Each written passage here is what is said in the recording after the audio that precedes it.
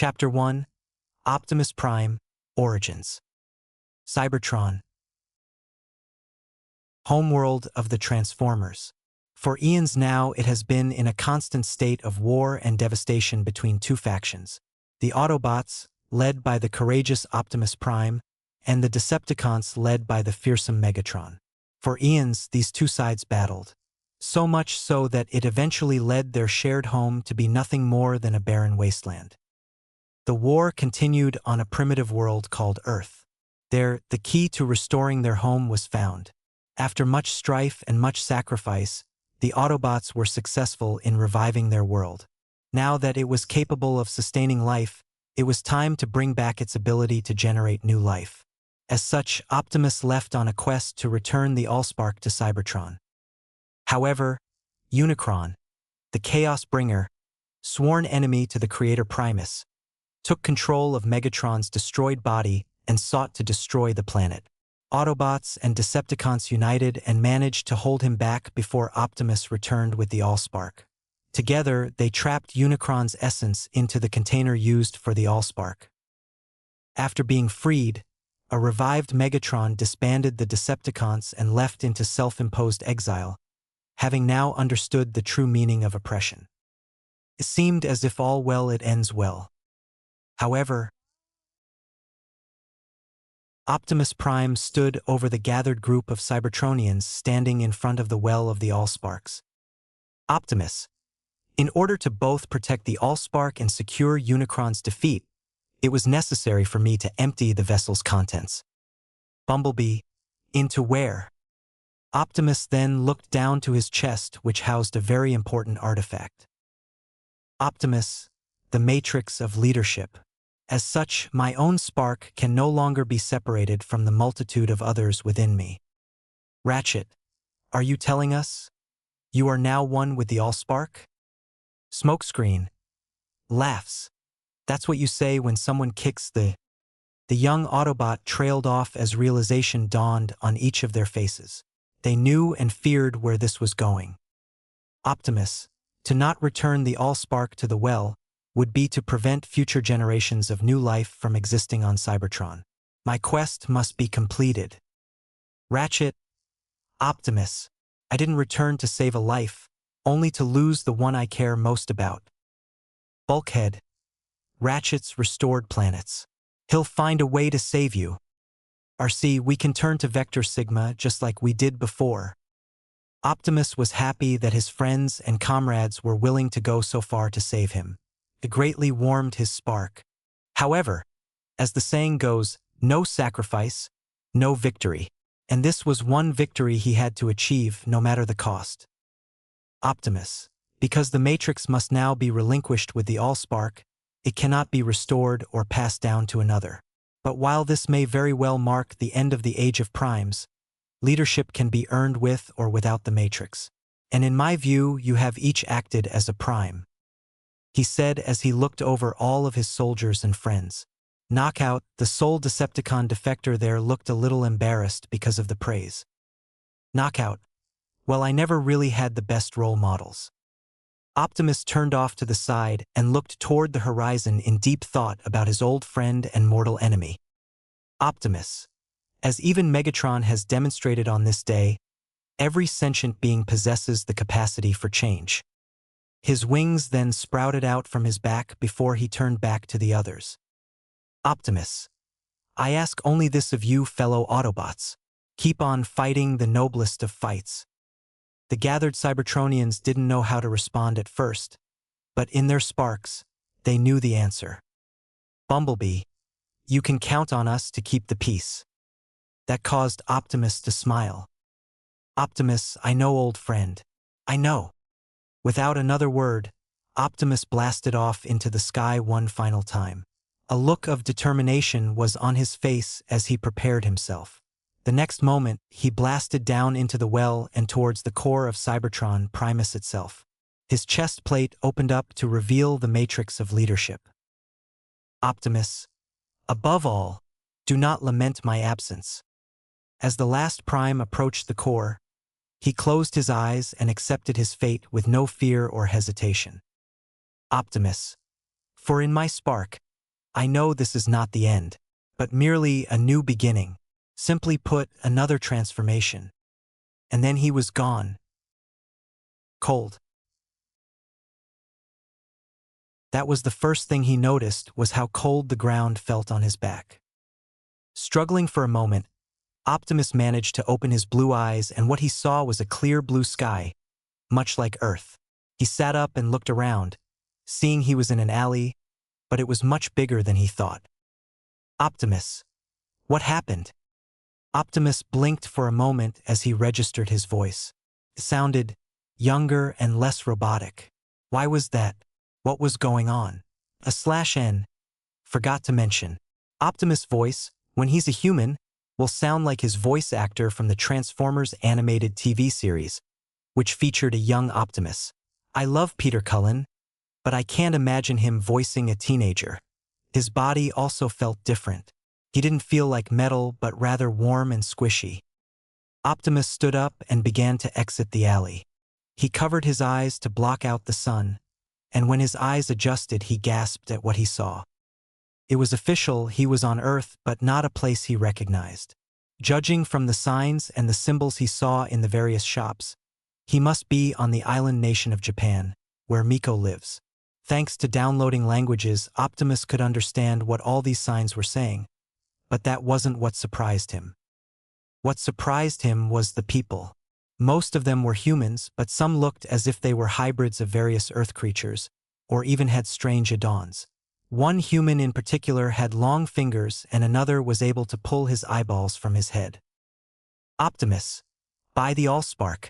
What happened to the humans while we were gone? He then looked in the window of a mirror and stopped as he stared at his reflection. He was a human, one with dark, wild blue hair and bright blue eyes. He had a muscular build and was wearing a dark red and white jacket with a black undershirt. His skin was fair and smooth, much like those in North America. He looked to be around Jack and Miko's age, which was 15 and 16 last he checked. Optimus. What happened to me? His exclamation caused several passers-by to look at him oddly. To them, he looked like a foreigner who had glimpsed his reflection for the first time.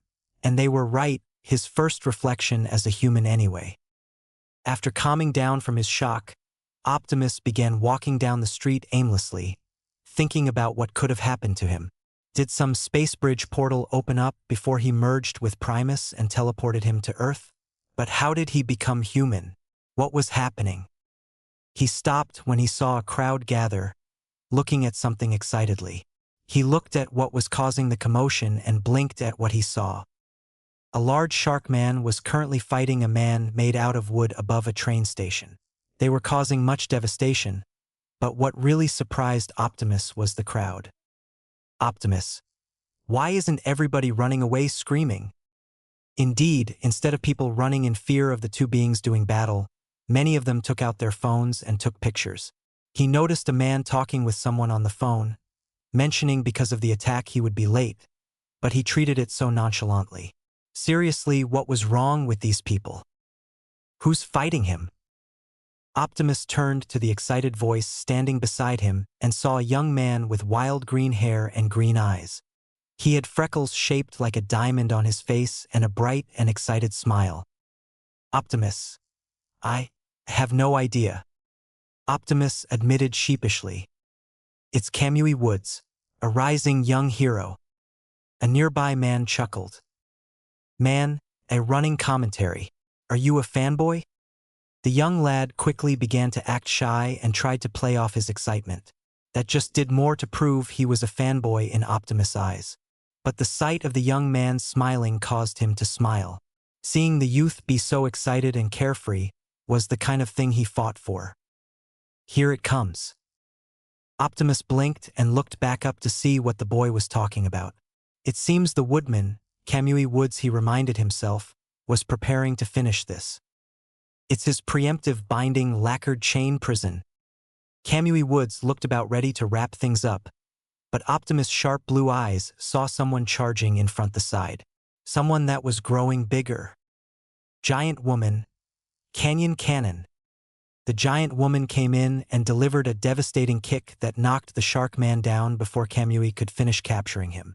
In Optimus' eyes, that was extremely reckless of her, especially if the woodman had everything taken care of. The woman then turned back to the crowd and struck a pose as the cameras started flashing. Giant woman, today's my debut. Nice to meet you all. You can call me MT Lady. Debut? Okay, now Optimus was even more confused. What in the name of his mentor, Alpha Trion's beard, was going on? Was this how things normally were in Japan? Next to him, the young man had begun to write something within a journal he pulled out of nowhere, and speaking at an incredibly fast pace. Muttering gigantification. Huh? It's a common and quite powerful quirk, but could the threat of public property destruction limit its use? Well, depends on whether or not she can manipulate her size as well. To be honest, despite hearing every word of his, working with a speedy Autobot like Blur allowed him to develop an ability to understand someone when they talk so fast. A lot of what the young man said went over Optimus' head. But one word stuck out to him. Quirk. Man. Taking notes? I guess you want to be a hero yourself. Good luck. The young man turned to the older one and smiled brightly. Ew. Thanks. I'll try.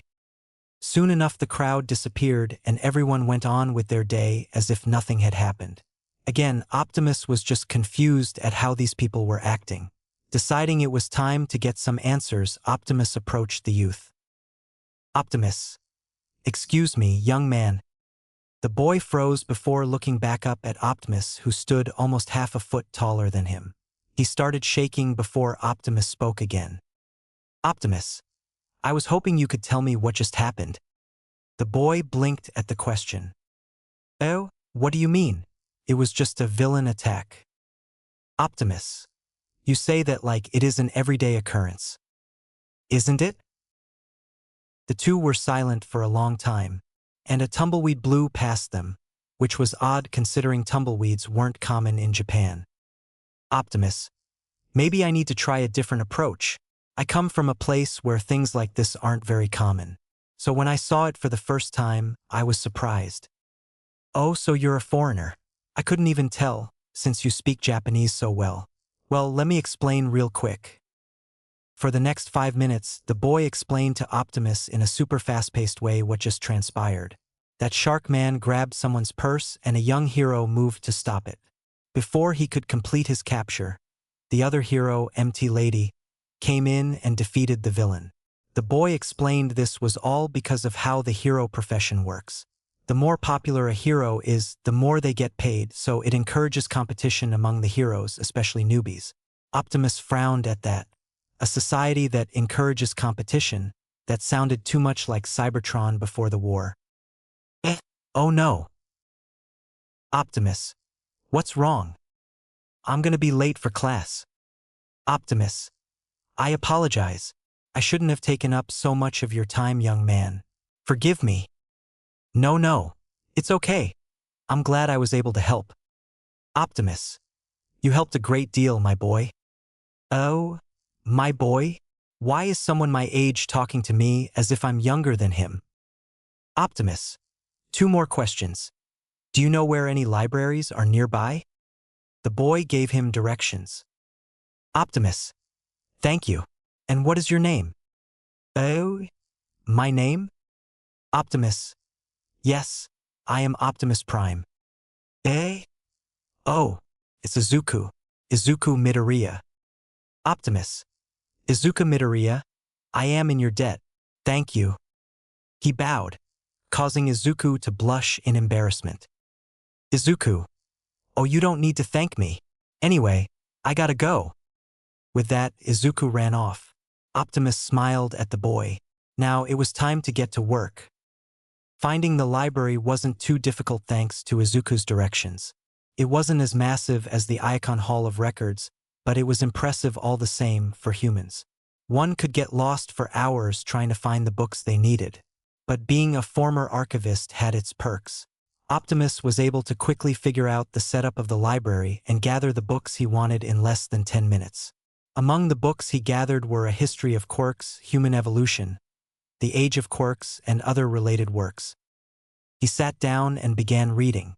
Another perk of being an archivist, especially under Alpha Trion, you learn to read quickly. About an hour in, Optimus had already finished more than half of the first book. He soon finished all the books he gathered after several more hours. Exiting the library, he rubbed his eyes. Optimus. It's been some time since I've done that much reading in one sit-through. Now let's summarize what I read. It all began about 200 years ago in China. Also a side note, it was 21XX. The last time he was on Earth it was 2013, so he couldn't dismiss time travel, when a baby was born glowing. Since then, humanity started to develop superpowers that people called quirks. Society collapsed for several decades and technology stagnated. That would explain why things didn't look too different from what Optimus was used to regarding Earth technology.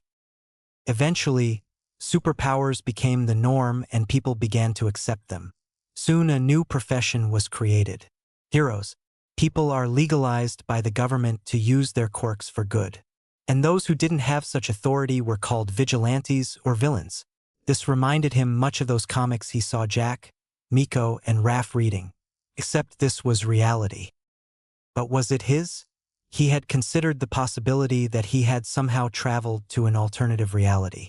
After all, the kids had inadvertently discovered the Shadow Zone when the two ground bridges, and he had read tales in the Hall of Records about the dead universe, as well as stories about the shattered glass. But this didn't seem like the stories he read. Time travel could also be a possibility, but he wasn't so sure, since the first reported quirk happened years before the present day back on the Earth he remembered. In all honesty, Optimus didn't approve of this world's society. Turning heroism into a job, forcing young heroes to try and compete with each other just to make money. It didn't sound right to Optimus. A hero is someone who stands up to protect others because it's the right thing to do, not because they want fame or glory. And to label people as villains simply because they wouldn't conform to society's standards. That reminded him too much of the corrupt High Council on Cybertron. He just hoped this world didn't raise its own Megatron before it was too late. He was pulled out of his thoughts by a low grumbling sound coming from his stomach. Optimus. Perhaps this human body needs some refueling. He looked around for a place to refuel and found an interesting establishment called BurgerBot. While it didn't have tanks of energon to have him recharge, they did have good burgers, as the humans called them. Optimus had the biggest smile on his face as he dug into the food. Oh man, this was heavenly. Now he understood why humans consumed food. It was so much better than energon rations. Though maybe he did get carried away after the third bacon and cheeseburger. Waitress. Here is your receipt, young man. As Optimus saw the price, he then realized a huge problem. He didn't have any money. He's never eaten human food before, so he didn't know the proper customs, nor what rituals were appropriate. He then began to sweat nervously. What should he do? He couldn't just not pay them, that wouldn't be right. But he also didn't have the money, and he didn't want to threaten anyone. The waitress was waiting patiently for her money. Before he could panic any further, a new voice spoke up. I'll pay for him. Both Optimus and the waitress turned to the voice to see a beautiful girl, around Optimus' age. She had raven black hair tied in a ponytail with a bang on the right side of her face. She was slightly shorter than Optimus and had an impressive body, by human standards anyway. She what looked to be an expensive dress. Flanking her was a gruff man in a black and white suit, a bodyguard from what Optimus could tell from his posture. That told him that this girl was either someone important or very rich, possibly both. Bodyguard, Miss Yaoyorozu, you don't need to trouble yourself with hi. Yaoyorozu, it's no trouble at all. Besides, with the way he was eating, it looked like he's never had a bite to eat in his whole life. Optimus. She has no idea how right she is. After paying for his food, Optimus, the young lady, and the bodyguard left the establishment. Once outside, the bodyguard left to grab the car. Being alone now, Optimus bowed to the young lady. Optimus, I am indebted to you, ma'am. I swear I will find a way to pay you back for this. Yaoyorozu, oh, believe me, there's no need to go so far. This wasn't even a drop in the ocean for me. Optimus. Still, you really saved me there. Completely slipped my mind to pay for my food. Yaoyorozu, I know exactly how that is. Because of my quirk, I can end up using too much of my lipids, so it can make me extremely hungry. Optimus nodded along, though he wasn't exactly sure what lipids were, considering he wasn't human before now. He was about to ask when a long black limousine pulled up. Yaoyorozu, oh, this is my ride. It was nice meeting you. She trailed off as she realized she didn't know his name. Optimus. I am Optimus Prime. Yaoyorozu, Optimus Prime. I must say, I've never heard of a name quite like that. Optimus smiled as he held out a hand for her to shake. Optimus. I get that a lot. Nevertheless, thank you once again for your help, miss. Yaoyorozu Momo. Momo Yaoyorozu. She shook his hand before entering her limo and driving off. Driver, young lady. I know you wish to be a hero. Why would you stick your neck out for some stranger you've never met? A foreigner, no less? A stray thought soon entered the driver's mind, causing him to have a teasing grin on his face. Driver. Don't tell me you fell in love with him at first sight, young lady? Momo. Of course not. Momo denied, her cheeks blushing red as she pouted and looked out the window. Honestly, Momo didn't know why she helped Optimus.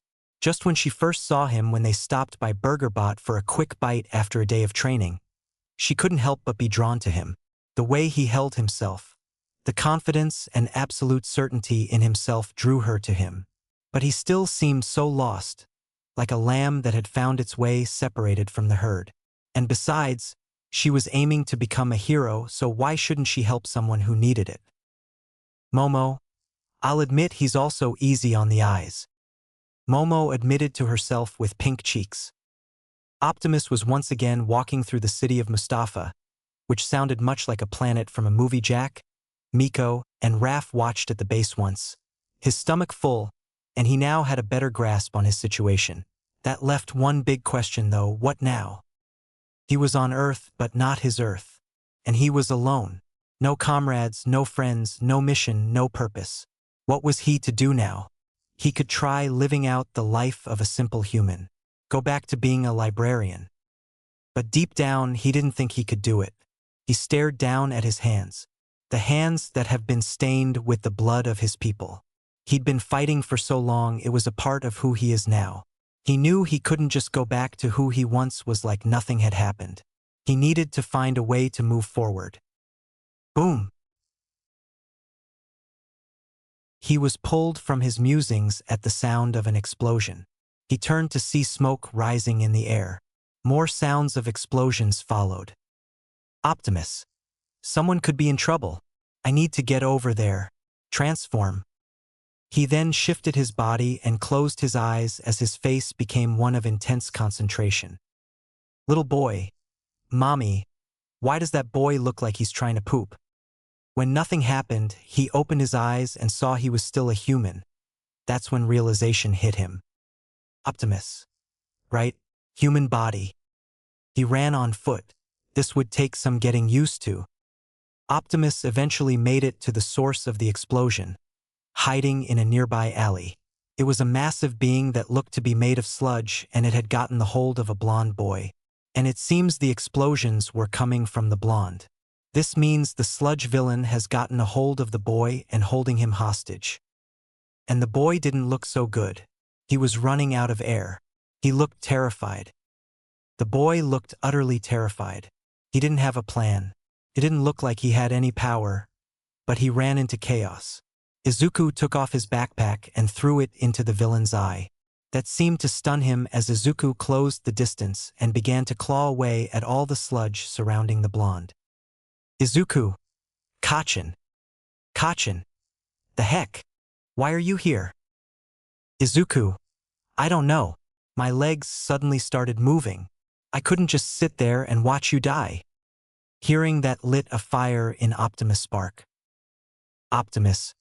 Once again, the human spirit never ceases to surprise me. It was true. Time and time again, Optimus has had a front row seat to the best of humanity and its potential for greatness. Like when Jack risked his very life to get the disruptor into Thunderwing's core. Seeing this spirit in action once again ignited a raging inferno within him. Optimus. Time to see what my human spirit is like. And with that, he jumped into the inferno, his hand morphing as he did. In hindsight, Izuku Midoriya had no idea why he charged into the inferno. This was his childhood bully, the one who tormented Izuku for years and even told him to kill himself so he'd have a chance to get a quirk in the next life. So why did he rush in to save him? He knew why. Because, despite how much pain he'd caused him, he couldn't just let someone die in front of him. And now he was going to die because of it. If he was lucky, maybe he would get a quirk in the next life. Izuku braced himself for the incoming attack from the sludge. Slice. Arg. Only to open his eyes when he heard the sound of something cutting the air, and someone screaming, someone that wasn't him. He opened his eyes and looked in amazement at what he saw. The foreigner from this morning, Optimus Prime, stood in front of him. His right arm from the elbow down made of metal instead of flesh, and a glowing orange sword was in place of the hand. Either Prime lost his hand and got a replacement in less than a day, or that was his quirk. But what captivated Izuku was Optimus' face. His face was calm and stoic, showing no fear, no anger, just a focused expression on his face. And in that moment Izuku just knew everything would be okay. It was like All Might, but different. Sludge villain? Ah, you Sunofa. The sludge villain, enraged at having his disgusting limb cut off, moved to attack the Prime again with his other limb. But Optimus, with superhuman speed, swung his blade and sliced through the other appendage with ease. Then he brought the blade down in a vertical slash in front of the sludge villain. It didn't cut deep into the villain, but that wasn't Optimus' goal. He had cut just enough that he managed to free Bakugo without cutting into his flesh. An impossible feat for most, but for the Prime this was nothing. He then shot his left and, grabbing the boy by the school uniform, pulled. Using his raw strength, he managed to free Bakugo from the villain's grip and threw him over to Izuku, who caught him. Both Izuku and Bakugo were amazed. There was no hesitation in his movements, no doubt in his actions. He knew exactly what to do and knew how much force to apply to free Bakugo from his captor. To the two boys who loved heroes, it was awesome. Optimus, stay behind me. Both of you. Bakugo, don't tell me what to do. Optimus turned back to glare at Bakugo, causing the boy to shut up. Those eyes. There was something about those blue orbs that just made him not want to question the tone of his voice. Optimus, I wasn't asking. Stay back. Sludge villain, you brat. You're dead. Pro hero. Save the boys, they're gonna get themselves killed. As the sludge villain reeled back his reformed limb for an attack, Optimus stood firm. Sword arm held back, ready to counter any attack. But it turns out he didn't have to because at that moment someone else stepped in and blocked the attack. I really am pathetic. Optimus and the two other boys looked up. It was a large, muscular, blonde-haired man, towering over 7 foot tall. He had a regretful expression on his face. Izuku, All Might? All Might, I told you the traits that make a great champion, but I see now I wasn't living up to my own ideals. The hero, All Might, managed to break free of the villain's grip to the awe of the 3 boys, even Optimus, who only managed to cut the slime thanks to his Energon sword. All Might. Pros are always risking their lives, and no matter the cost. That's the true test of a hero. At that moment, Optimus' combat instincts screamed at him to brace himself. Trusting in them, he stabbed his Energon sword deep into the ground and grabbed hold of the other 2 boys. Optimus, hold on. Sludge villain, All Might. All Might, Detroit Smash.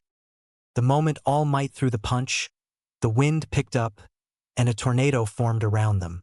Empty Lady shielded the civilians from the whirlwind. Optimus screamed as he felt his human body almost be torn apart, trying to keep his sword in the ground and keep hold of the two boys in his arms. But he held strong. The wind soon died down, and Optimus and the boys fell back to the ground, all of them gasping for air. Optimus, feeling drained from his first surge of adrenaline and use of his newfound quirk, retracted his sword, and his hand soon became flesh and blood once again. He turned his head to All Might, his blue eyes full of awe. Optimus. He managed to change the weather with just one punch, putting out all the fires as well. Incredible. All Might, in turn, looked at Optimus with amazement. All Might. This young man jumped in so soon after seeing young Midoriya charge in, stood his ground against the villain, and rescued the other child. Inspiring. Pro-hero. You idiots. A pro-hero's shout caused all four to look as three pro-heroes came walking up to them, their faces extremely displeased. He first looked at Izuku. Death Arms. How could you be so stupid as to charge in like that suddenly? That was reckless. You could have been killed. He then turned to Optimus. Death Arms. And you charged in right after him. Just because you have a quirk doesn't mean you should rush in like that. You fool. Optimus, who was feeling so tired from the whole ordeal just now, allowed his frustration to get the better of him. Optimus. I'd rather be the fool who rushes in to save those in trouble than the coward who stands by and lets innocents die. Everyone who heard him flinched at his words. Death Arms. What's that supposed to mean? Optimus, too tired to control himself, continued. Optimus. Exactly how it sounds. A young boy was in trouble, yet you all stood on the sidelines, doing nothing to help him in his time of need. Kamui Woods. It's not that simple. None of us had the right quirk to deal with the situation. So we had to. Optimus. Don't you dare give me that excuse. Again, the heroes flinched back. Already, the film crew was filming this moment live on the cameras, and some people were filming with their phones. Optimus. I have lost count of the number of times I've heard the same excuse from the lips of others. And every time they say such a thing, innocent people have paid the price. You are supposed to be heroes. It is your duty, your responsibility to risk everything to save the life of another. While it is true that none of you had the correct quirk to deal with the situation, when lives are on the line, things like the right power or tool become secondary. When someone dies because of the inaction of another, there is no excuse. You should be ashamed of yourselves. Nobody said a word. Not the pro-heroes, not Izuku, not Bakugo, not even All Might. Though given his downcast expression, he agreed with every word Optimus said. Finally, Death Arms regained his bearings and glared at the Prime. Death Arms. You listen to me. He didn't. Because at that moment, all the strength Optimus was using to keep himself standing and awake left him, and he collapsed to the ground unconscious. Chapter 2. The Offer. Chapter Text. Optimus. Optimus stirred, hearing someone call his name, someone familiar. Optimus, can you hear me? Optimus then opened his eyes and saw he was standing in a void of open space, the ground beneath his feet being clouds, and the sky resembled the infinite cosmos. Optimus, where am I? You are home, my disciple. Optimus turned to the voice and his eyes widened at who he saw. His silhouette was made of pure light, but with his thick and long beard and kind eyes, and referring to Optimus as his disciple, Optimus could recognize who this was immediately. His silhouette was made of pure light, but with his thick and long beard and kind eyes, and referring to Optimus as his disciple, Optimus could recognize who this was immediately. Optimus. Alpha Trion. Alpha Trion. It's been a long time, my old friend and student. Welcome to the realm of the Primes. Optimus did not pay much attention to his mentor's words. Rather, a deep sense of shame and regret fell upon the human Prime. The last time he saw Alpha Trion, He was a lifeless husk of metal with a fusion cannon blast in his chest from Megatron when he raided the Icon Hall of Records. Optimus bowed his head. Optimus, please forgive me for not being able to save you, for not being able to save Cybertron like you hoped I would, for not stopping Megatron when I should have. Alpha Trion, raise your head, my student. Optimus did so. Alpha Trion, I do not blame you for any of that, Optimus. I know you did your best to save Cybertron, and while you did indeed fail, you didn't give up. You kept fighting. Despite all you've lost, you stood strong in the face of impossible odds and emerged victorious. I couldn't be more prouder of you, my student. That praise caused Optimus to smile. Alpha Trion soon held a regretful look on his face.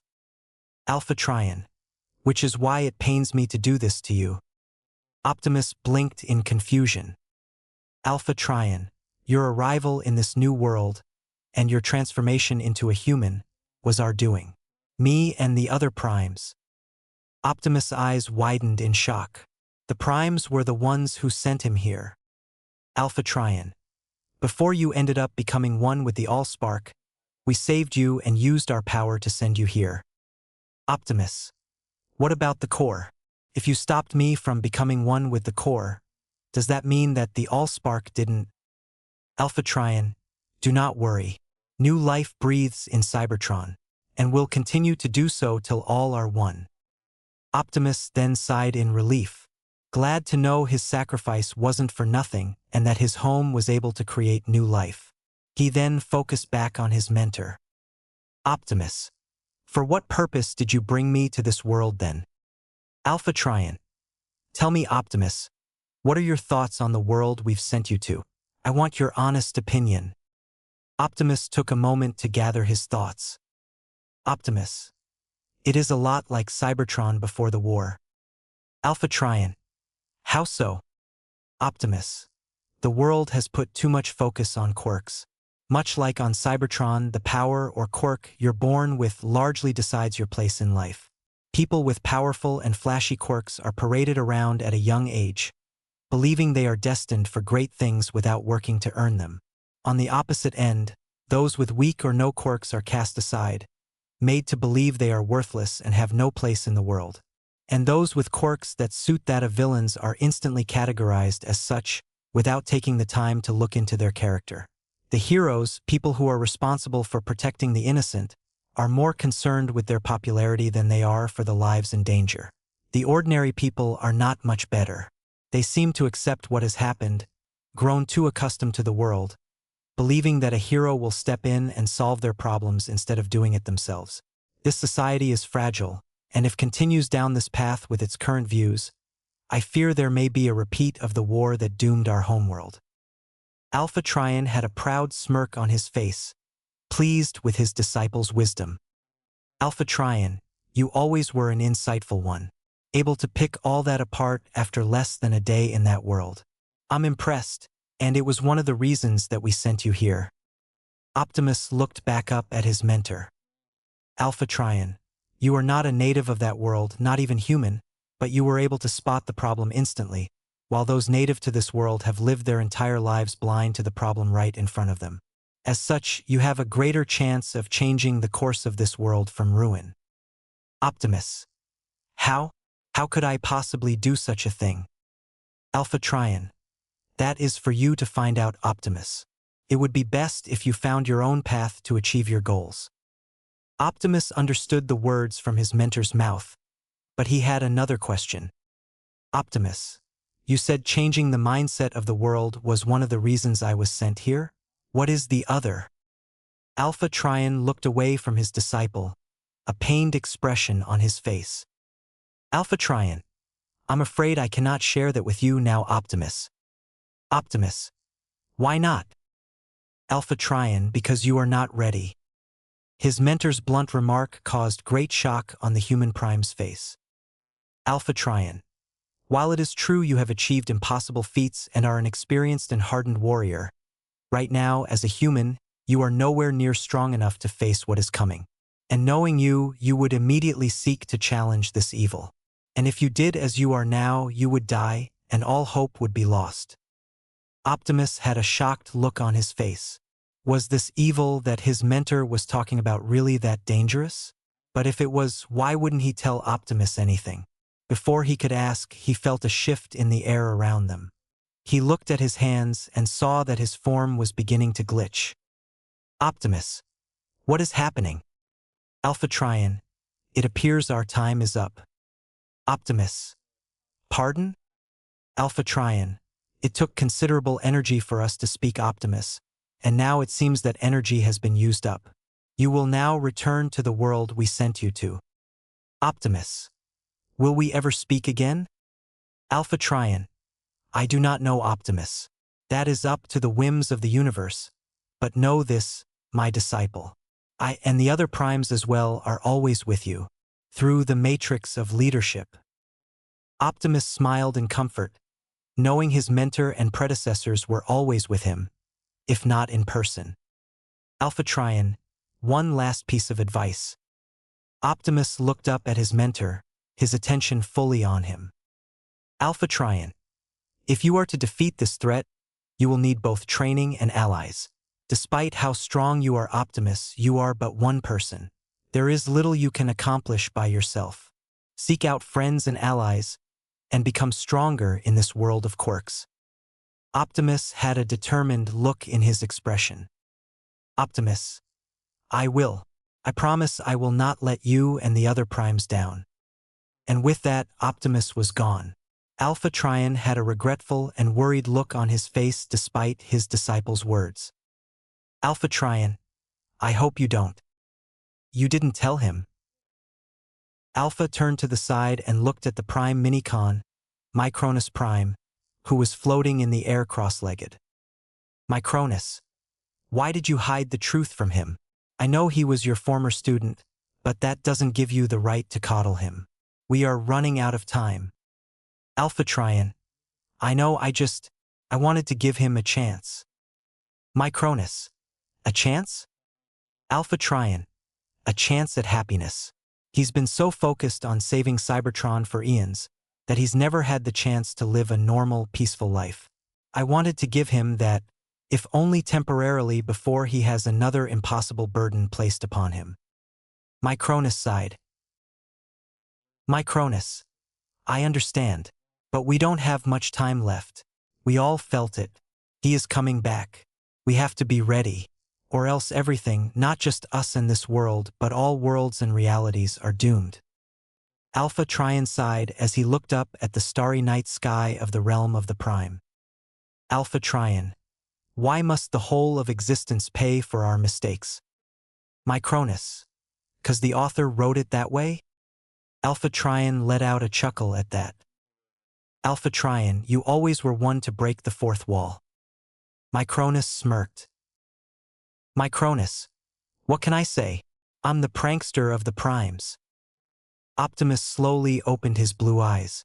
He sat up and rubbed his head with his left hand. He felt as if what he had just seen was but only a dream, but the human prime had enough experiences with visions and dreams to tell the difference. Now that he thought about it, did he ever have dreams when he was still a Cybertronian?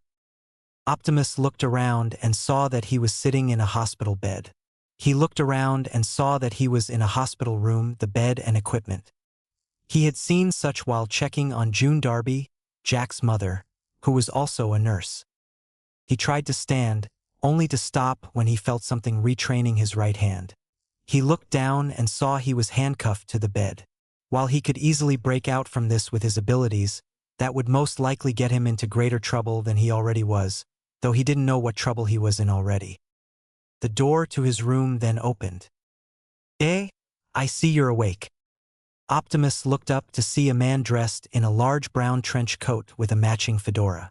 He looked to be in his mid to late 30s. My name is Neo Mesa Tsukachi. I'm a detective with the police force. Optimus, greetings, Detective Tsukachi.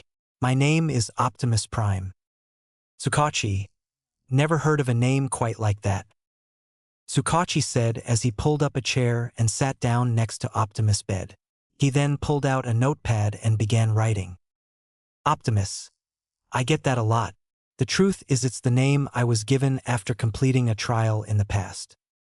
Tsukachi. Really? Then if you don't mind me asking, what was your original name? Optimus? Orion Pax? Tsukachi chuckled, laughing at the humor. He still had the same initials. Tsukachi.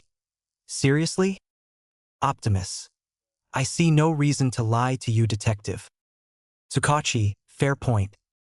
Optimus. However, if I may ask a question of my own for the moment? Tsukachi. He's not like most people his age.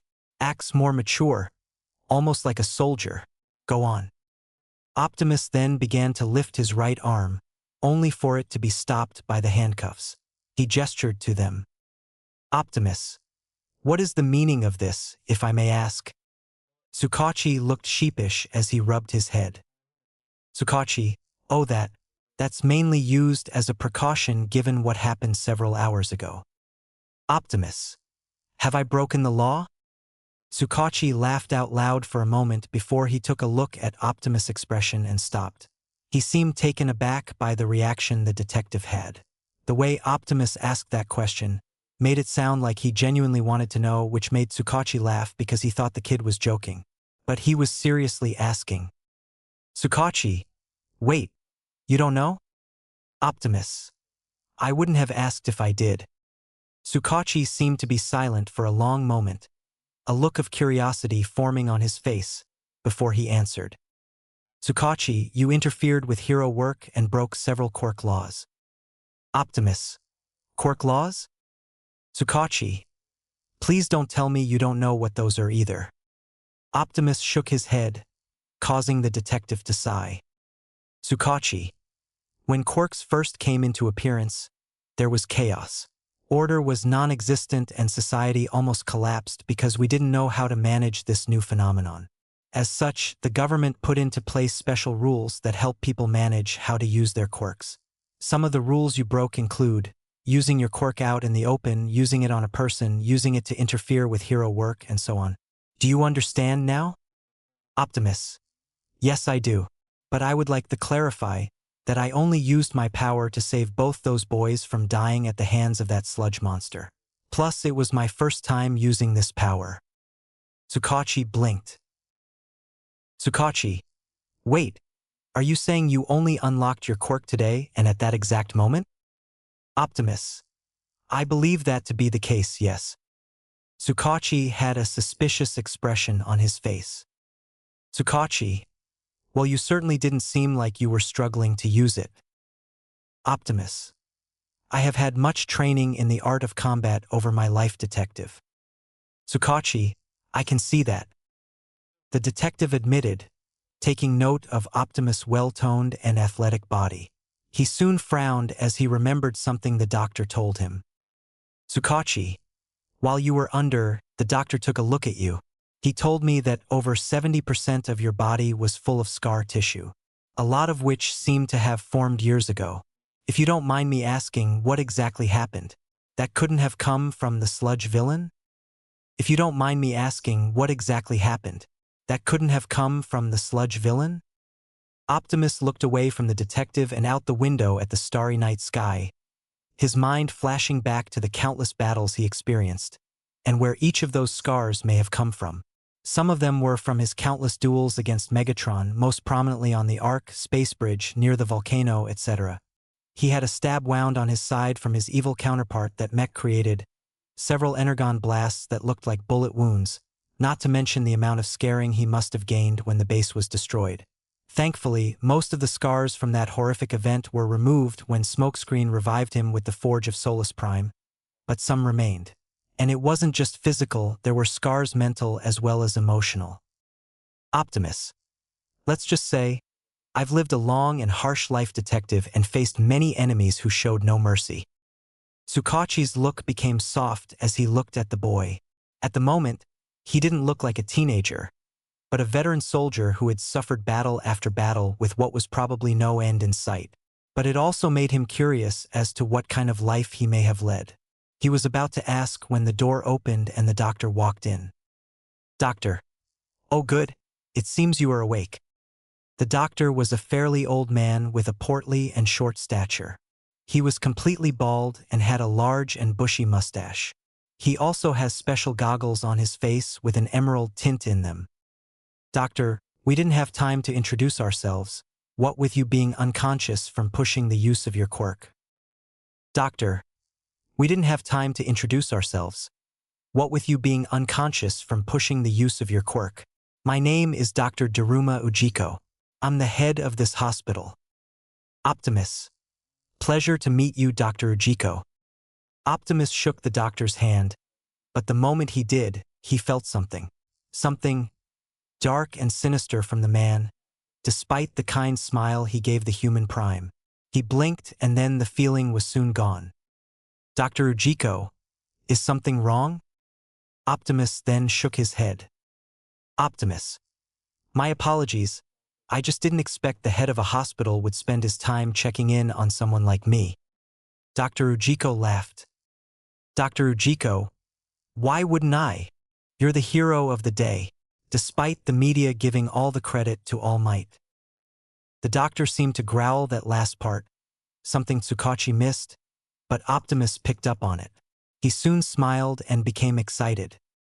Dr. Ujiko, besides, I had to treat you, especially after I examined your blood. Optimus. My blood? What does he mean?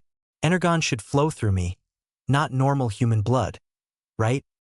Dr. Ujiko then reached into his lab coat and pulled out a vial of red blood, much to Optimus' surprise. But as he looked closer at the vial, he noticed there were traces of blue sparks in the red liquid. Dr. Ujiko, we took a sample so that, if needed, we could give you a blood transfusion. But when we tried to do tests, we couldn't find a match among any type in existence.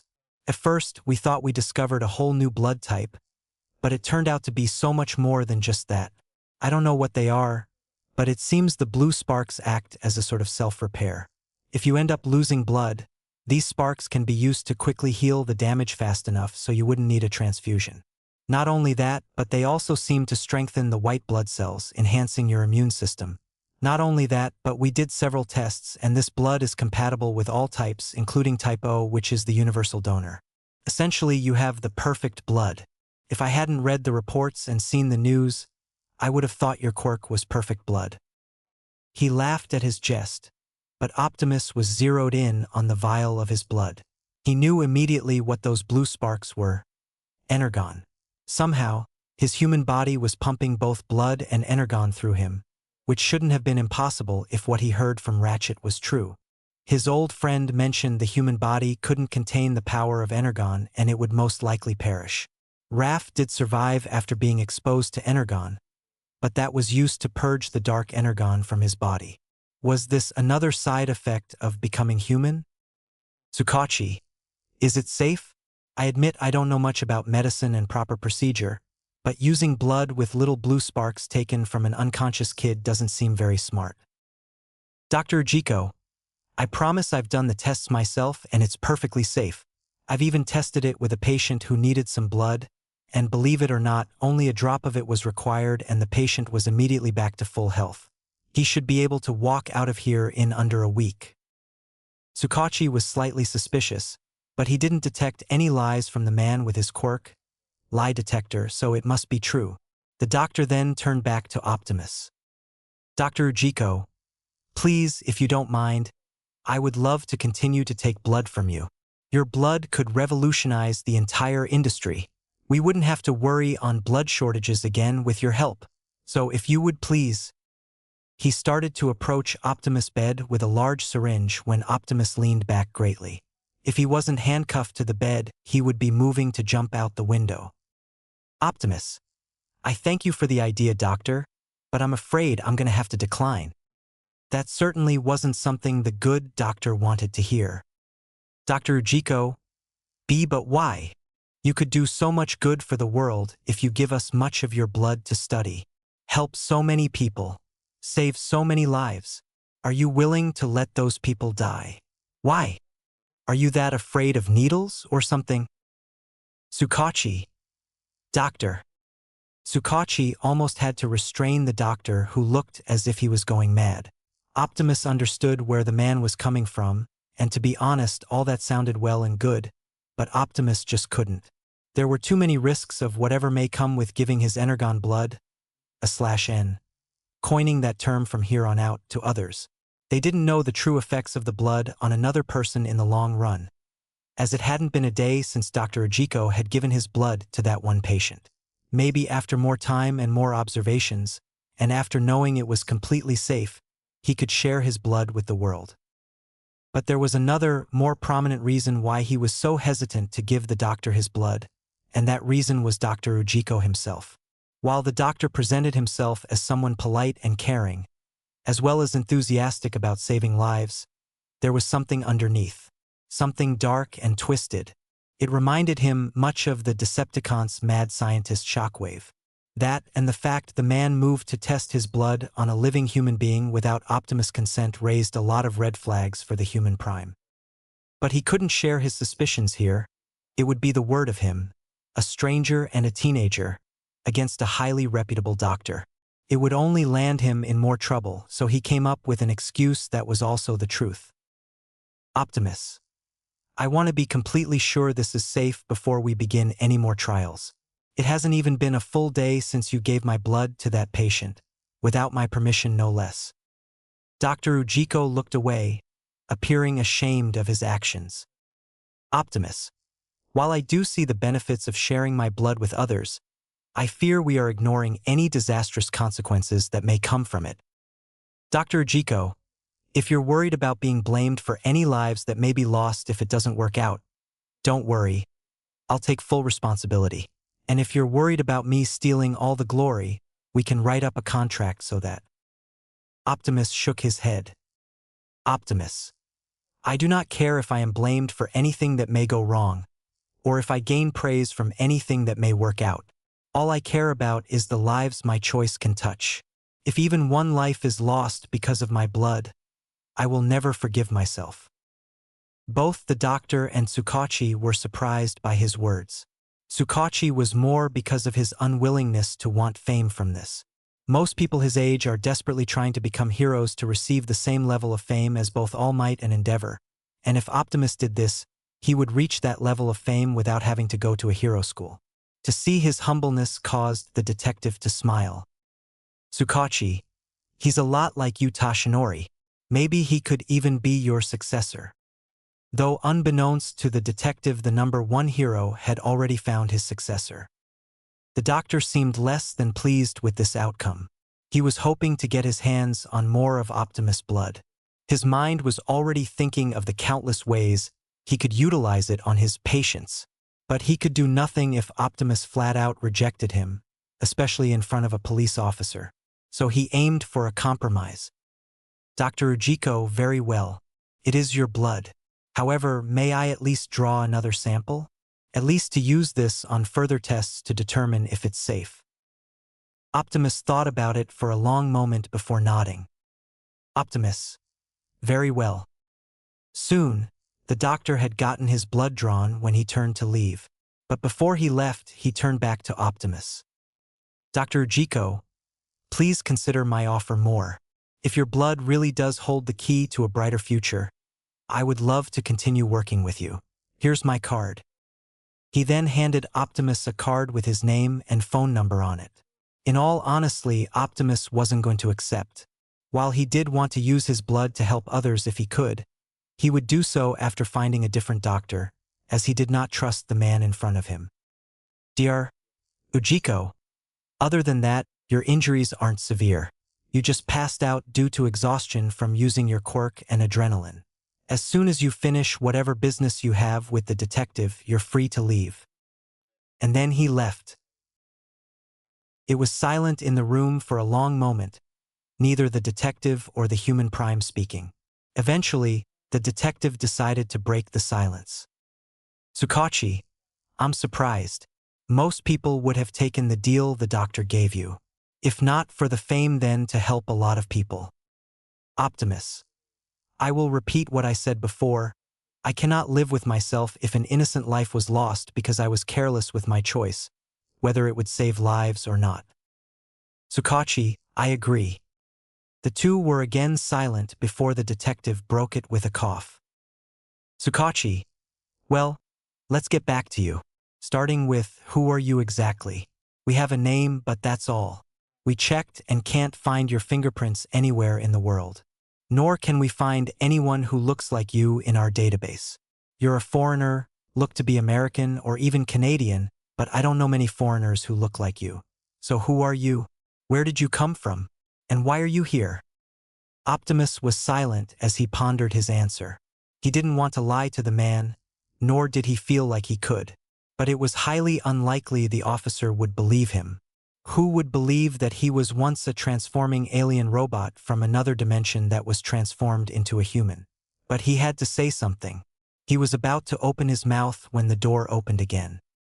Both Optimus and Tsukachi looked at the door but blinked when they saw no one there. Look down here.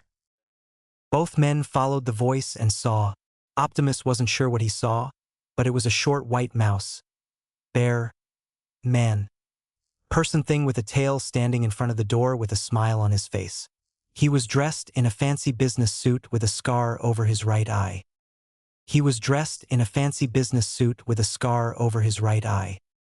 While Optimus was confused at the identity of this newcomer, it seems Tsukachi was well acquainted with him. Tsukachi. Principal Nizu. Nizu, yes, it's me.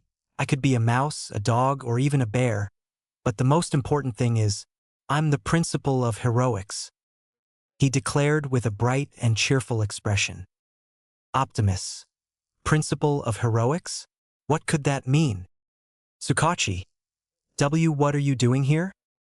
Nizu, why the answer to that, my dear Tsukachi, is simple. The chimera then looked Optimus directly in the eye. Nizu, I've come to meet the hero of the hour. Despite stating his intention, Optimus could feel there was more to it than that, but nonetheless played along, grateful for the distraction. Optimus. It is a pleasure to meet you, Principal Nizu. I am Optimus Prime. However, I must point out that what I did requires no need for praise. I merely did what others would have done in my position. Nizu's eyes seemed to sparkle at his words. Nizu. Polite and humble to boot. Oh, he's just perfect. Optimus and Tsukachi were both confused. Optimus and Tsukachi. Perfect for what? Nizu. To join my school, of course. Both Optimus and Tsukachi had different reactions. The detective's eyebrows shot wide open in surprise, not expecting such a response from the eccentric chimera, though he probably should by this point. Optimus was just confused. School? What school? The chimera did say he was a principal, so it would make sense to be the head of a school, but why did he want Optimus? Seeing the Prime's confusion, Nizu spoke up. Nizu, let me introduce myself properly. My name is Nizu, and I am the principal of UA High School. Optimus' eyes widened at that name. UA High. During his research, that name had come up several times. After the profession of hero started, a lot of schools focused on nurturing young heroes were created. And out of all of them, UA was the best in the country, if not the whole world. He didn't read much beyond that, so he didn't know any of the staff, including who the principal was. Optimus. It is an honor to meet you, Principal Nizu. Though if I may ask, why do you wish me to join your school? Nizu. That is the wrong question. The real question is why not? You showed incredible bravery earlier today in your rescue of both middle school boys. Not to mention the skill you showed in doing so. UA would be honored to have someone like you in its halls. So what do you say, would you like to join my school? Optimus seemed to consider the offer. He knew that UA was the best and the hardest hero school to get admitted to. Many young aspiring heroes would probably kill to be given the offer he had just been given on a silver platter. However, if he did join, then most likely he would be drawn into this world society more than he would like and eventually be swept up in the corruption he can see clear as day, much like many of this world. He didn't want that to happen to him. Not when he had a mission to accomplish. Optimus. I appreciate the offer, Principal Nizu, but I'm afraid I must decline. Nizu, while he did seem a little disappointed, had an almost proud twinkle in his eyes. Tsukachi had a different reaction. Tsukachi, you're saying no? Nizu is practically letting you into UA with no problem. And you just flat out rejected his offer after less than a minute of considering it. What kind of kid are Nizu? Detective Tsukachi. The detective stopped his rant as he looked down at the chimera, whose face was full of disapproval. Nizu, I will admit I was upset that he has refused, but I do not need you to throw a tantrum in my place and condemn him for his choice. He has every right to refuse if he wants to. Tsukachi seemed to look ashamed of himself after the lecture and looked off to the side, rubbing his neck. Nizu sighed before looking back at Optimus. Nizu, while I am upset by your answer, Optimus, I know I cannot force you to come to school, as that is the exact opposite of what a hero is. Optimus. Thank you, Principal Nizu. Nizu, however. Optimus looked at the principal, who had a mischievous look in his eyes. Nizu, may I ask you to accompany me for a little walk? After getting his handcuffs removed and his clothes back, Optimus was walking side by side with Principal Nizu down the street. Detective Tsukachi tried to follow, but Nizu told him it was fine, causing the man to slump. It seems that the principal of a hero school has a lot more power than the average officer. Or perhaps that was just in the case of Nizu.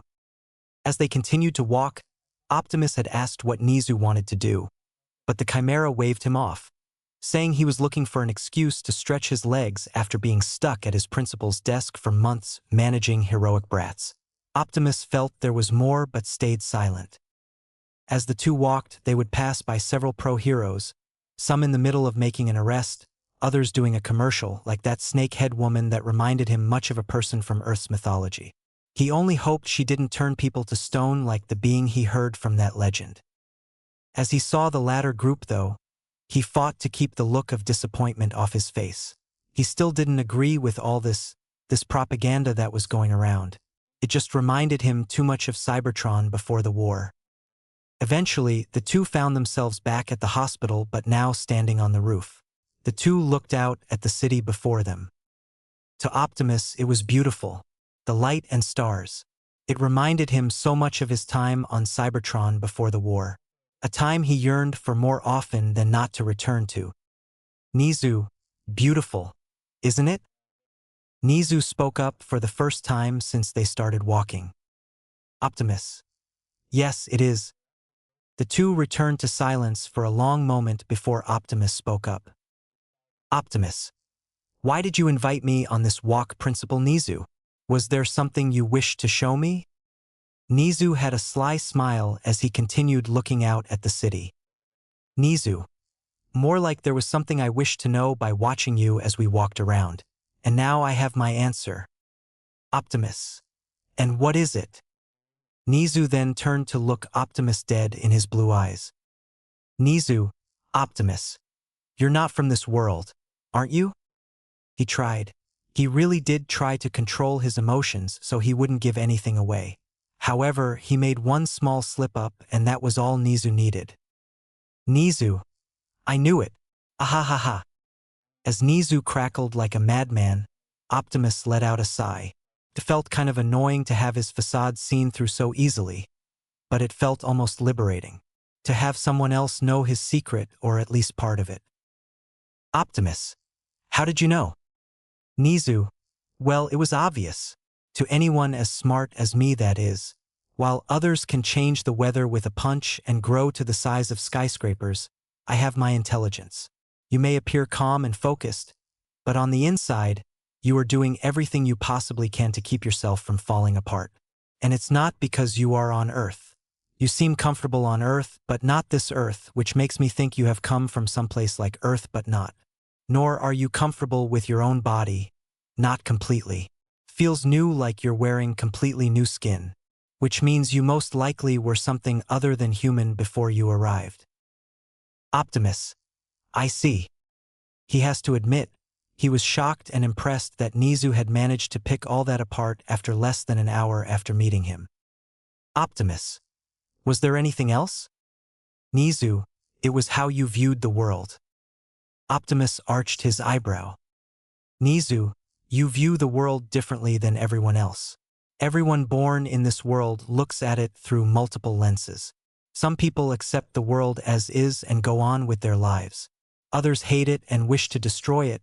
Some wish to become a part of the world. Some wish to change it through force, etc. But you see the world in a way I've never seen everyone else do before. Optimus. How so?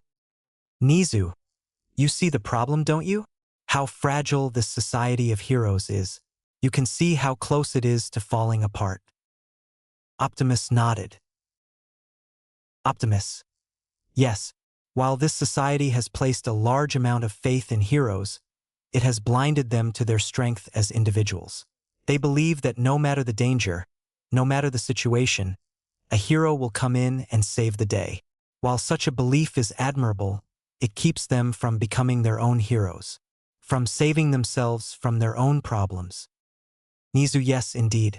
Humans, in their admiration of heroes, have forgotten how to stand up for themselves. Optimus. Not only the civilians but the heroes themselves. They look upon everything as a competition, the saving of lives as a chance to get ahead of one another. All for glory and fame, something a true hero shouldn't concern themselves with. Nizu, I agree. This society has focused so much on competition that we've forgotten what it truly means to be a hero. Optimus. Lastly, this world seems to place those with powerful and flashy quirks on these pedestals. They worship those with strong quirks while ignoring those with less noticeable quirks and outright shunning those without one.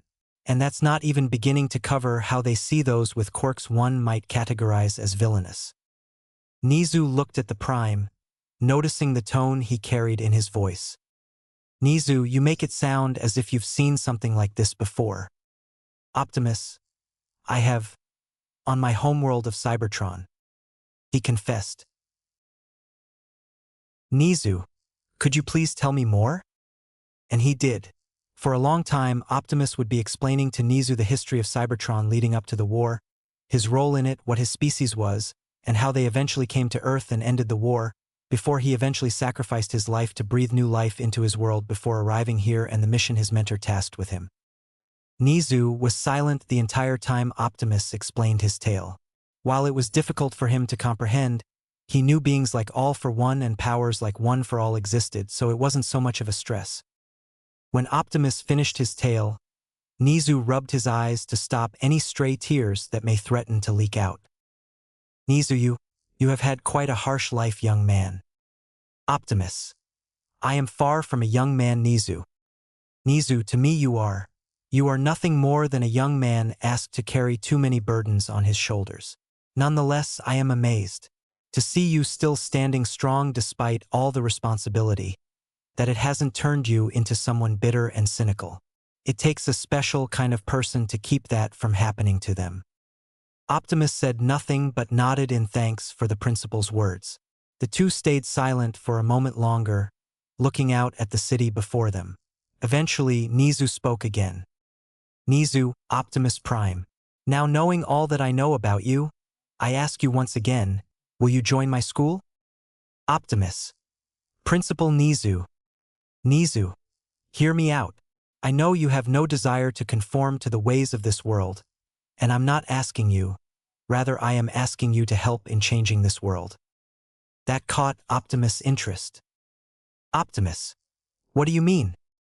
Nizu. Like you, I too see the problem with our current society, and I know that if nothing is done to change it, our foundation would collapse beneath our feet before we know what happens. But there is nothing that be done about the current generation of heroes, but maybe, just maybe, we can save the next generation. Optimus. How? Nizu. As you know, I am the principal of UA High. For years I've been working to try and change the mindset of the students in my school, trying to implement classes and courses that help remind the students what a true hero is. I've even hired teachers who share the same beliefs as me. But something has been missing. It wasn't until I first saw you that I realized what that something was. Optimus. And what is that? Nizu, a leader. Optimus' eyes widened at the word. Nizu, it hit me right then and there. I could give the students the best guidance possible, give them all the tools they needed, and the right teacher, but without someone to lead them, someone among them, they wouldn't know what to do with all that they were taught. That's why I want you to join my school, because I know you won't lead them astray. Optimus. How can you be so sure, Principal Nizu? You only met me today. Nizu, I know because of this. He reached into his pocket and pulled out his phone, then played a video. Optimus' eyes widened as he saw it was a video of him telling off the heroes during the sludge monster. The video had only been up for a few hours but already had close to 1 million views. Nizu, they tried to take it down because it was putting such a negative view on heroes, but it kept getting reposted. This is the real reason why I want you to come to my school. While your skills and quirk would be a wonderful addition to this school, it is your heart and spirit that are truly invaluable to me. You know what is wrong with this society, and you're not afraid to speak your mind. I admire that greatly. I need someone like that in my school. Someone like you. Nizu then put his phone away and looked Optimus Prime dead in his eyes. Nizu, so Optimus Prime, I ask you, no, I beg you, please, come to UA. Nizu bowed. Optimus was stunned. This chimera, which held so much power and influence in the world, someone who was in charge of the most famous hero school in the world, was bowing to him and humbly asking for his help. Optimus thought for a long moment. He saw the points that Nizu made about needing a leader among the students, and he could tell the principal was completely genuine in his desire to change the world and this society.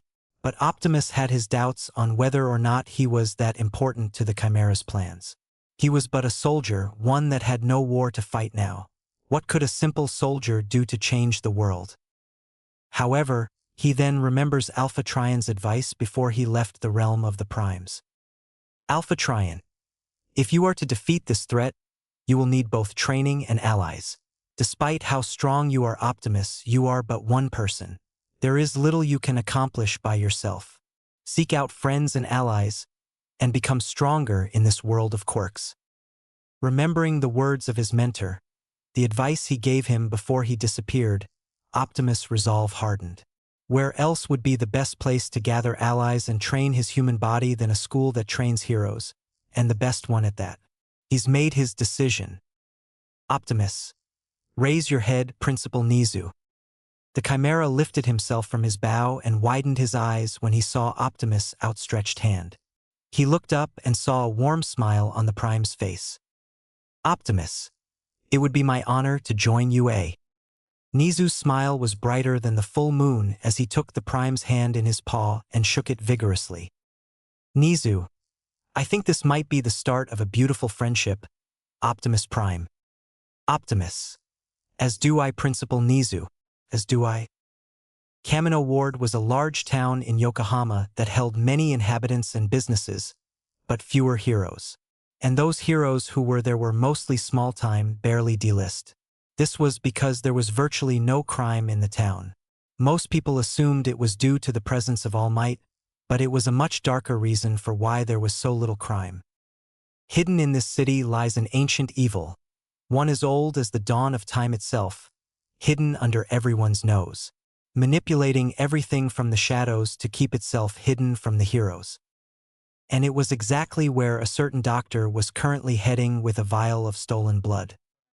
Dr. Ujiko, bah, that arrogant brat. Just because it's his blood and it's special, he thinks he knows what's best. If it wasn't for that detective, I would have taken that boy with me and repeatedly sucked him dry. He entered an abandoned warehouse.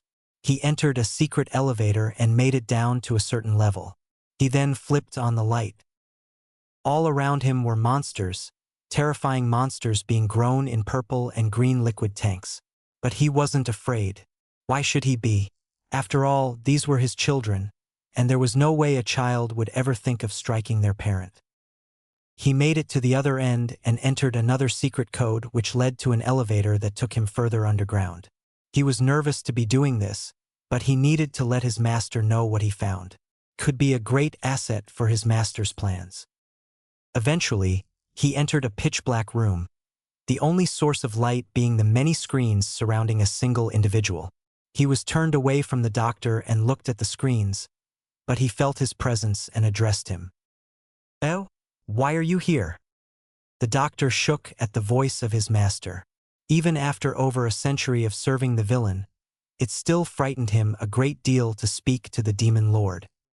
"Dr. Ujiko, I apologize, my lord, but I have something here that may interest you."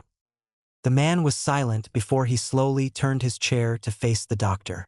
Ujiko winced at the state of his master. Where was once a feared and imposing-looking figure looked close to a man near death. He had multiple life support tubes plugged all over his body, keeping him alive.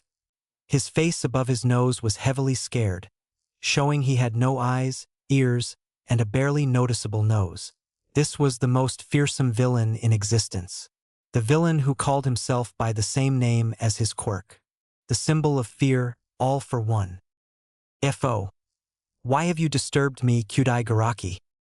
Ujiko, his real name known as Kyudai Garaki, flinched at his voice before explaining himself. "Garaki, I have something to show you, something I think you'll be pleased with." He reached behind himself and pulled out a vial of blood. All for One used one of his many stolen quirks, a telekinesis one, to attract the vial to him. "Fo, what is this?" "Garaki, that is the key to your return as the most fearsome villain in the world." All for One would have raised an eyebrow if he had any. "Fo, explain." "Garaki, this blood comes from a teenager who recently saved a couple of boys' lives before All Might stepped in. I know you watched it given it had All Might." Garaki knew the intense hatred his master had for the smiling Buffon. So much that he would spend so many hours watching All Might videos, just so that he could come up with ways to mock the man when the two finally faced off again. "Fo, why would I care about some insect's blood?"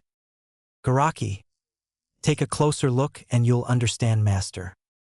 He did so, and his eyes widened when he saw the blue sparks in the blood. He could feel the power radiating from it. "Fo, what is this?" Garaki flinched at the sudden change in his master's tone. He sounded serious, more so than usual. "Garaki, this is the blood from that boy. It has remarkable properties that could help with the creation of the Nomus and possibly heal your... Fo, what is his name?" Garaki flinched at being cut off. "Garaki, what? Fo, what is his name?" "Garaki, Optimus P Prime." All for One was silent for a long moment, repeating the name in his mind for a long time. "Fo, leave." "Garaki, I am sorry." "Fo, leave, now."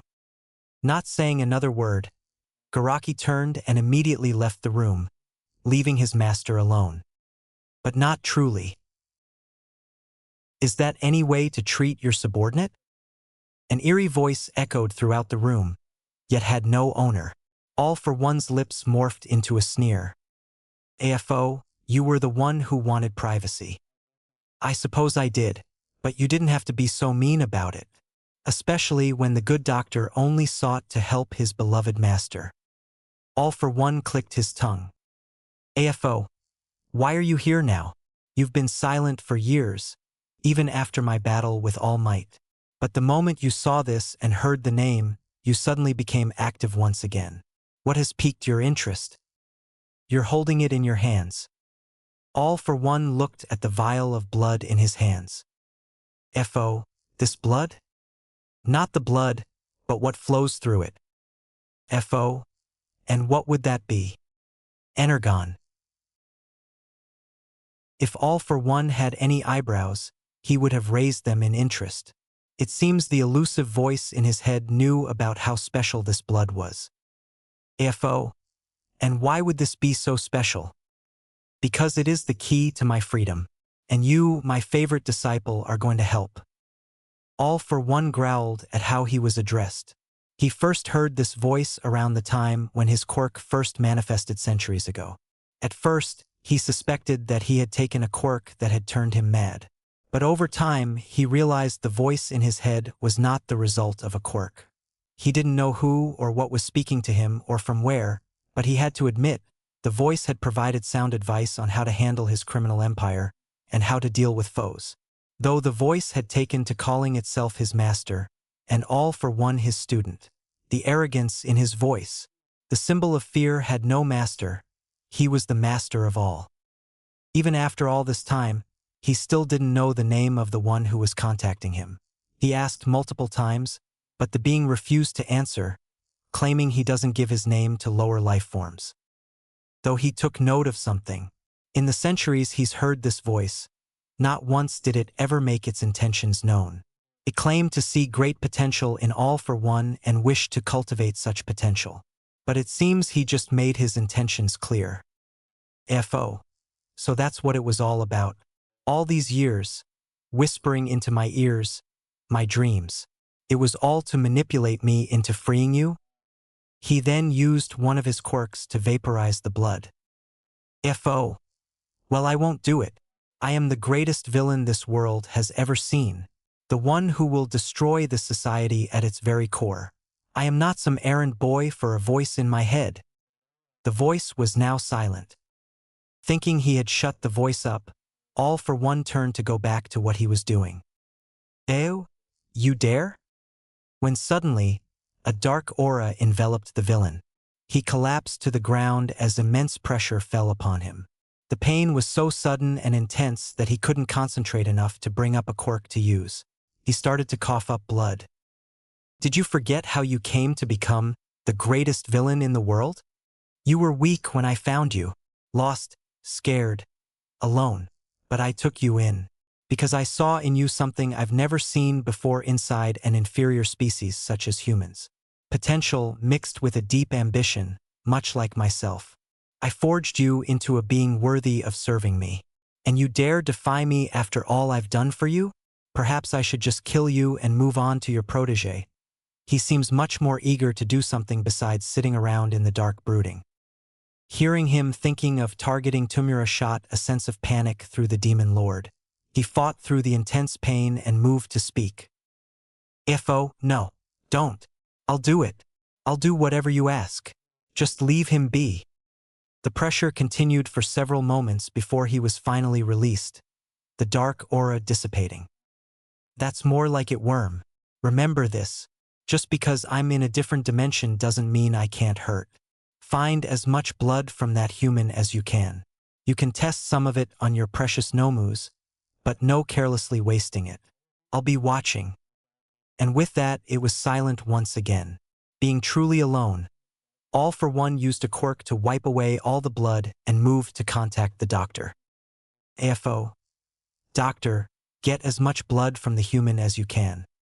Within another plane of existence, an empty void bathed in an eerie green glow, a lone titan floated there. How long have they been here? It may have seemed like centuries on Earth, but for them, it's been eons. Heh, that never gets old. Being able to remind those insects of who is the superior species. Unfortunately, I can't do more for it to truly stick. It's true. While they were able to touch Shigaraki, or All for One as he calls himself now, they couldn't do much beyond simply putting pressure on his spirit and weakening him. If they pushed it, they may be able to kill him, but then they would have to mold a new pawn from scratch. And that wouldn't do, not when they were so close to freedom. They admit in the beginning this was for their amusement. Being able to mold a lesser life form into a being of fear was a fun way to pass the time in the empty abyss that was the dead universe. But now an opportunity had presented itself. One that would pave the way for his return. And to think it was all because of their successor's appearance in the same realm as their apprentice. Thinking about their successor, or more accurately usurper, causes the Titan's body to glow in an ominous dark glow. Their red eyes flashed with malicious intent. They took from them what was rightfully theirs, the matrix of leadership, something they had been preparing their whole life for. But then, before they could enact their plan for the expansion of Cybertron's empire, they were betrayed and banished here by their mentor, Alpha Trion, and the rest of the old primes, the one who granted them the title they rightfully earned, and then replaced them with that new sparkling, Oh, the rage they felt for Optimus Prime could barely be kept contained. It was a good thing nothing was alive in this realm besides them, or else any other living beings would have died from the darkness they were unleashing. No matter whether he realizes it or not, that sparkling has just paved the way for my return. And when we meet face to face, he will know the truth. And the darkness they were keeping in exploded outward in a terrifying wave of purple flames and evil. I am the legacy of Primus. Chapter 3, Entrance Exam. Chapter Text. Accepting Nizu's invitation to join UA was only the beginning. He couldn't join the current school year, nor did Nizu want him to. He wanted Optimus to start among the freshmen coming into school. He felt he would have the biggest impact on them. Unfortunately, that would mean he would need to take the entrance exam.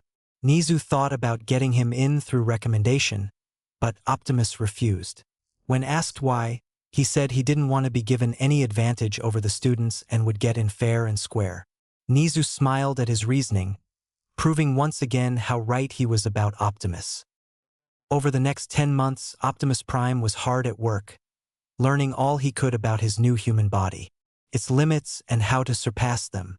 He had found this impressive workout plan on what the humans called the internet. It looked challenging, but Optimus welcomed the challenge.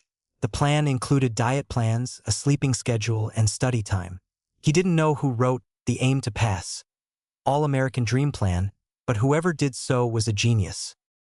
He also spent much time practicing his quirk. From what he read, quirks were like human muscles. The more you use them, the more tired they become, making it harder to use them. However, doing so helped push their limits and make them stronger. Optimus figured the same would apply to his own quirk, which he and Nizu had dubbed Transmorph. From their observations, Optimus could transform any part of his human body and make it appear like it was with his Cybertronian body.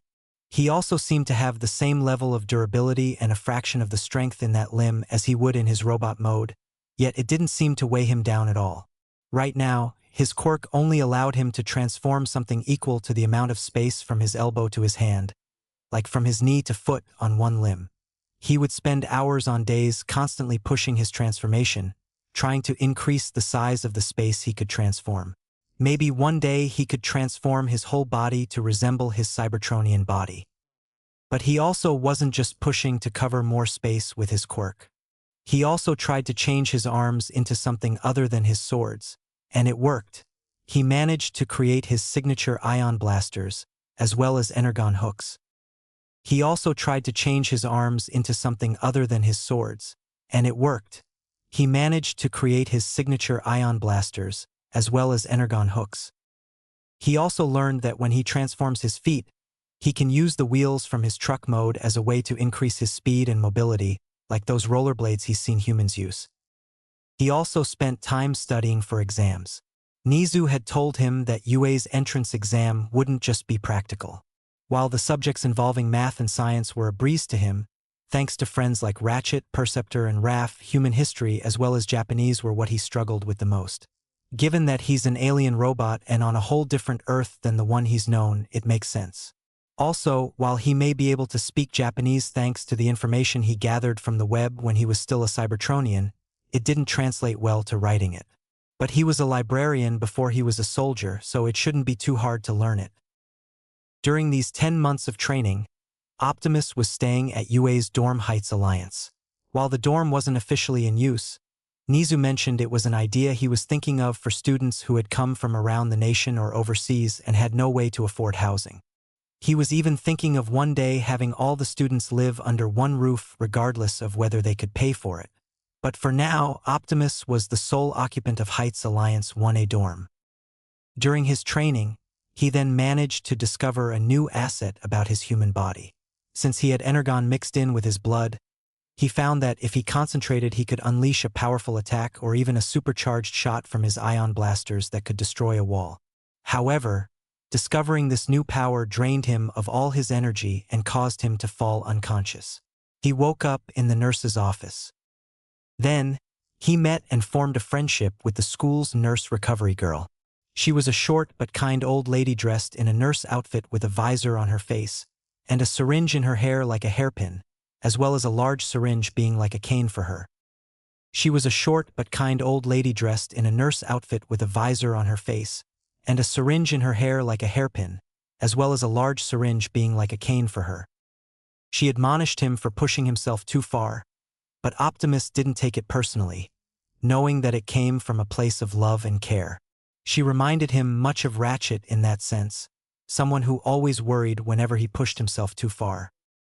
Recovery Girl also discovered the special properties of his blood and wanted to study it, but unlike Dr. Ujiko, Optimus could sense a genuine desire to help others from the old heroine.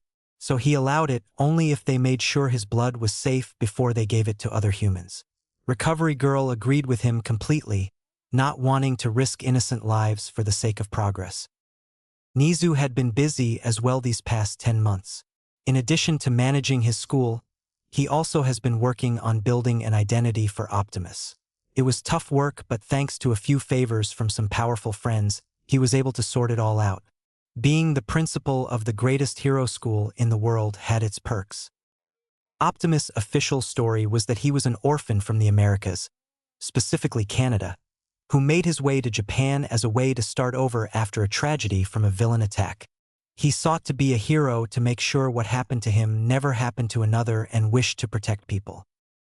While Optimus wasn't a big fan of lying to people, he knew he had to keep his true origins secret from others, or else they'd think he was crazy, and coming up with a believable, if fake backstory was necessary.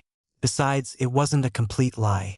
He lost those whom he considered his family and came to Japan to become a hero to protect others, just not in the way most people would think.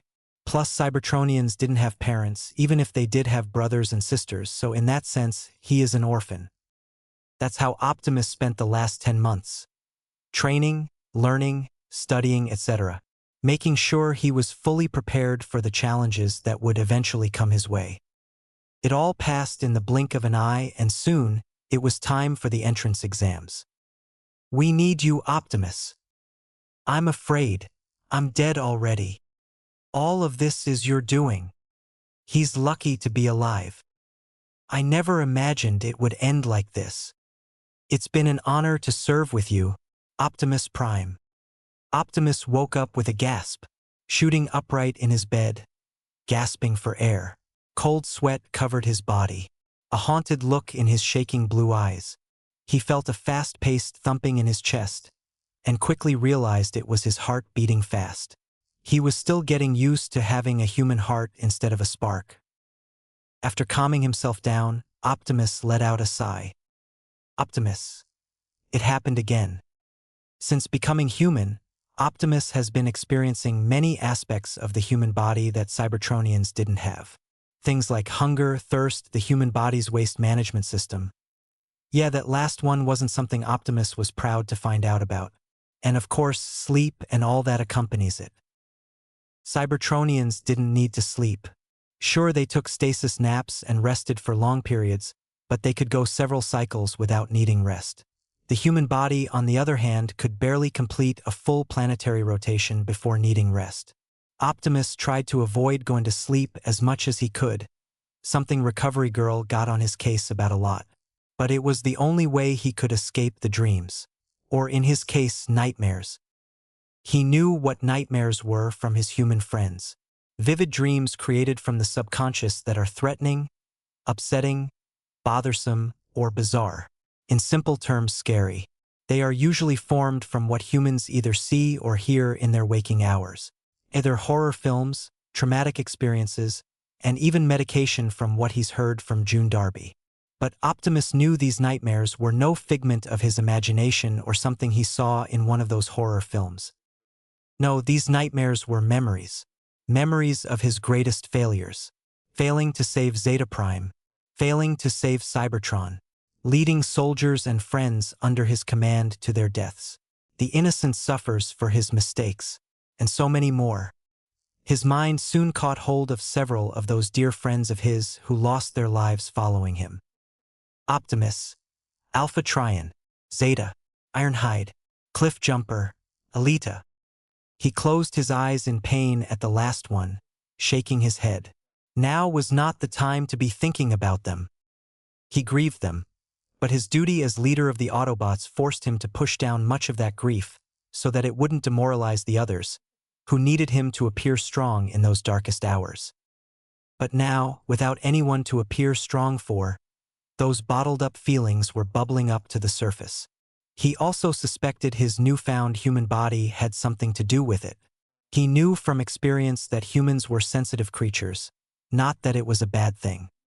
Regardless, now wasn't the time for feelings of guilt or regret. Now was the time for action. Today was the day for Yue's entrance exam. The day he spent the past 10 months training harder than he's ever had before. With that in mind, a fierce determination burned in Optimus' eyes. Optimus, let's roll. As he stared at the massive structure before him, Optimus couldn't keep the awe from his face. As he stared at the massive structure before him, Optimus couldn't keep the awe from his face. He'd seen the school plenty of times before today, since living in the dorms. Not to mention all the other impressive buildings he's seen and been in on Cybertron. But there was something different about it today. It seemed more majestic, more intimidating than ever before. Its very presence was almost daring Optimus to take the challenge. And he did. Optimus, roll out. He whispered under his breath. He took a step forward but stopped when his instincts detected something about to strike him from behind. Out of my way, extra. Optimus reacted immediately, grabbing the hand about to strike and moving to twist it behind the attacker's back. It all happened in the blink of an eye. It was then that he saw a familiar spiky-colored ash-blonde hair and a black middle school uniform. Optimus blinked as he recognized this boy as one of the two he helped rescue from the sludge villain. Optimus. Katsuki Bakugo? Katsuki seemed to realize the someone who grabbed him had spoken his full name and looked to see the idiot who dared to hold him captive. Only to blink when he recognized the person as the one who saved him and Deku from that sludge monster. Katsuki, Robo-Boy? What are you doing here? Optimus. Robo-Boy. Optimus blinked at the nickname. He's been called a lot of names over the years. Optimus, Prime, OP, Bossbot, Big Guy, etc. But never Robo-Boy. He shook his head as he then let go of Katsuki to address him. Optimus. I am here to take the entrance exam for UA. I assume you are here to do the same. Katsuki blinked at Optimus' words. He didn't know much about the identity of the guy who helped save him. But he could never forget those eyes. Those two blue orbs stared into his very soul. But he thought that maybe he was some unknown pro looking to make a name for himself. It was weird when he saw the guy go off on those other pros for not stepping in. He was right though. But seeing him here, and hearing he was taking the entrance exam, Katsuki realized he was the same as him. Okay, not the exact same. No way was this guy as strong as he was. No one is. But he was still a boy who wanted to be a hero. A kid his age with probably no training and a much weaker quirk managed to free Katsuki when he had no chance of doing it himself. That made his blood boil. He clicked his tongue before responding. Katsuki, you got that right. I'm gonna be the greatest hero this world's ever seen. All these other hopeless extras who somehow miraculously managed to make it into this school will just be my stepping stones. I'll become even greater than All Might by the time I'm done with my first year. As he listened to Katsuki's declaration, Optimus couldn't help the concern and worry that filled his being. Not for himself, but for Bakugo and his peers. He recognized the attitude Bakugo had. From a young age, he must have been praised constantly for the strength of his quirk, with no one to challenge him or defy him. This was a prime example of why this society was flawed. Place young children on a pedestal leads them to believe they are more powerful than they truly are, leading them to be incredibly arrogant. And Optimus had enough experience to know that arrogance can be someone's undoing. It was Megatron's after all. Thinking of his former brother turned archenemy, Optimus couldn't help but draw parallels between Katsuki and Megatron. They both seemed to be proud warriors who were exceptionally strong. And they let all that pride and ego fill their heads with delusions of grandeur. However, despite their similarity, Optimus was able to see the differences. While Megatron's lust for power seemed to drive him down a dark path, Katsuki seemed determined to use his strength to become a hero. Maybe not the right idea of a hero, but a hero nonetheless. Also, while he did seem to have a huge superiority complex, Optimus could tell there was something underneath that. Something that he did well masking from others. But Optimus was able to see through it almost immediately. A sense of inferiority mixed in all that pride and ego. Katsuki, what are you staring at, Robo-Boy? Just so you know, I don't swing that way. Optimus blinked, realizing that he'd been staring at Katsuki for a long time. He looked a little sheepish as he rubbed the back of his head, but also was confused by Katsuki's words. What did he mean by swing that way? Optimus, I apologize. It's just your statement reminded me much of an old friend of mine. Katsuki, is he strong? Optimus, he is the strongest person I know, and also the weakest. It was true. While Megatron was indeed the strongest in many aspects such as strength and fighting ability, he was also the weakest in others, such as compassion, empathy, and mercy. Megatron used to mock Optimus for fighting for the weak, but at the end of the day, Megatron fought for nothing, which was why he could never truly win. And Katsuki was the same way. He fought for nothing but to become the strongest, which is why Optimus knew he never would be until he rose above himself. Katsuki, well, I'll be even stronger than him. Just watch extra.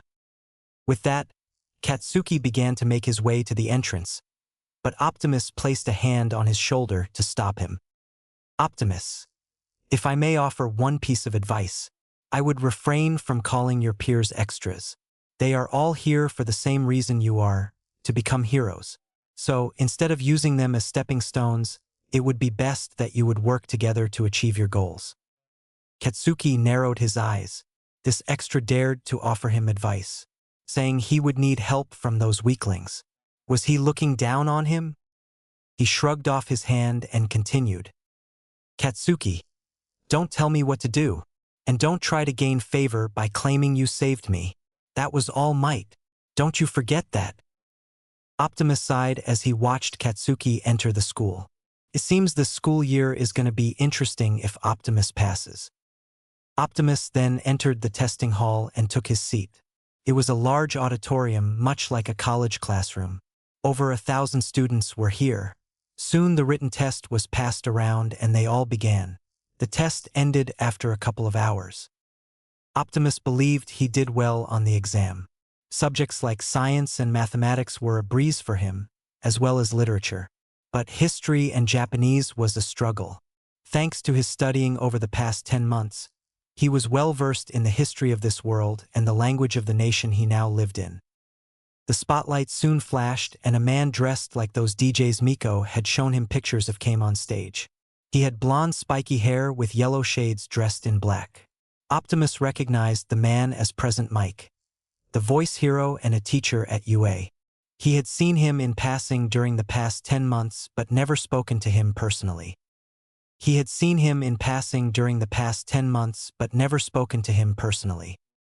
Present Mike, welcome to today's live performance. Everybody say hey. Silence. Optimus sweat-dropped. One of the things he learned about the hero was that he was a very extroverted person who loved being the center of attention. That wasn't a bad thing, but some people could find it annoying and awkward if no one responded like how he envisioned. Thankfully, the hero didn't seem to take any offense and just continued, which impressed Optimus. Present Mike, now I'm here to present the guidelines for your practical exam. Are you ready? Yeah? Silence. Once again, no reaction. And he was still grinning like a megawatt. He must have had a lot of practice. Present Mike, now like your application said, you're going to be throwing down in our super hit urban settings. That's right, boys and girls. You're going to be rocking out in this 10-minute mock battle. Soon, the screen behind Present Mike showed different city areas labeled AG. Optimus looked at the card he was given and saw that he was in Battle Center B. Present Mike, gird up your loins because after I drop the mic here, you'll be going to your specific battle centers. Sound good? Okay? Silence. After being met with silence a third time, Present Mike just smiled as he snapped his fingers, the screen changing to show several other images. Present Mike. All right, let's check out your targets. You'll have to face 3 different kinds of robots, which we've named faux villains. These guys are worth 1, 2, or 3 points each, depending on their model. You'll need to destroy as many of these faux villains as possible with your quirks and get all those sweet points. But check it. Make sure you're keeping things heroic. No, attacking your fellow examines. Optimus felt that rule needed to go without saying. But considering there were people in this room like Katsuki, maybe it wouldn't be such a bad idea for a reminder from the teachers. As for Optimus himself, he felt a sense of nostalgia. Fighting robots, it would be like fighting Decepticons all over again. Something he was exceptionally good at. For a brief moment, his hands of flesh and blood were replaced with metal, covered in a blue liquid. "Excuse me, sir, I have a question." Optimus was pulled from his daydream by the shout coming from the front. He looked and saw a tall, dark, blue-haired student standing in the front row. He seemed to be about as tall as Optimus, and with the same shade of blue hair, if darker with glasses. He stood up straight, his posture reminding Optimus of a disciplined soldier. He didn't know yet if that was a good thing or a bad thing. Present Mike. Hit me. On the printout there were listed 4 types of villains, yet you said there are 3? With all due respect, if this is an error, then it is a great disservice to us and the reputation of UA. We are exemplary students, so we expect the best from Japan's most notable school. Optimus himself had also wondered about that 4th type of villain when Present Mike was explaining how the practical would go. He would also like to know but assumed the teacher would explain it all in due time. However, it seems the boy in glasses was too impatient. The boy then pointed an accusatory finger toward a higher point in the audience. "Oh, and you." Optimus followed his finger and found he was pointing directly at another familiar face from the sludge villain incident. Izuku Midoriya. Optimus smiled as seeing the boy here, glad to see he was following his dreams of being a hero, but he was also confused as to why the glasses kid was pointing at him with such anger. "You've been muttering this entire time. Stop it. If you can't bother to take things seriously, just leave. You're distracting the rest of us." As Izuku hung his head down in shame, Optimus frowned and glared down at the boy. That was just uncalled for. Optimus didn't even hear Izuku from where he was sitting, and he had some of the best hearing around. While it would be appropriate to tell another to quiet down during an announcement, the glasses boy didn't need to call him out in front of everyone and then tell him to leave if he didn't behave.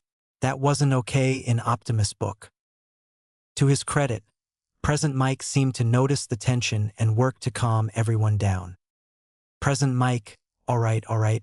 Examine no. 7111 thanks for calling in with your request. To answer your question, the 4th type is worth 0 points. You kids ever play Super Mario Brothers? That guy is the thomp to your chances. He'll be there to get in your way.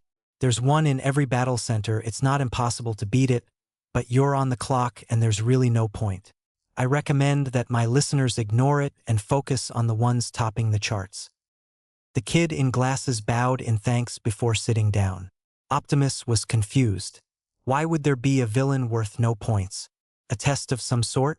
Also, the reference the hero made. Optimus. What is Super Mario Bros? Sadly, the Prime was not familiar with pop culture. Present Mike. That's all for today, listeners. Head to your battle centers with a little gift. A sample of our school motto. As General Napoleon Bonaparte laid down, a true hero is one who overcomes life's misfortunes. Now that's one tasty soundbite. So you ready to go beyond? Let me hear a plus ultra. Silence.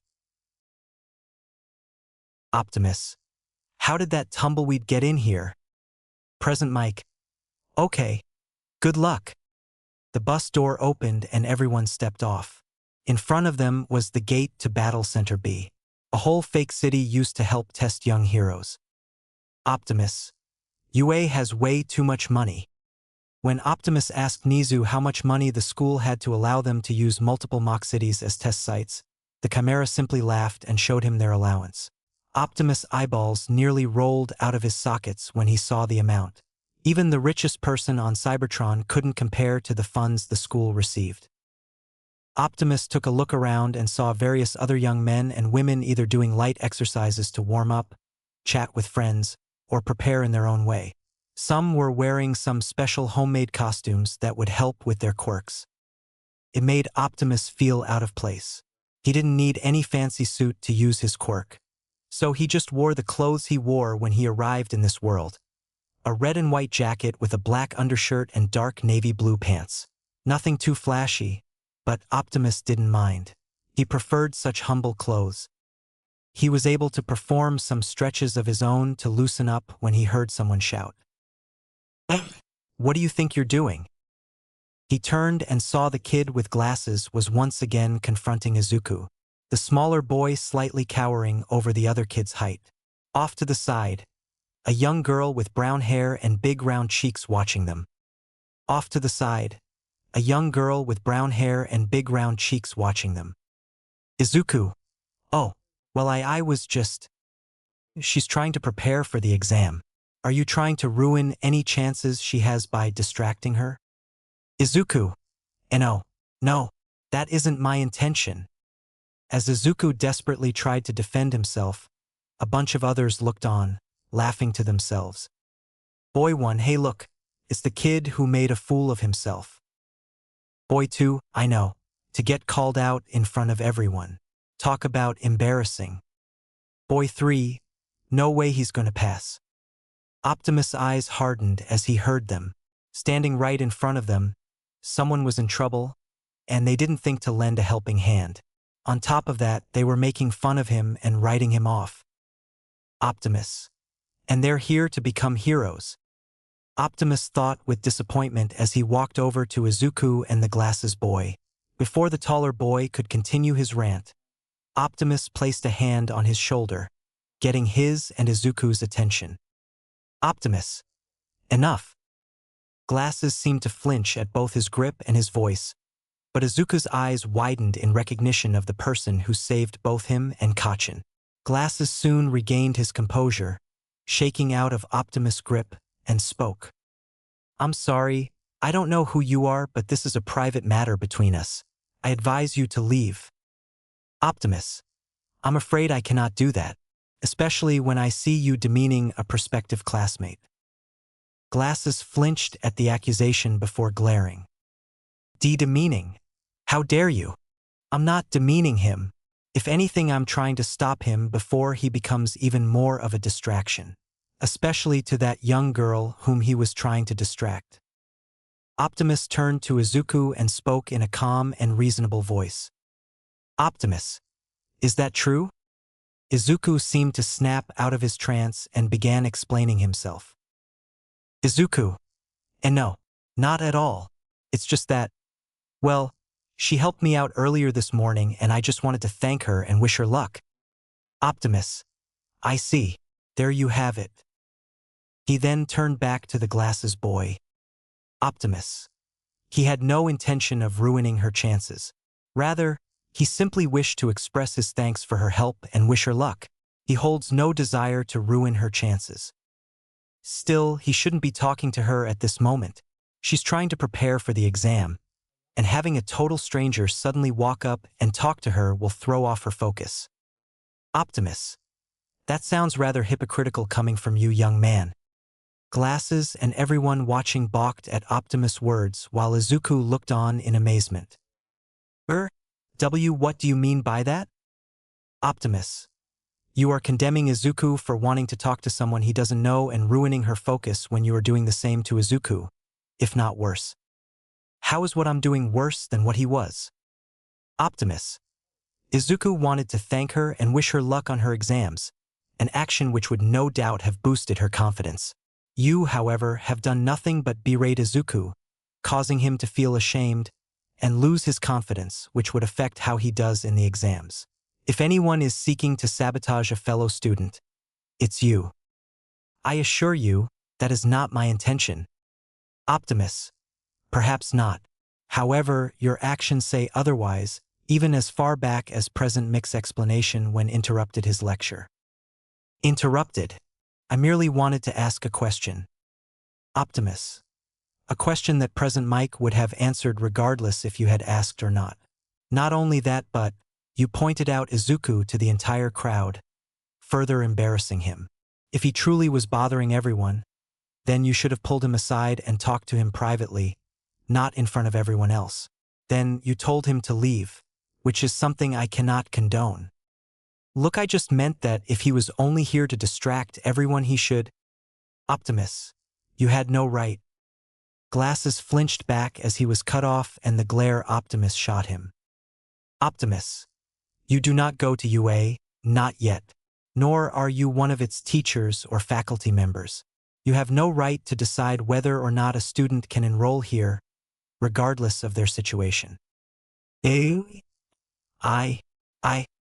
Glasses couldn't come up with a comeback, so he turned and walked away fuming. Optimus. One last thing. Glasses then turned and glared at him, his face screaming, "What now?" Optimus. Good luck with your exam. Glasses certainly didn't expect that, blinking in confusion before he turned and walked away.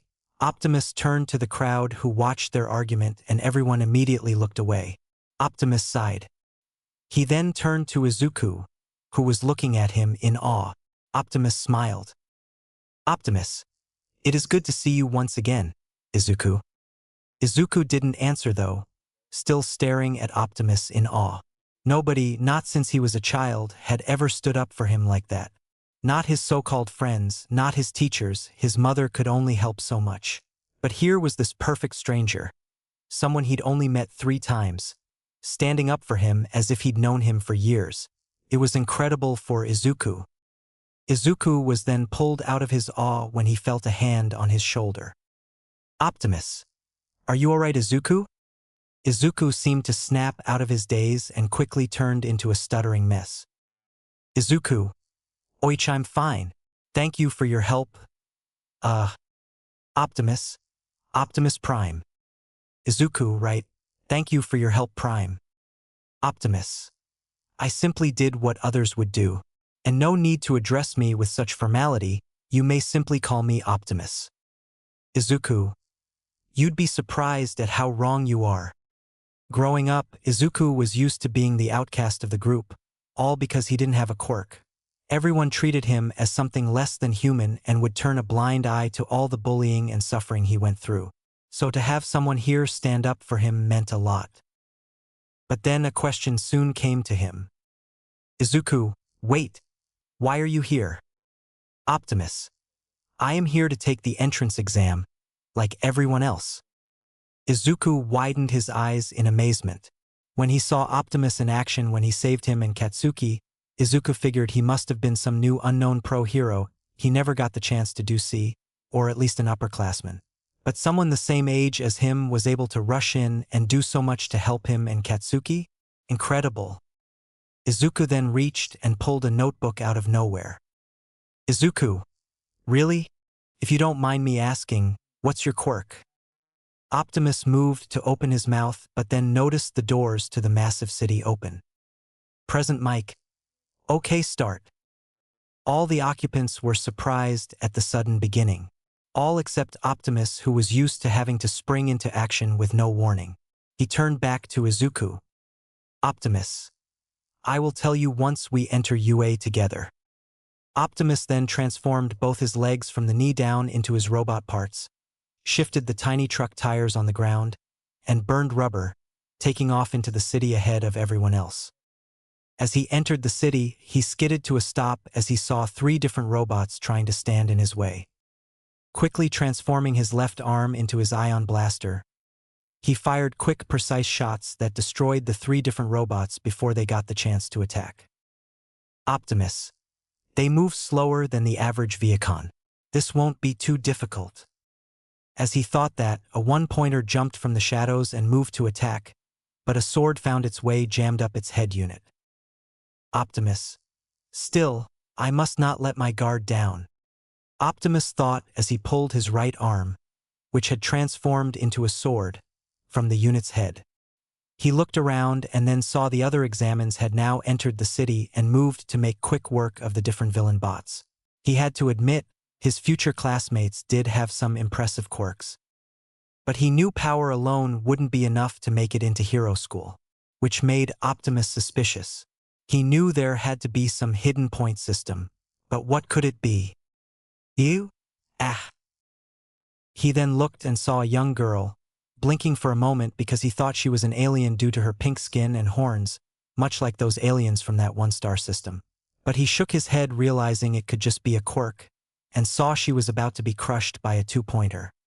Optimus rushed over and jumped onto the head of the two-pointer.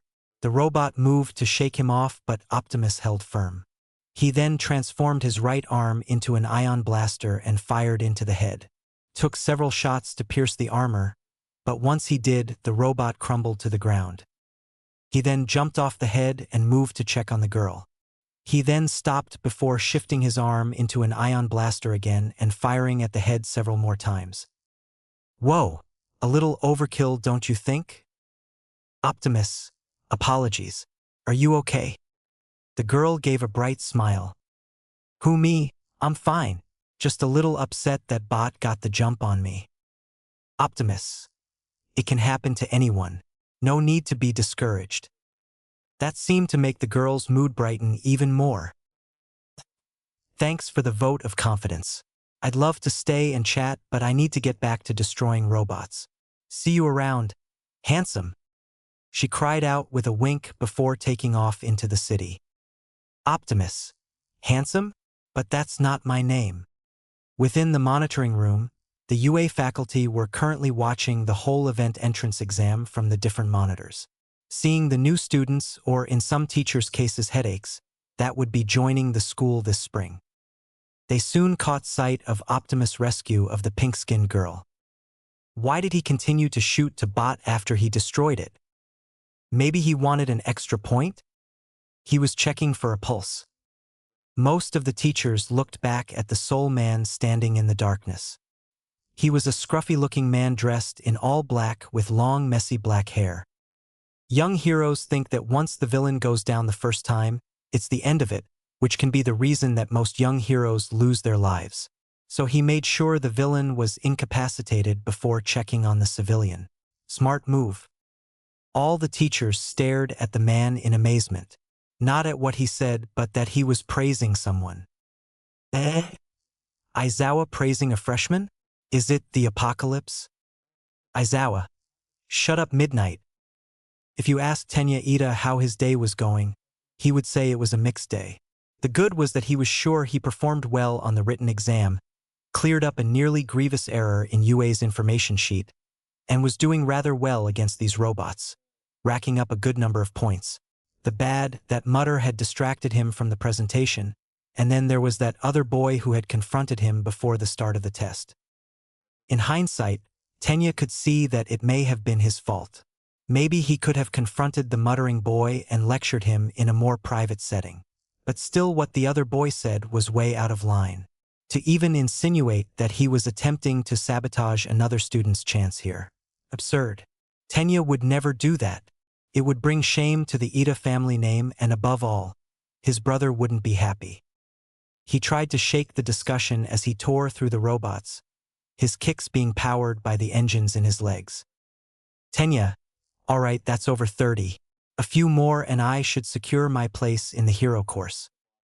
As he said that, a one-pointer dashed from behind a building and was about to pounce on him. He moved to attack, but someone beat him to it.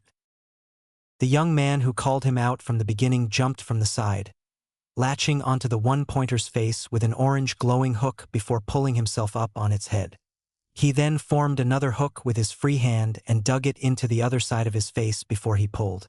The one-pointer seemed to screech as its face was torn apart. After doing so, Optimus jumped off its head and pulled it to the ground with one of his hooks. Optimus. Piece of tin. Tenya looked in amazement.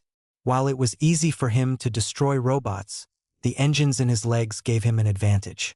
But that young man used his raw strength to pull the robot's head apart. He was pulled out of his amazement when Optimus spoke to him. "Optimus, are you all right?" Tenya frowned. Now he was acting all concerned for him, even after their confrontation before the exam. What a two-faced person. "Tenya, I'm perfectly fine, as you can see. I had that under control. You didn't have to come in and steal my point." "Optimus, I apologize for any point stealing, but when I saw you were in danger, I couldn't help but intervene." Tenya was about to say something, but Optimus' eyes sharpened as he formed an ion blaster and pointed it straight at Tenya, shocking the young teen. Was this delinquent gonna break the school's rules? "Tenya, wait, you can't injure other examines. It's against the—" Optimus fired, and the blast flew right past Tenya's head and hit a two-pointer that was about to hit him. Tenya reacted instantly and swung his engine-powered leg and finished off the sneaky bot. He then turned back to Optimus. "Tenya, his shot hit the robot perfectly. He barely must have had time to aim, and with me in the way it couldn't have been easy. The way he fired with no hesitation. He's either cocky or just that good. You could have warned me." "Optimus, I'm sorry, but my body moved on its own. When I saw you in danger, there was no time for words. I would never forgive myself if someone got hurt in front of me because I was too slow to react." Tenya blinked at his apology, not expecting it, and the conviction in his voice reminded him much of his brother. He was pulled out of his thoughts when he saw he and Optimus were surrounded by half a dozen villain bots. The two soon got back to back. Tenya cursed himself as he tried to formulate a strategy, but Optimus spoke up. "Optimus, when I give the signal, fire off your engines at full power and brace yourself." Tenya, "What? But why would—" "Optimus, trust me." Tenya didn't know why, but he did.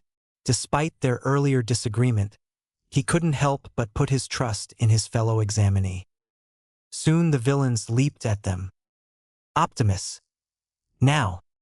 Tenya fired off his engines at full power and braced himself for whatever Optimus had planned. The human prime then grabbed Tenya tightly by the arm and swung him around in a circle.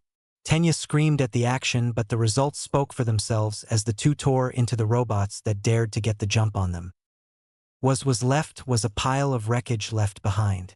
Tenya was impressed as he turned to Optimus.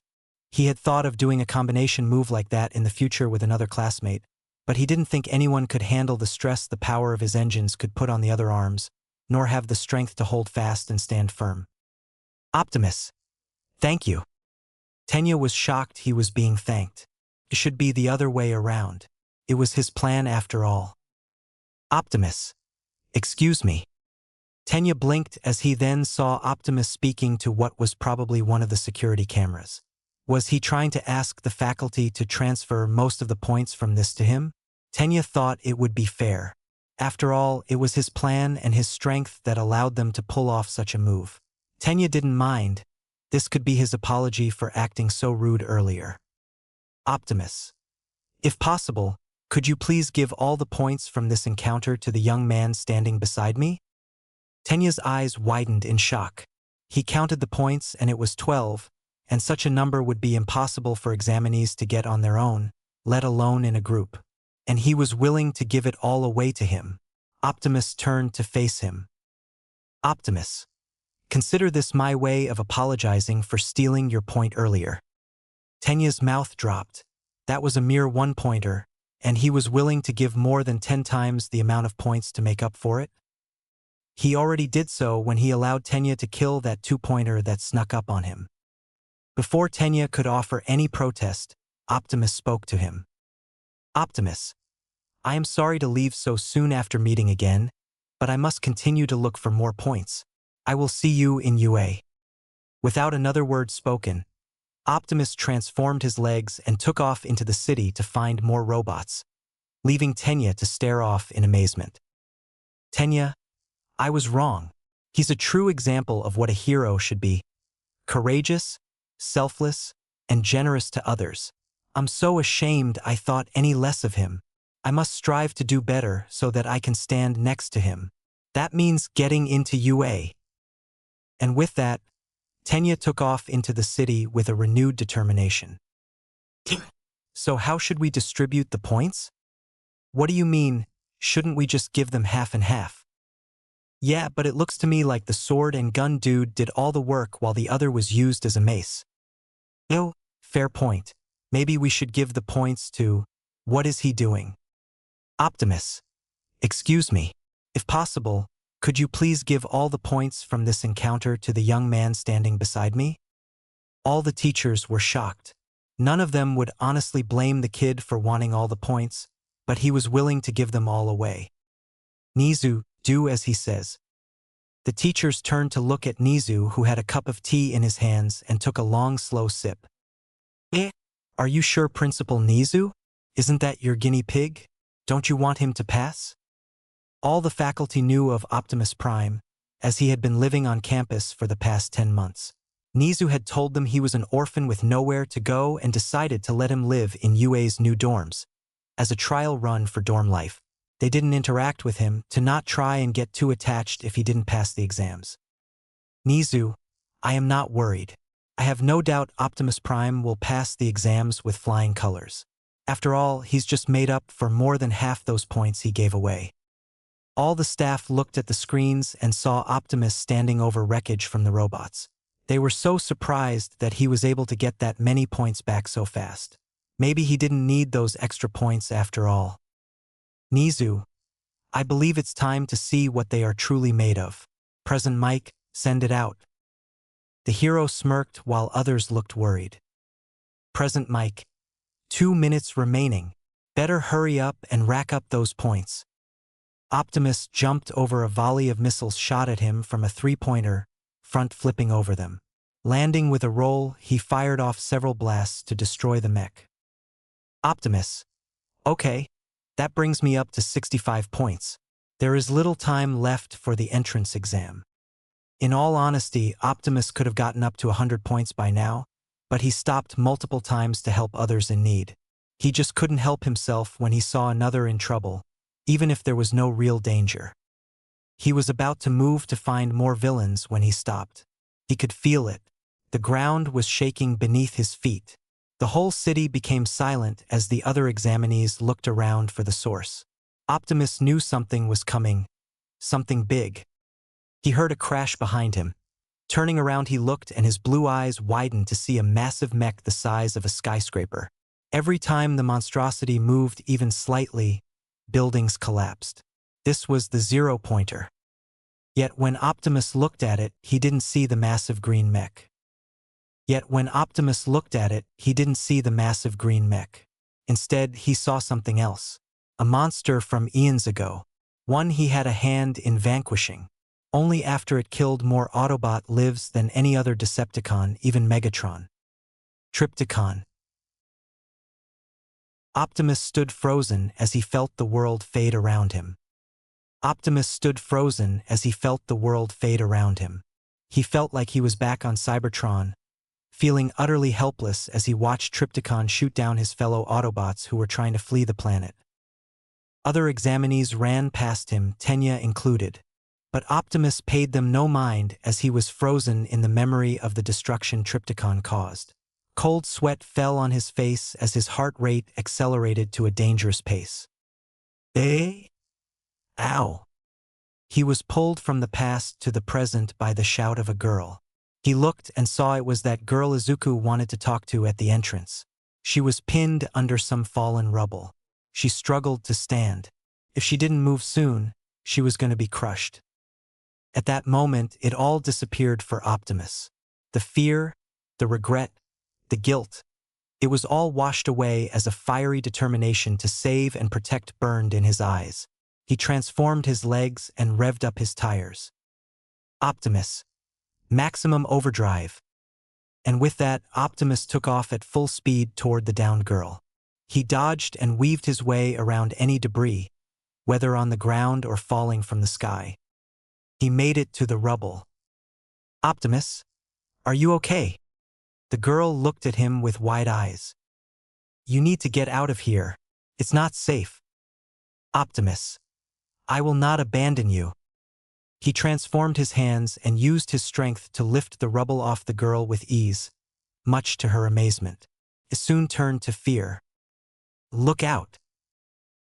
Optimus looked up and saw that the zero-pointer was about to crush them.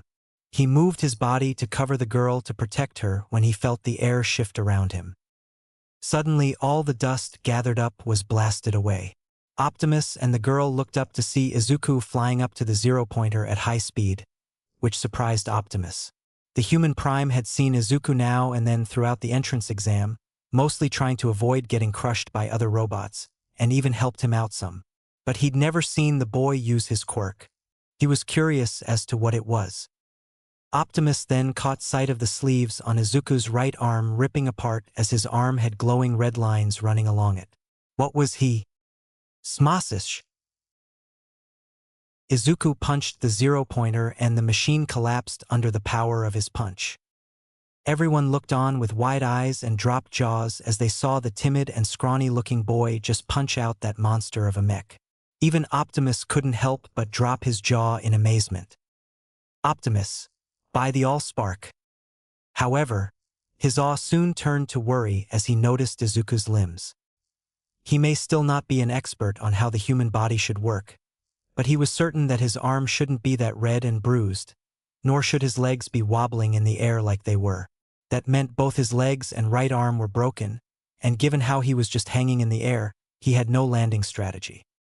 While Optimus was proud Izuku stepped up and saved their lives, the commander side of him couldn't help but want to chastise Izuku for his recklessness in not having a way to land safely. But that was soon replaced with panic as Izuku began to fall. He moved to fly, but when nothing happened he remembered. Optimus. Scrap. He couldn't fly anymore. It may be possible for him to be able to transform his body in the future to include his jetpack once again, but for now, he can only cover one full limb and half of two. But there was another solution. He turned to the girl beside him. Optimus. Make me float. What? Optimus. I saw you earlier in the exams using your powers to make the robots weightless and then bringing them back down to the ground. Please do the same for me or else Izuku is going to fall to his death. The statement that one of her saviors may die sprung the girl into action as she placed her hands on his back. He soon felt all the effects of gravity being negated on his body. Okay, you're good. Optimus nodded as he pushed off the ground with all his strength and went flying through the air. He had been in many zero-G environments before, so he was used to floating around without gravity. He then transformed his hands into ion blasters and used the kickback to allow him to control himself and speed up. But he wasn't moving fast enough to catch Izuku. Getting a crazy and somewhat reckless idea, he completely transformed his right arm and let the energon in his blood flow to the limb for a charged shot. He soon fired and was sent flying through the air at high speeds. For Izuku Midoriya, he was panicking. While he was glad he was able to save both Optimus and that nice girl, and that he was finally able to use one for all, he didn't think it would come at the cost of both his legs and right arm, as well as his life as he started falling to the ground. His best plan would be to use his other arm to stop himself just before he hit the ground to stop his descent. But if he did that, then he wouldn't be able to get any more points and he wouldn't be able to enter UA. He'd let All Might down after training so hard. But he also couldn't die. So mentally preparing himself, he reared back his left fist, only for Optimus to collide with him at high speeds, wrapping its left around him. The two crashed into a building and began falling. Optimus used his metallic limb to try and slow their fall. The shattered glass and concrete cut into Optimus' skin, but he pushed through the pain and made sure to keep Izuku far away so that he wouldn't be cut up. The shattered glass and concrete cut into Optimus' skin, but he pushed through the pain and made sure to keep Izuku far away so that he wouldn't be cut up. He then pushed himself off the wall to the street. He then transformed his back as much as he could to absorb the impact and skidded across the ground. When they came to a stop and they were in no noticeable danger, Optimus let out a sigh of relief. He suddenly felt very tired. Guess the exam, constantly transforming parts of his body using maximum overdrive, rushing to save the girl and Izuku. The energon charged shot to propel him forward and straining to hold both himself and Izuku up left him feeling rather winded. Optimus. Another consequence of the human body. Along with the pain. Scrap. That hurt. But his pain was secondary as he looked at Izuku in his arms, the boy staring at him in awe and amazement. He gave a soft smile. Optimus. I've got you, Izuku. Izuku was once again blown away by the being in front of him. Like during the sludge villain, he felt everything was going to be okay the minute he heard Optimus' voice. It was a lot like All Might, but different. But then, the reality of the situation soon hit him. Izuku. Oh no. I need to get points. I haven't gotten one this whole time. I need to go. He then frantically tried to escape Optimus' grip, but the human prime held firm. Optimus. Izuku, calm down. You are in no condition to fight the robots. Both your arms and legs are broken. It would be suicide. Izuku. I have to. I can't let... Buzz. Present Mike. Time's up. You'd better hope that you earned enough points. Immediately, Izuku fell into an intense despair. Izuku, I know. I failed you. All Might. And with that, Izuku fell into a state of unconsciousness. Optimus momentarily panicked but quickly checked his pulse. Knowledge he gained from both June Darby and Recovery Girl, and sighed in relief when he detected a heartbeat. But he frowned in sadness for his friend. That must be why he wasn't able to get any points. His quirk must have been so powerful that it ended up destroying parts of his body. He must have been waiting to save it for a special moment. But he used it without hesitation to save Optimus and the girl, which made the human prime proud of his friend. Guy 1. Did you see that? That was insane. Guy 2. I know the guy destroyed that mech with one punch. Guy 3. What's his quirk? Probably something powerful. Guy 2. Maybe, but why didn't he use it before? Guy 1. Maybe he thought he wouldn't need it? Guy 3. Has some bad drawbacks? Guy 1. Still, you gotta wonder how he's such a scaredy-cat with a quirk like that? Guy 3. Maybe he did it to throw us off? Guy 2. Don't see how it helped him through, you gotta admit he's something special. Optimus. You don't see it? All those conversing quickly focused their gaze on Optimus. Optimus. It's so blindingly obvious, yet none of you can see it. Are you all that ignorant? Guy 1. What did you say about US? Optimus turned his head sideways with a glare that stopped the boy in his tracks and sent a shiver down everyone's spins. Soon, Optimus took a deep breath to calm himself. It wasn't their fault for being ignorant of the obvious, it was more so this society's. The only reason Optimus saw it was because he wasn't from this world. He'd be surprised if someone in the audience did see what he did. But one did see it. Tenya. He's right. How could they be so blind? They both rushed in to save that girl. It may not have mattered much to the tall one, but for the mutterer the remaining time. What he needed to pass. His safety. All that and more. None of it mattered as he jumped in to save that girl. Tenya clenched his hands in shame. While those two bravely risked it all to save that girl, he ran away like a coward. Tenya. I mean, sure, if this wasn't an exam, I would have done the same. And that's when it hit him. Tenya. Wait. The exam? Could it be? He was pulled out of his musings when the school nurse, Recovery Girl, came onto the scene handing out candy to everyone. Recovery Girl. Yes, well done. Well done, all of you. Yes, yes. Haribo candy for all. Eat it up. She soon came to where Optimus and Izuku lay and sighed as she looked at the state of the two. She looked at Optimus. Recovery Girl. Why am I not surprised it was you at the center of this? Optimus. I apologize, Recovery Girl. Recovery Girl. You'll just end up in my office by the end of the week as usual. Still, as for this one. She gestured to Izuku. Recovery Girl. Oh my. So your own beloved quirk did this to you. Almost looks as though your body isn't used to it yet. So that was the case. Optimus suspected as much. Recovery Girl puckered up her lips and gave Izuku's head a big kiss, healing the injured limbs almost instantly. Seeing her quirk in action reminded Optimus why UA could afford such dangerous exams like this. However, he still didn't approve. Optimus, the sight of your quirk in action never ceases to amaze me. Recovery Girl, oh, you're such a kind young man. Now come along. We need to get you checked out too. Optimus groaned as Recovery Girl pulled the last shard of glass from his ribs. While she could have easily used her quirk to heal him, it would have trapped any of the glass inside of him, which was not a good thing for humans. She gave him a kiss and the wound healed up. Recovery Girl, that should do it. You'll have a small scar, but it shouldn't be noticeable. Among all the others was left unsaid, but Optimus knew what she meant. When she first got a look at all his scars, she was horrified.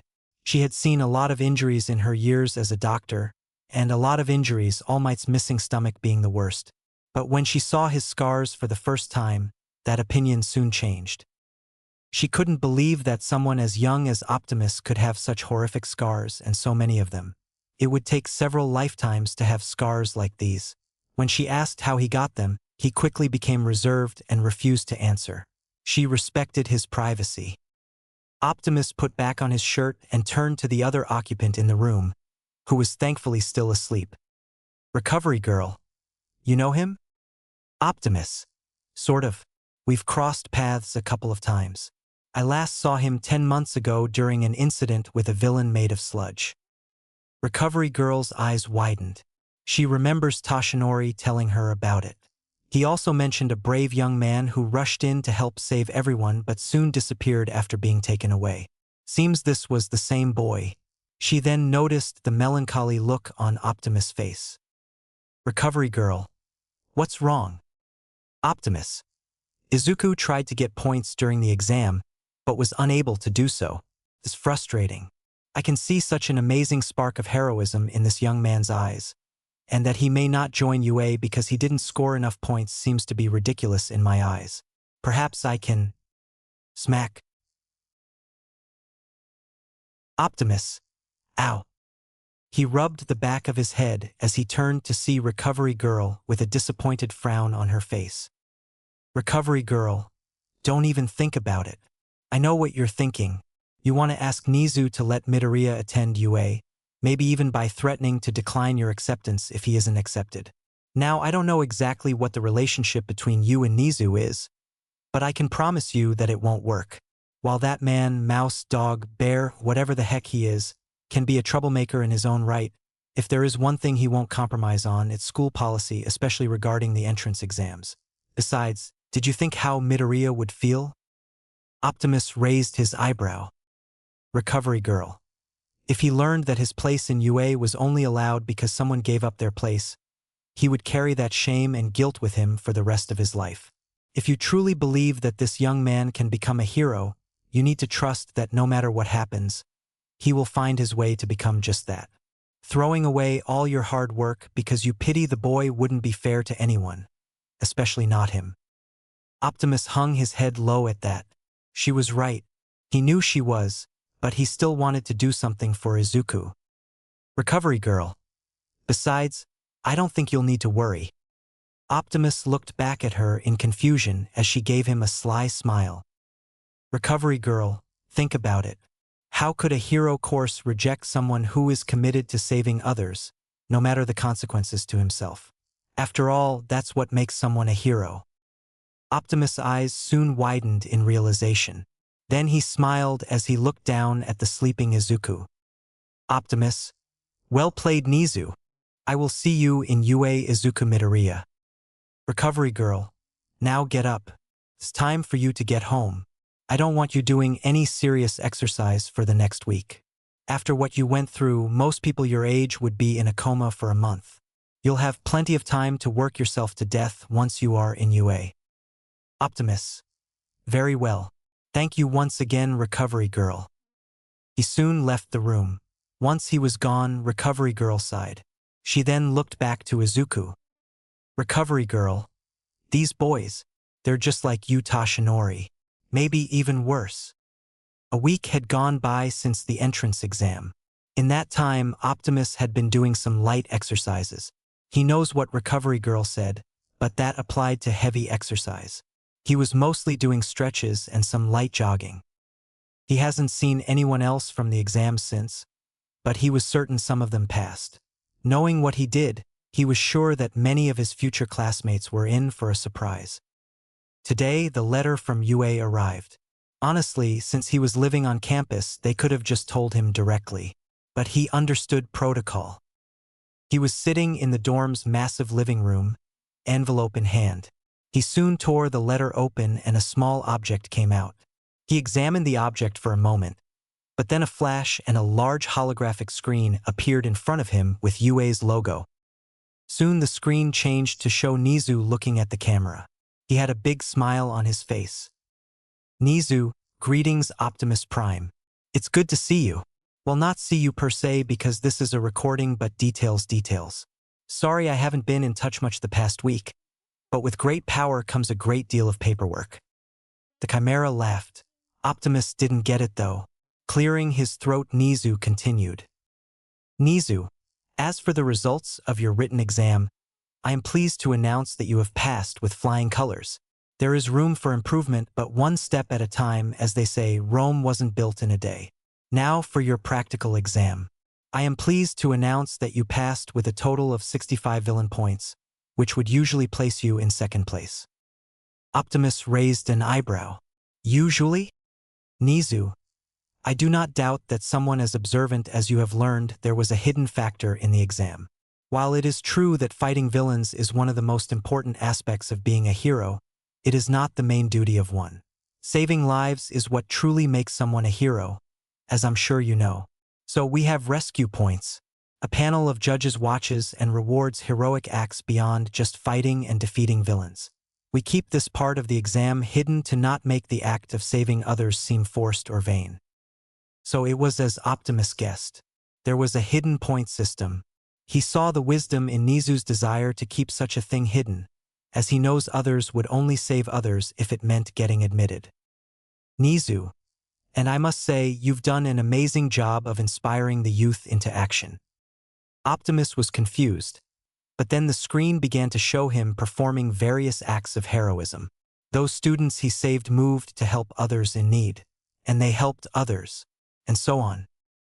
Nizu, your selfless action lit a fire in the hearts of these young men and women.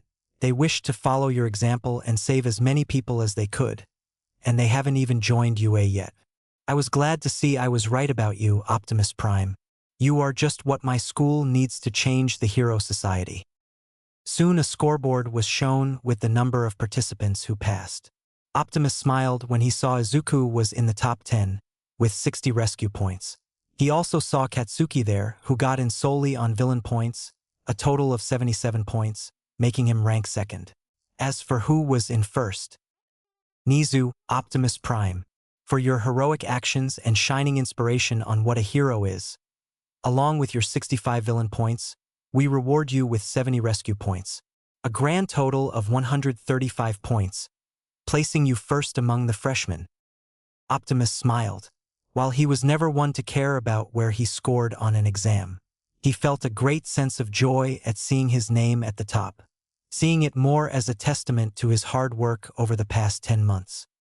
Nizu, Optimus Prime, it is my honor and privilege to welcome you to UA High School, your hero academia. Chapter 4, First Day of School. Chapter Text. Optimus, this goes here. No, that doesn't seem right. Maybe tuck it into this hole then. No, that won't work. Scrap. This is harder than it looks. Optimus sighed as he stared at himself in the mirror of his dorm room. He was wearing UA's school uniform. He heard Miko say that schools in Japan required people to wear uniforms. One of the reasons she liked the US so much, they didn't make her wear, as she called them, those prissy uniforms. 2 months had passed since the entrance exam. During that time, Optimus was getting ready for the school year, getting all his textbooks and school supplies, submitting costume ideas to the support department, doing more studying, training, etc. It was now April and school was starting today. Optimus had showered, changed, and collected all his supplies. But one thing stood in the last Prime's way. He didn't know how to tie a necktie. Being recently human, Optimus didn't have much experience with clothing. He mostly wore the clothes he arrived in this world with some comfortable sleepwear. This was his first time wearing something as nice as a uniform and consequently, his first time tying a necktie. He had watched several videos on how to do it, but that wasn't helping all that much. To others, this would have been funny. The great Optimus Prime, leader of the Autobots, last of the Primes, and savior of Earth and Cybertron, is defeated by a mere necktie. He knew Ironhide would have a field day. Thinking about his old friend brought a frown to his face, how he failed to save him during the exodus from Cybertron. He closed his eyes and shook his head. Optimus, focus. Optimus told himself as he pocketed the tie. He would figure out the piece of cloth later. Right now, it would be best if he got to class.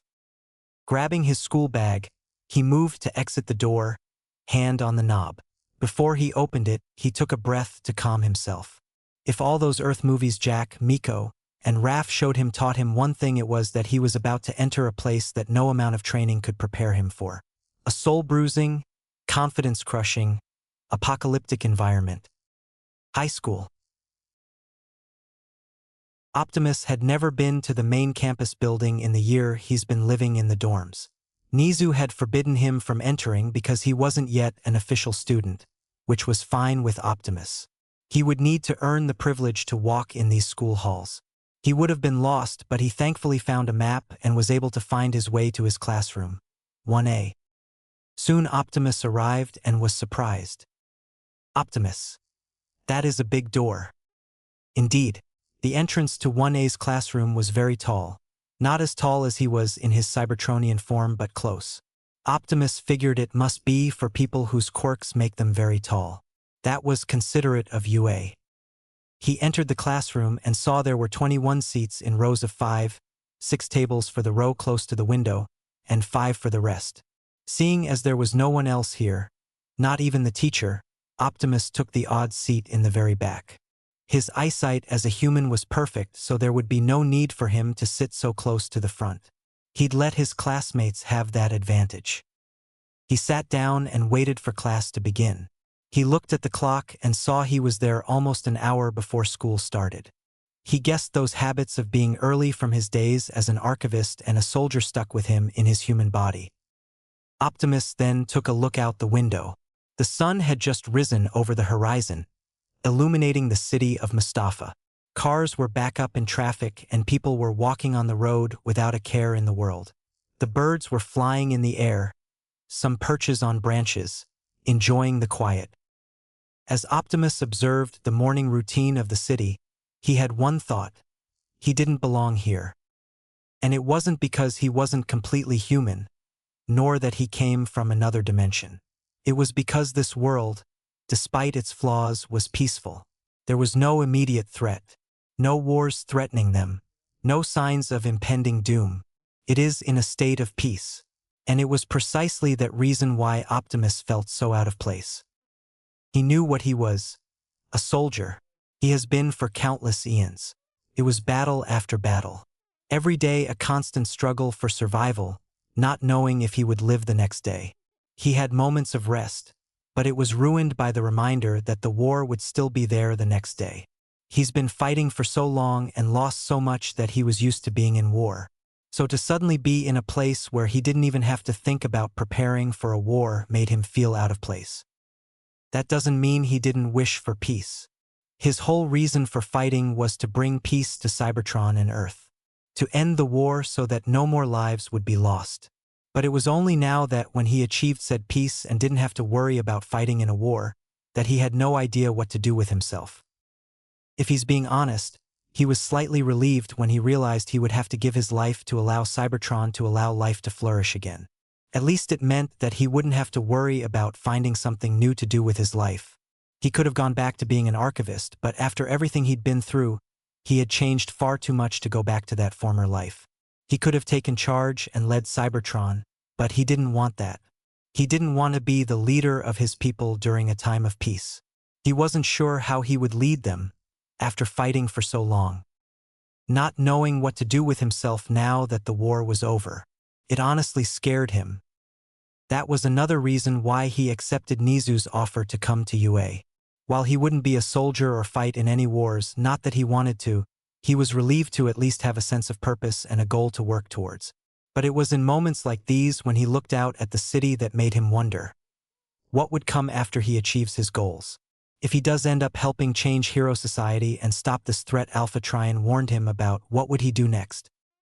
What would be his reason for living? Ah, it's you. Optimus was pulled from his thoughts and turned from the window to the class entrance where a familiar young man stood. Tenya, I figured if anyone would get here before me, it would have to be you. Optimus. Really?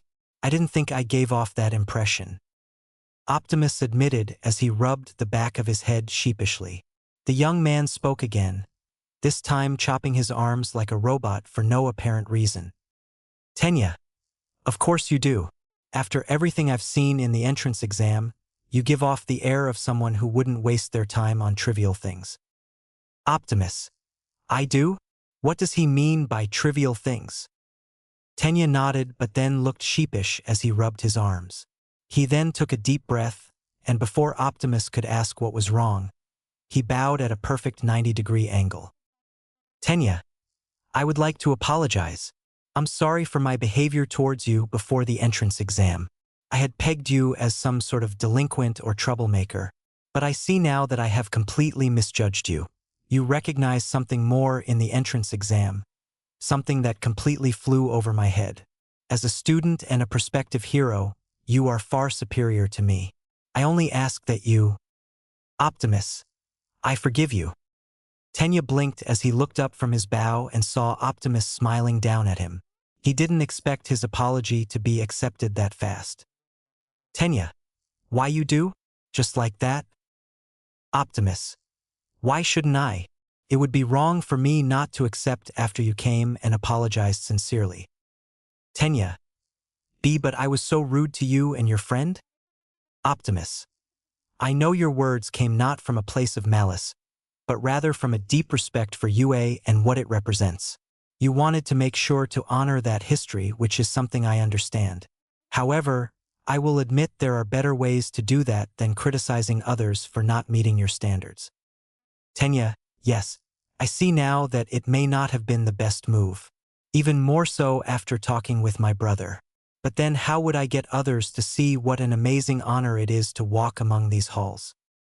Optimus, I would suggest leading by example. Emulate the attributes UA promotes in your life, and you will do well to honor the school and the standards it seeks to impart in all of us. Tenya's eyes widened in awe at the suggestion. It made perfect sense. If people saw him follow the rules perfectly, then surely they would understand the honor that comes from attending UA. Tenya, thank you once again. Your superiority to me is even clearer to me now. Optimus, it is not my intention to be superior to you or anyone else. We are all equals, all striving to become heroes to protect others. There is no need for one to be better than the other, despite what society tries to make us believe. Plus, Optimus then rubbed his neck sheepishly. Optimus, I must confess that while I did suspect a hidden aspect of the exam, I did not know of the rescue points until shortly after the exam, and it was only after a massive hint from a friend of mine. So I am in no way superior to you. Tenya, he's not only strong and insightful but also humble and kind. He's like my brother, but more. Optimus, besides, it is not me you should apologize to, but to Izuku, the boy you were yelling at. Tenya looked down in shame as he remembered the spiky-haired freckle boy. He too had misjudged him, thinking he was some loudmouth who sought to ruin the experience of UA for others. But that all changed when he saw him rushing to save a girl who was trapped under some fallen debris from the zero-pointer. He then knew that he was both a student and a hero who was superior to him. Tenya, I know.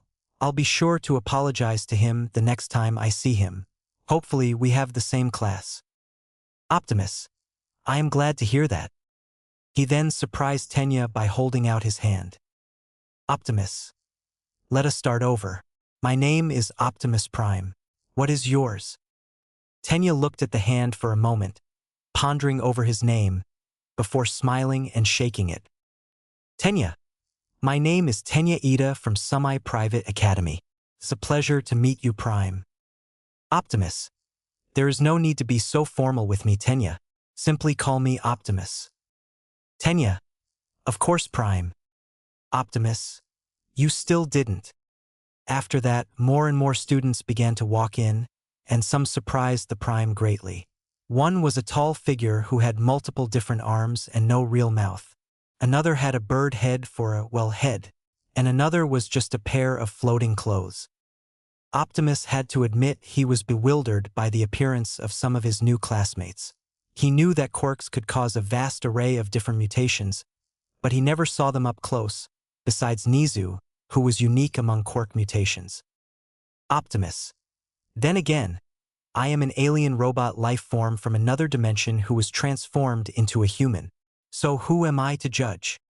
Well, this is a surprise. I didn't expect to see you here. Optimus then turned to the voice who spoke to him, and his eyes widened when he saw a familiar face. Optimus, Momo Yaoyorozu. The girl's eyes widened. Momo, you remembered my name? Optimus. Of course. How could I forget my savior who paid for my meal? Speaking of... Optimus reached into his pants and pulled out a wallet Nizu gave him. He then pulled out some of the money Nizu lent him to help pay for himself. Optimus. Here is the money I owe you from that time. I added a little extra to cover the amount of time it took me to pay you back. Momo. Oh, you don't need to do that? I was happy to help you that day. Optimus. Please, I insist. Momo tried to refuse, but seeing the kind determination in Optimus' bright blue eyes, she couldn't help but cave. She took the money. Momo, very well. Maybe Uncle Donald will appreciate more money for his money suit? She muttered the last part to herself, but Optimus heard her. Optimus. Who would make a suit out of money? I'm pleasantly surprised to see you here among us, Momo. I didn't know you had taken the entrance exam. Momo was slightly caught off guard by the use of her first name, but this Optimus did look Western, and people do call each other by their first names in the West. But she quickly composed herself and answered his question. Momo. That's because I took the recommended exam, a specialized exam for students who were given recommendations by alumni or the faculty. Optimus seemed to recall there was such a thing, as Nizu had offered him the chance to take said exam instead of the normal one. But Optimus refused, rather wanting to earn his place instead of having his place all but secured. But he didn't find any fault with those who took the recommended exam. After all, they must have been strong and full of potential to be recommended by a full-fledged hero. And he certainly didn't hold anything against Momo. Momo, oh, your tie is crooked. Optimus looked away embarrassed. He hoped no one would notice. Optimus. Yes, it is. Sadly, I haven't worn anything as nice as a uniform before, so I don't have much practice with tying a necktie. Momo. He must be from a poor family then. That would explain why he didn't have money to pay for the meal at first. Would you like me to assist you? Optimus looked surprised before smiling. Optimus. I would very much appreciate that, Momo. Momo soon got to work to help Optimus with his tie, going slowly so that he could follow along and do it himself in the future. As she was helping him, she couldn't help but notice how well the uniform fit him. Momo, he must work out a lot. She also looked at his face, watching her hands work on her tie. Those big blue eyes stared at her hands, watching and recording her every movement in his mind. A part of her wanted them to look directly at her instead of one aspect. But at least it wasn't that aspect he was staring at. She already got enough of that from perverts. She soon finished. Momo there. Perfect. Optimus took a look at the tie. The way she went about doing it and even explaining the process bit by bit was so much better than the videos he looked up on the internet. She was a natural at things like this. He looked up at her and gave her a big smile. Optimus. Thank you, Momo. Momo couldn't keep the blush off her cheeks no matter how hard she tried. The way he thanked her sounded so genuine, more so than the thank yous she received from other people growing up, people who wanted her and her quirk for something. But Optimus' thanks were real and sincere, and for something so small too. She gave her a smile of her own. Momo, you're welcome, Optimus.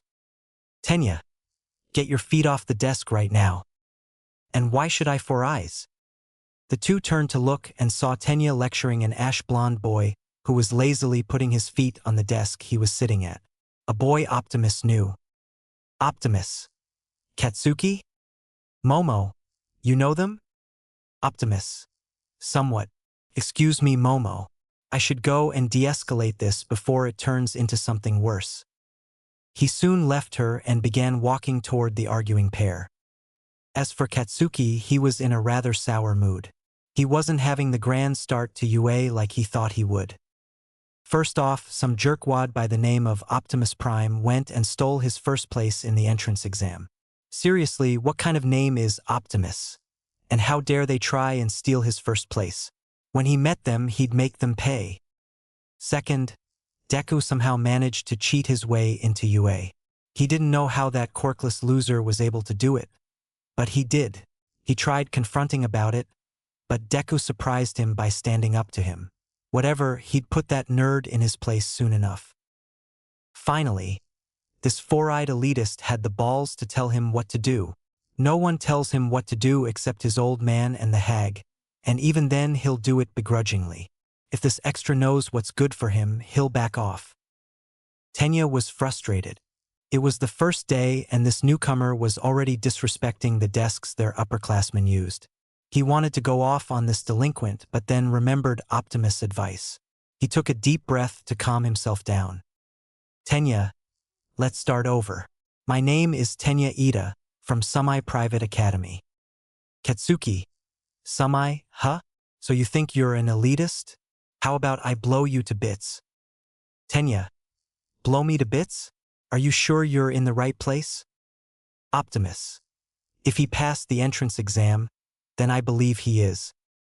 Both boys turned and saw Optimus walk up to them. Tenya was about to greet him when Katsuko spoke up. Katsuki. Robo-boy? Did you manage to pass the exam? Tenya? Robo-boy. This person has a name, and it's Optimus. It's all right, Tenya. Optimus quickly calmed his friend down by placing a hand on his shoulder. He then turned his attention to Katsuki. Optimus. Yes, I did. And so have you. Well done. Katsuki huffed. Katsuki, those robots were weak. They were nothing in front of my explosions. But I'm not too surprised to see you did. Katsuki had to admit that if there was anyone he knew would pass the exams other than him, it was Robo-Boy. The guy had skill and knew best how to use his quirk. Fighting robots meant he didn't need to hold back. Still weaker than him, though. He glanced at the entrance, and his scowl returned much fiercer than ever before. The other two followed his gaze and saw Izuku standing at the door, looking nervous. Izuku. Oh, hello. Optimus smiled as he went to greet his friend. Optimus. Hello, Izuku. I am glad to see you are here today. I knew we would see each other in UA. Izuku. Why you did? How so? Before Optimus could say anything, Tenya interrupted them as he began stomping toward them. Tenya. Good morning. My name is Tenya Ida from So. Izuku. I heard you the first time. I'm Izuku Midoriya. Super nice to meet you. Tenya. Midoriya. You saw there was something more to the entrance exam, didn't you? I must admit, I completely misjudged you. As a student, you are far superior to me, and I apologize for my actions to you, both in the auditorium and before the exam. Please forgive me. As Tenya bowed to Izuku, the green-haired human looked shocked someone was apologizing to him. This was a first. Optimus, however, looked on with a proud smile, glad to see Tenya was willing to admit when he was wrong. Izuku. It's okay. Really, I forgive you, and to be honest, I didn't know anything about the rescue points. Tenya looked shocked. Tenya, that means you acted instinctively without the desire to advance yourself. You truly are the shining example of heroism Midoriya. Izuku was unaccustomed to all this praise. He didn't know how to react. Hey, I recognize that hair. Falling boy. Izuku turned around and froze when he saw the nice girl from the entrance exam. The one who was willing to give him some of her points to help him. If he remembered from the video, her name was Achiko Uraraka. Achiko. That was so cool how you just jumped and smashed that big robot with one punch. She exclaimed excitedly, using her hands for emphasis. Izuku. She looks really good in that uniform. Oh, it was no big deal. Izuku tried to play it off, his face red like a tomato. Optimus looked concerned. He remembered June Darby telling him signs of human sickness, one of them being a red face. Achiko. And you, the robot guy who caught him. I'm sorry. What was your name again? Optimus. I am Opt. If you're here to make friends, then you're in the wrong place. Optimus was cut off as all eyes soon went to the floor, and they saw a man wrapped in a yellow sleeping bag pull out a juice box and take a sip. He then unzipped the bag and stepped out, showing his unkempt black hair and tired eyes. He was dressed in all black with a gray scarf around his neck.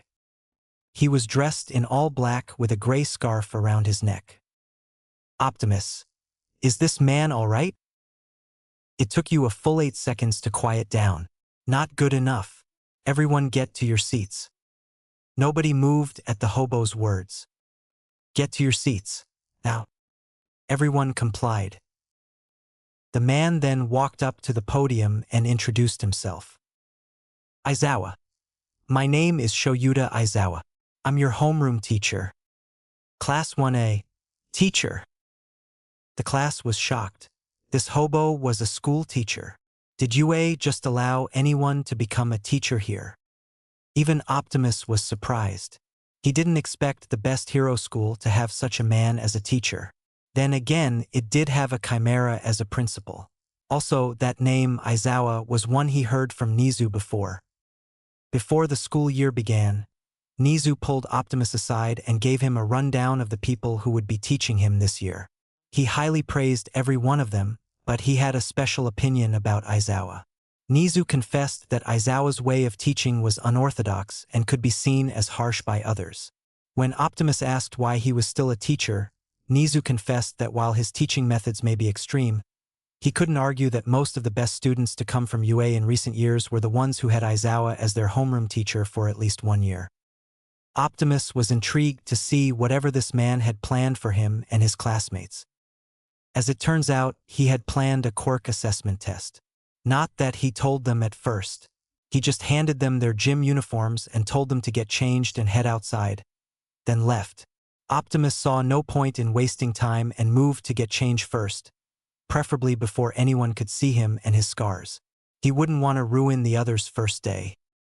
After everyone had changed, they all met outside, and that's where Aizawa, with a softball in hand, announced the quirk assessment. Achiko. But what about orientation? Or the opening ceremony? We'll miss it. Aizawa. A waste of time. One of UA's major selling points is its flexibility with how we teachers can conduct our classes. Optimus. That would explain how you can get away with all the unorthodox things Nizu must have mentioned. Aizawa. Throughout elementary school and middle school, you were banned from using your quirks in any physical activities. A waste if you'd ask me. Today, we're gonna see what you're all capable of with your quirks. Prime? Optimus. Yes, sir? Aizawa. You scored first place on the practical exam. Is that right? Optimus. Yes, sir. The whole class looked at him in shock. The guy just so casually admitted he scored top place in the most elite hero school in the industry. None were as shocked as Katsuki. Katsuki. What the heck? Robo Boy beat me in the exams. No way. Sure, the guy seemed tough, but there's no way he could overpower my explosions. He must have cheated. Aizawa. What was your record for a ball throw in middle school? Optimus. I'm afraid I cannot say. Aizawa's eyes narrowed. Aizawa, why? Is it considered private or classified? Optimus. It is because I did not do any sort of ball throwing in middle school. Nor did I even attend middle school in the first place. That confession caused everyone to look at him in confusion. Aizawa. So where'd you get most of your education if you came to be one of the top scorers on the written test as well? Optimus. I was taught mostly by the head librarian from the library where I worked growing up. It wasn't a lie. Most of his education and knowledge came from Alpha Trion during his time as a clerk in the Iacon of Hall of Records. The entire class had dropped their jaws. The top scorer used to work in a library before coming to UA. He didn't even attend middle school. Izuku, Achiko, and Tenya were all shocked that someone of Optimus' skill could come from such a humble background. As for Katsuki, I got beat by a frickin' librarian? He wasn't taking it well. Aizawa sighed. Aizawa, I see, well, just throw the ball normally first. Then use your quirk. Optimus. Understood, sir. Aizawa let Optimus take the ball and walked up the circle. Optimus took a second to loosen up his arm. In all honesty, he wasn't sure he could a good enough score. Back on Cybertron, they did have many sports involving balls and energon spheres. But Optimus spent all his time in the library or with Megatronus, so he couldn't play many games. He did play some that his friends managed to rope him into, but he wasn't all that good. Still, being able to play games with the likes of Ironhide, Megatronus, and Alita without a care in the world was a happy memory to the human prime. Too bad that daydream ended when Aizawa spoke again. Aizawa, we don't have all-day prime. Just throw the ball. Optimus sighed, disappointed in himself that he let himself get distracted by the past. He then pulled back his arm and threw the ball with all his might, much like he saw those pitchers do on Earth. The ball went flying for quite a distance before landing. Aizawa looked at a distance gauge device in his hand and showed the distance to the class, 140.2 meters. Class 1, whoa! That's such a high number for not using his quirk. Isn't that more than the current world record for farthest thrown pitch? Yeah, I think the author made it that high to show how much stronger Optimus is compared to a base human without using his quirk. Are you breaking the fourth wall? Ooh. Possibly. Izuku, Tenya, Achiko, and Momo were all surprised. Optimus threw the ball way over 100 meters and didn't even use his quirk. Katsuki just scoffed, though he was slightly jealous this extra's throw was better than his baseline. A dual-colored hair boy with white and red hair narrowed his heterochromia eyes at the prime. Aizawa had a bored expression on his face, but inside he was surprised. He heard from Recovery Girl that this student's body was unique compared to the others, starting with his blood. But there was more to it than that. Aizawa, try again with your quirk. Optimus. Yes, sir. Optimus then picked up a new ball and looked at his right hand, taking a deep breath. Optimus. Transform. His whole right arm then took on the look of his Cybertronian form. His classmates all stared in awe at the metallic limb. So cool. Is that his quirk? Wonder what it can do. How'd it change like that though? I think the author wanted to leave the way the limbs transform ambiguous to let the readers decide for themselves how they transform from flesh to metal. Oh? You're doing it again. Oh. Dang it. Optimus paid the comments no mind as he pulled his Cybertronian arm back and threw the ball into the air. This time a huge gust of wind came from the strength of his throw. Everyone had to cover their faces. The ball soared through the sky, going higher and further away until it was out of sight. The whole group waited in silence as they turned to Aizawa. He looked at his phone, eyes slightly wide as he showed them the score. 1986.8 meters. The class balked. That was more than 10 times the amount of his first throw. He threw it almost 2 kilometers. That looks like fun. I want to try it. Izuku had pulled out his notebook from Primus knows where and started scribbling away many notes. Izuku. So his robotic limbs didn't just allow him to kenja hishin san feet and tauipins, but they also increase his strength. Wonder how Makofis bought a heckin transform? From what I remember off Sludge Villain, Hekuden light transform from Thielbo down.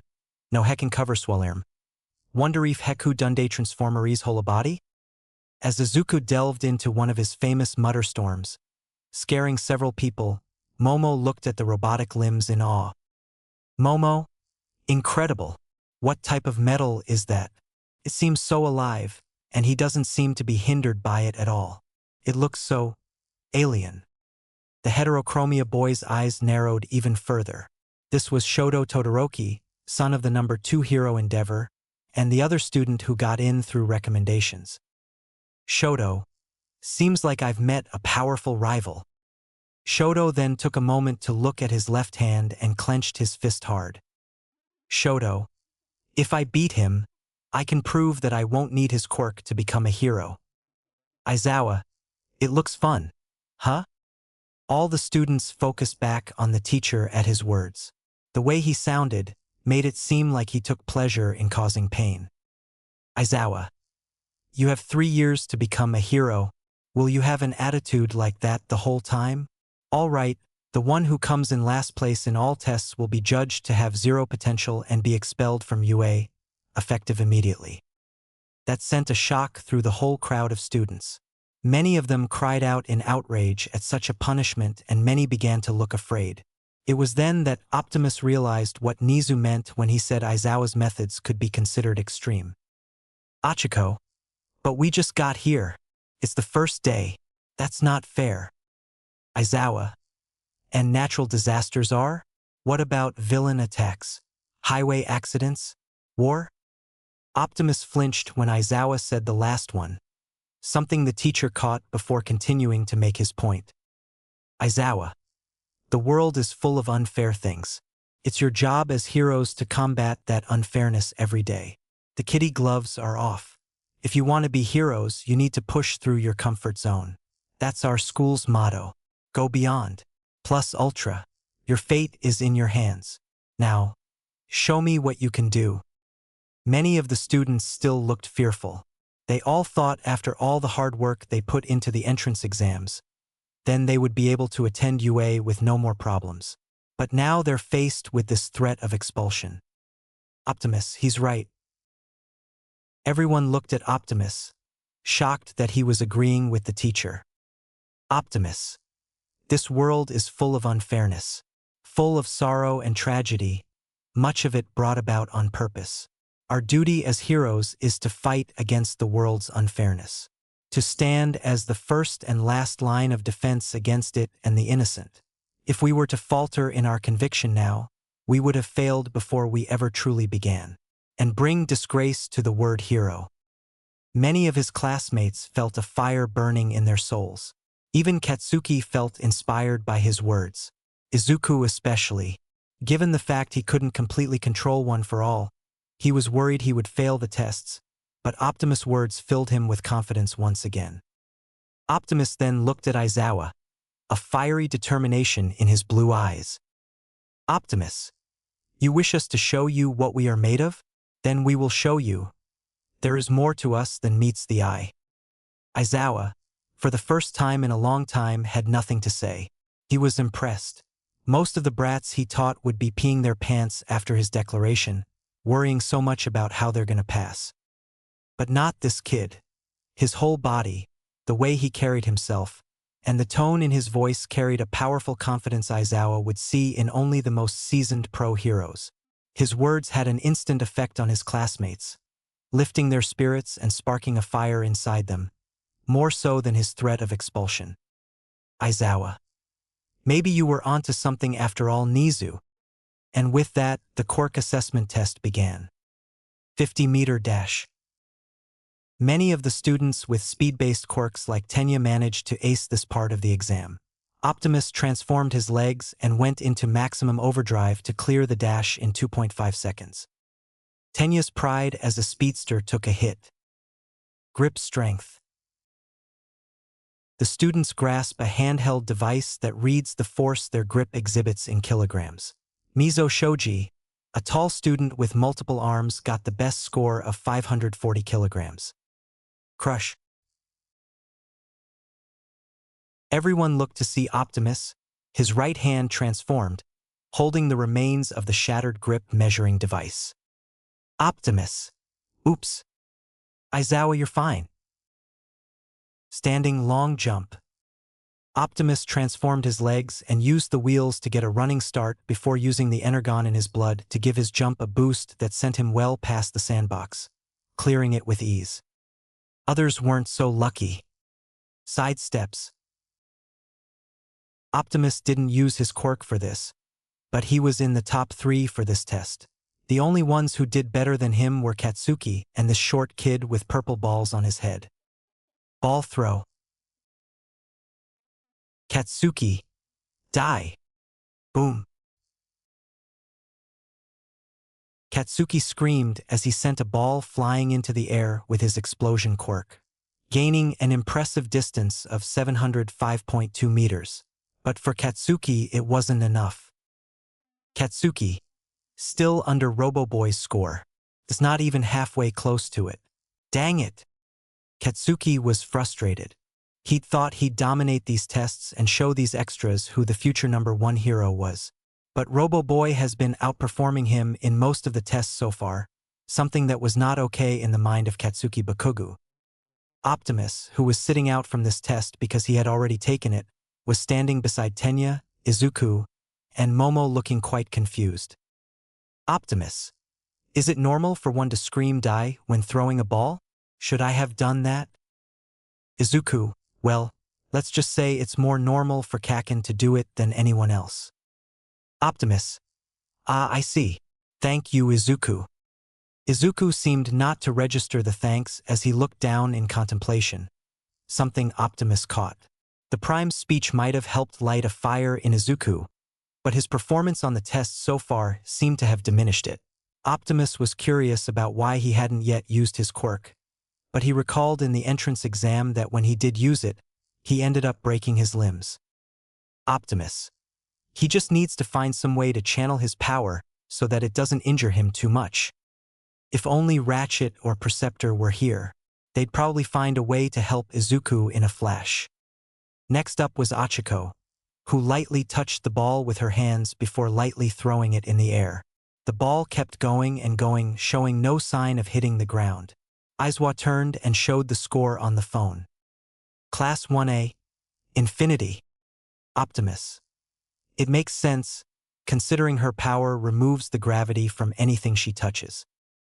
As Achiko came back, Izuku walked forward and took the softball in his hands, looking at it in contemplation. Tenya. If Midoriya doesn't start taking things seriously, he'll be going home. Katsuki. Of course, he's gonna go home. He's a quirkless loser. Those nearby looked at Katsuki in shock. Tenya, he has a quirk. Did you not hear about what he did in the entrance exam? Katsuki. Huh? He hadn't. Optimus, however, found this comment interesting. It didn't seem like Katsuki was lying either, but he was there. He saw Izuku use his power against the zero-pointer, but it had left him with broken bones. He didn't think someone who had their quirk all their life would allow that trend to continue, unless he didn't have it all his life. Optimus. So he either breaking his bones has been something of a constant since he was young, or his power came in recently. The Prime then had the feeling they were being watched. He tilted his head slightly and saw All Might looking in at them. He heard the #1 hero was meant to become a teacher here, but why was he staring so intently at their class? Plus his gaze seemed to linger on Izuku specifically. Optimus. Interesting. Izuku took preparations to throw, his arm glowing ready to throw. Optimus' eyes widened. Optimus. Wait, is he going to break his arm? This soon? If he did that, he wouldn't be able to do any other tests. He moved to stop him but was too late as Izuku threw the ball, only for it to land 42 meters away from them, much to Izuku and Optimus' confusion. Izuku. What? But I was sure I activated. Aizawa, I erased your quirk. Everyone turned to see Aizawa, but he didn't look anything like the lazy teacher they saw this morning.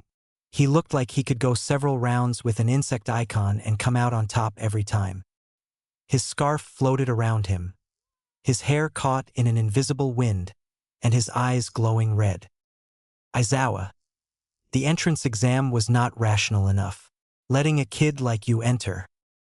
Izuku stared at his teacher. Then a flash of recognition entered his mind. Izuku, erase my quirk? Those goggles, I recognize them. You're the eraser hero Eraserhead. The underground hero who doesn't like media attention because you believe it hinders your work.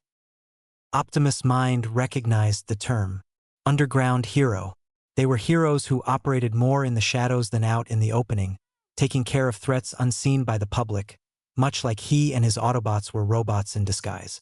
In his mind, those types were more in line with what a hero is. Someone who works not for recognition or glory, but simply because it's the right thing to do. And one of those heroes was his homeroom teacher with the power to erase quirks. He looked down at his hand. Optimus. Could he erase my transformations then? Despite everyone calling his abilities a quirk, he had his doubts. Since these abilities belonged to his original body, he doubted they could be classified as a mere quirk. But there was one way to find out. He put these thoughts out of his mind as he focused back in on Izuku and Aizawa's conversation. Aizawa, so you've done your homework. Good for you. From what I can tell, you can't control your quirk, can you? Do you intend to become incapacitated and have someone save you again? Izuku, no, that wasn't my RH. He was cut off when Aizawa's scarf wrapped itself around Izuku and pulled him closer. Aizawa, whatever your intention, I'm saying that's what those around you will be forced to do. In the past, there was an oppressively passionate hero who saved 1,000 lives by himself, becoming a legend. You have the same reckless valor, but with the way things are now, you'll be decked and become useless after saving one person. Midoriya, with your power, you can't become a hero. Izuku felt as if his world was shattered. He had no words. He thought after inheriting All Might's power, he could save people just like him. But Aizawa was right. If he couldn't control his quirk, the only thing he was going to be was a burden. Useless, just like he was for most of his life. Slice. Before he could dwell any further on his plight, the carbon fiber scarf holding Izuku was suddenly cut like butter by a glowing orange blade coming down between him and Aizawa, severing the two from each other. The entire class looked mortified at the action. As for Aizawa, you better have a good explanation for this, Prime. He asked in the coldest voice anyone had heard from him, sending a shiver down everyone's spines. As Optimus transformed his hand to normal, he stared back at his teacher, unflinching in the presence of his gaze or the sound of his voice. Optimus, I do, Mr. Aizawa. Aizawa, I can't imagine what excuse you could give that can save you from this. Attacking a teacher can lead to immediate expulsion. Not even Nizu could save you. Optimus, with all due respect, Mr. Aizawa, I did not attack you. Rather, I attacked the scarf that you used to bind Izuku. Aizawa, and why would you do that? Optimus, because you are wrong. Aizawa raised an eyebrow, daring. Aizawa, I'm wrong? Optimus, yes, you are. There is truth in what you say, though. If Izuku cannot master his power, he will end up only being a burden to others. Izuku looked down at that. Optimus, however, isn't that the purpose of UA? To teach us how to hone our powers and to use them safely. And besides, you forget that control over power isn't what makes someone a hero. Aizawa, and what does? Optimus, the will to act when someone is in danger, regardless of the consequences. Something I know without a doubt Izuku will do. Izuku looked up at Optimus in awe, surprised to see someone standing up so strongly for them. The class themselves also looked on in amazement to see someone standing up to their scary teacher. Katsuki just looked confused. wondering why someone would go so far to help that quirkless nerd. Aizawa, be that as it may, it still doesn't change the fact that the moment he uses his quirk, he's effectively useless after that. Those with one-shot quirks are the ones who die first. Optimus, you are correct, however. If you give Izuku a chance, then I promise he will surprise you. And if that is not enough, then I propose a wager. Shocked cries ran through everyone in Class 1A. Aizawa, you want to make a bet with me? Optimus, yes. If Izuku can produce a satisfactory result in this and the remaining tests, you will take back your statement and apologize. Aizawa, and if he doesn't? Optimus, then you may expel both him and me, regardless of my place in the tests, for my actions earlier. More gasps of shock went through the crowd. Even All Might was surprised. To see someone showing such faith in his successor and willing to risk his spot in the hero course because of his faith was heartwarming for the pro-hero to see. Izuku went pale. He couldn't accept this. He couldn't let Optimus sacrifice his place in the hero course. Not for him. Izuku, no. You can't do this, Opti. Aizawa, I accept. Again, the students froze. Their teacher so easily accepted the bet. Why? He then tossed the ball to Izuku. Aizawa, I was going to give him another chance anyway. Remember you're part of the wager. He then walked away. Izuku then turned to Optimus with a panicked expression. Izuku, why would you do that? You're willing to give up something you worked so hard on. For me, look, you have to change Mr. Aizawa's mind somehow. I can't do this. I'll only be ruining both of our... He was cut off when Optimus placed a comforting hand on his shoulder. Izuku stared into his blue eyes, seeing the confidence and compassion in them. A smile was on Optimus' face, one that a younger sibling would find in a big brother. Optimus, I believe in you, Izuku. That was all he said as he walked back to rejoin the class. One little sentence, only 5 words.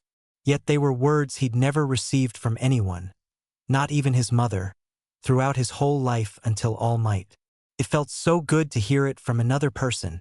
He was tempted to cry right then and there. As Optimus rejoined the others, he ignored the looks of disbelief and shock on his classmates as he focused on Izuku. Tenya, are you made Prime? Tenya shouted, chopping his arms furiously in the air. Tenya, not only did you attack a teacher at UA, but you had the gall to make an actual bet that risks your place here.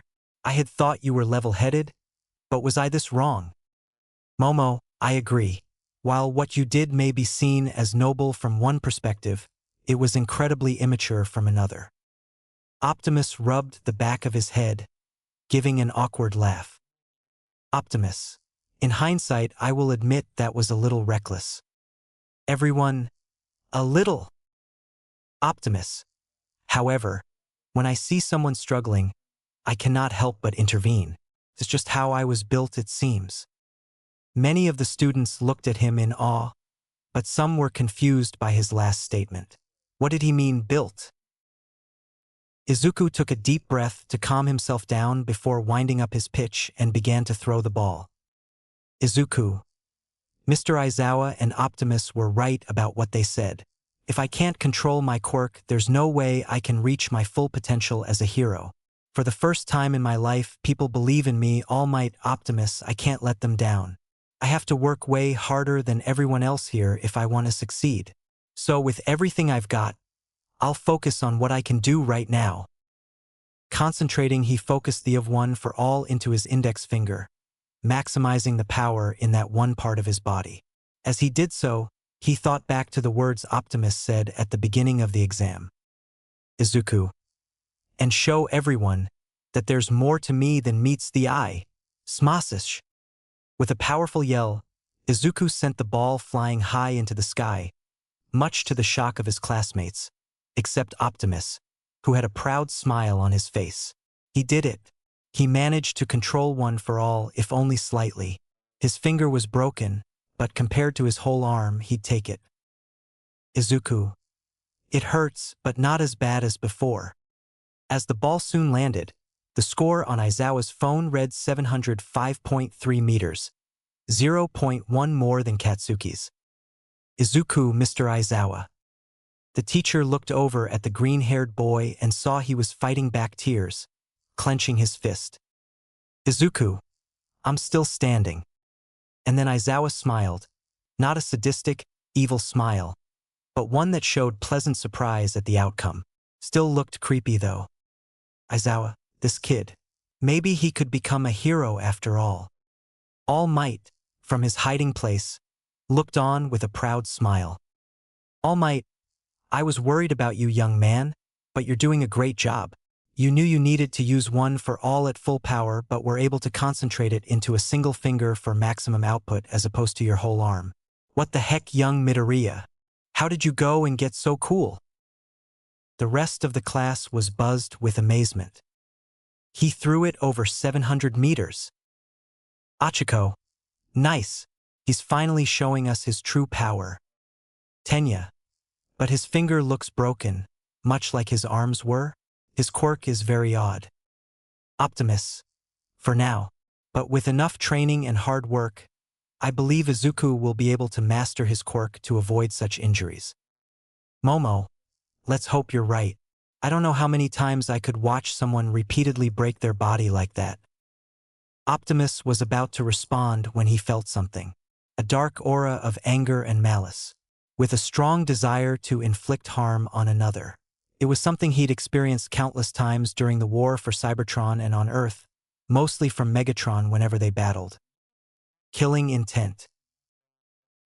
And it was coming from Katsuki, who was staring at Izuku with such a shocked expression it was as if his jaw would have fallen off. Katsuki, what the heck was that? If it was a quirk, he would have gotten it when we were kids. This is impossible. He's up to something. I'm getting to the bottom of this. Small explosions went off in his palms, something only Optimus noticed as his eyes widened. Optimus. Katsuki, don't. But the explosive teen ignored him as he charged at Izuku. Katsuki. Hey, Deku. Tell me how you did that or you're dead. Izuku screamed as Katsuki closed in on him. However, before he could reach Izuku, the blonde was pulled hard from the back of his collar and yanked down to the ground. As he tried to stand, a foot stomped on him to keep him down. Oh, he was going to murder this extra for thinking they could just stomp all over him with no consequences. Katsuki, get off my you. He shut up when he saw the high-tech blaster pointed directly at his face. Optimus looked down at him with a fierce glare, the same one he saw during that time during the sludge villain. The one that made him feel small and weak, made him want to obey. Soon though, whether it was bravery or stupidity, Katsuki spoke out. Katsuki, get off me if you want to live, Robo Boy. Optimus. Not until you calm down, Katsuki. Katsuki, don't tell me what to do. I'll blow you and your robot arms apart. Optimus. Then by all means, try me. Everyone looked in awe and some had a mix of fear. Optimus moved in the blink of an eye and pinned Katsuki to the ground and had him at gunpoint in less than 2 seconds. Even Aizawa was surprised by Optimus' reaction speed. He was even faster than him with his scarf. But what surprised him even more so than his reaction was the look in his eyes.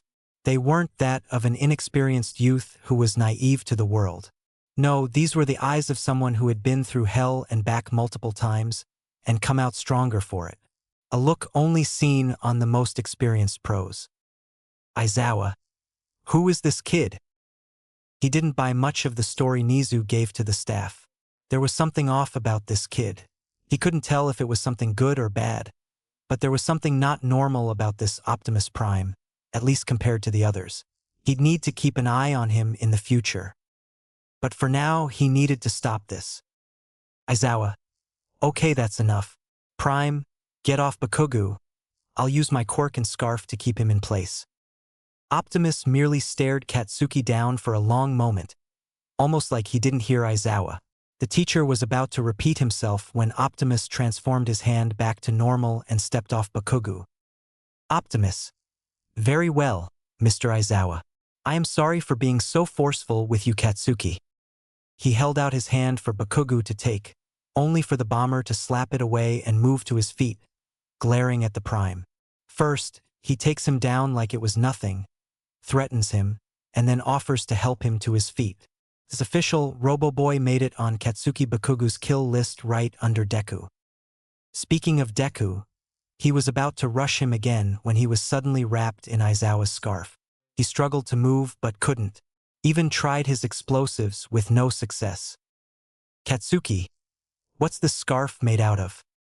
Aizawa, carbon fiber. Now will you calm down? My quirk gives me a serious dry eye. Everyone, that's what he's complaining about? Everyone thought with a sweat drop. Katsuki glared at the teacher. This was a first. A teacher had the galls to tell him what to do. Throughout elementary and middle school, no teacher would ever dare go against him, because they thought with his strong quirk, he could raise the prestige of their school once he got into UA and became a pro. He could do whatever he wanted within reason, including putting Deku in his place. He thought it would be the same here, but it seems he was wrong. Looks like he would need to find other ways to put Deku in his place later on. So for now, he stood down. Aizawa. Good. Now let's get on with the rest of the tests. As Izuku moved back to join the others, Optimus gave him a proud smile. Optimus. I knew you could do it, Izuku. Izuku, yeah. Thanks for believing in me, Optimus. Optimus. Always my friend. The 3 remaining tests include sit-ups, seated toe touch, and a long-distance run. Optimus outperformed everyone in all 3 of these tests. Despite being new to the human body, he worked hard to strengthen it over the past year. For the long-distance run, he transformed his legs and used his wheels to keep going. The only one who kept up with him was Momo, who somehow had a moped with her. Now that he thought about it, he didn't know her quirk. Now would be as good a time as any to ask. He pulled up beside her during the run and asked, Optimus, Momo, if I may ask, what was your quirk again? I don't believe you shared it with me. His sudden appearance caught her off guard, but she composed herself and answered his question. Momo, my quirk is called creation. Using the lipids in my body, I can create anything, as long as I know the molecular structure of it. I can't create anything living, though. Optimus' eyes widened in amazement. Momo recognized that look and internally sighed. Here it comes, the usual "you're a genius and you're so lucky" praise. Optimus. Amazing. You must have worked incredibly hard. Momo blinked. That was new. Momo, what? Optimus. To use your quirk, you must have needed to study long and hard to know how to create all the things you can. The moped, including the fuel and parts needed to power it, is the perfect example. The level of thinking and training one must go through to create something complicated like that in only a few seconds is remarkable. The amount of training and sacrifice you put into your quirk is admirable. Momo was shocked. No one besides her parents and servants has ever praised her for her hard work. Everyone she met just saw her as a natural-born genius who knew everything the day she was born. Someone who was born with a platinum spoon in her mouth. It bothered her greatly because they ignored all the hard work she put into learning how to use her quirk. But Optimus saw the hard work and effort she put into her quirk. Must have been able to see how many nights she spent up late studying. The sacrifices she made to learn how best to use it, including not being able to make any real friends.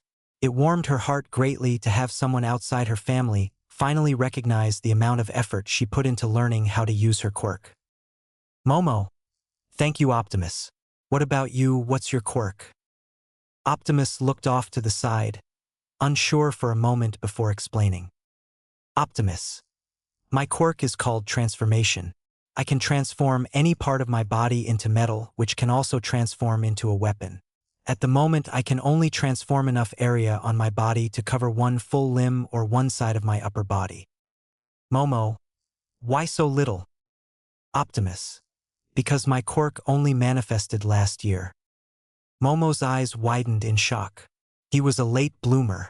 She's read of such cases where some people don't get a quirk until they are 10, but never has there been a documented case of someone gaining a quirk in their teens. And the way Optimus used his quirk, you would think he's been using it all his life. Momo, how are you so? Aizawa. Yaoyorozu. Prime. You're done. I know you two can continue, but if you do, we'll be here all day. Momo's question was cut off by her teacher's voice. She and Optimus looked behind them and saw most of their classmates had stopped, completely out of breath from the looks while they didn't look winded. She turned to Optimus, who shrugged before pulling to a stop and doing the same on her moped. Aizawa. All right, let's get this over here. Here are the scores. He pressed a button and the scores showed up as follows on a screen. 1. Optimus Prime. 2. Momo Yaoyorozu. 3. Shoto Todoroki. 4. Katsuki Bakugu. 5. Tenya Ida. 6. Fumikage Tokoyami. 7. Mizo Shoji. 8. Mashireo Ojiro. 9. Eijiro Kirishima. 10. Mina Ashido. 11. Achiko Uraraka. 12. Koji Koda. 13. Rikido Sato. 14. Tsuya Ajui. 15. Yuga Aoyama. 16. Hanta 17. Denki Kaminari. 18. Kyoka Jiro. 19. Toru Hagakure. 20. Minoru Mineta. 21. Izuku Midoriya. Optimus was at the top of the exam, much to the surprise of others, but it didn't matter much since with Izuku at the bottom, he would be expelled too. Izuku felt a pit in his stomach as a weight of guilt fell upon him. Optimus worked so hard and was so far the best in the class, and now because of him the Prime was going to leave. Aizawa. Oh, and by the way, I was lying about the expulsion. The entire class, except Optimus and Momo, froze. Aizawa put the results away and had a creepy smile on his face as he explained. Aizawa. It was a logical deception intended to push yourselves. Everyone. WHHHATTTTTT. Izuku was so shocked he turned ghostly pale as he felt his soul leave him. Achiko's mouth was so wide open bees could enter and set up a colony. Tenya's glasses cracked. Momo. Of course it was a lie. Momo then looked and saw all her classmates staring at her in shock. She then looked embarrassed. Momo. Should I have said something? Everyone. Yes. Optimus, however, wasn't so sure. There may have been a lie, but not about the expulsion. The man was dead serious in his statement on expelling anyone who failed to show potential. Either Aizawa changed his mind, or in his mind, everyone had the potential to become a hero. Aizawa. Now that that's all over with, head back to the class to pick up your syllables and head home for the day. Midoriya, have Recovery Girl check out that finger. Prime, you stay for a moment. Everyone followed their teacher's directions and returned to class while Izuku went to the nurse's office. Only Optimus remained in the field with Aizawa. Optimus. Was there something you needed from me, Mr. Aizawa? Aizawa. I'm going to be blunt with you. Part of me wants to expel you while the other wants to give you a pat on the back. And for the same reason. Optimus. And that would be? Aizawa. Standing up to me. I'll admit all of my students and most pro-heroes didn't have the guts to do what you did. Attacking my scarf and telling me I was wrong straight to my face, without looking away. I admire that about you. You're not afraid to stand up for what you believe is right, something that is crucial in becoming a hero. On the other hand, you directly challenged my authority and had the guts to make a bet with me, something I won't tolerate. You're lucky that Sword Strike was aimed at my scarf and not me, otherwise you would have been expelled no matter what Nizu could do. Since I can't decide, I'll leave you with a warning. Don't do that again. Optimus. As long as you or anyone else doesn't give me a reason to, I will not. Aizawa raised an eyebrow. He just said no promises politely. Bold words. He was starting to see why Nizu liked this kid so much. Aizawa. Well, I suppose that's the best I can ask for now. You're free to go. Optimus nodded and made his way back to the classroom, but then he stopped. Optimus, I am glad we met your expectations, Mr. Aizawa. Aizawa looked at the Prime. Optimus, you were lying about there being no expulsion. If we didn't show any potential, you would have expelled all of us, regardless of whatever we placed on the test. Am I correct? Aizawa's eyes widened as Optimus walked away. When he was gone, Aizawa let another creepy smirk grow on his face. Aizawa, kid's smart and perceptive. In all his years of teaching, no one has ever managed to figure out the true meaning of his test so quickly. He was looking forward to more of what Optimus Prime would show him. By the time Optimus got to the locker room, all the other boys had changed and left, which was a small mercy for the Prime. He soon changed back into his uniform, able to tie the necktie thanks to Momo, and went to the classroom to grab the syllabus. He would give it a closer look once he returned to the dorms. As he exited the main building, he spotted Izuku and walked over to check on him. Optimus. Izuku? The green-haired boy jumped when someone spoke to him. He turned and relaxed as he saw it was Optimus. Izuku. Oh, hey Optimus. Optimus. How is your finger?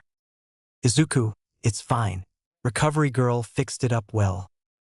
Optimus. I am glad. As always, she does remarkable work. Izuku. Huh?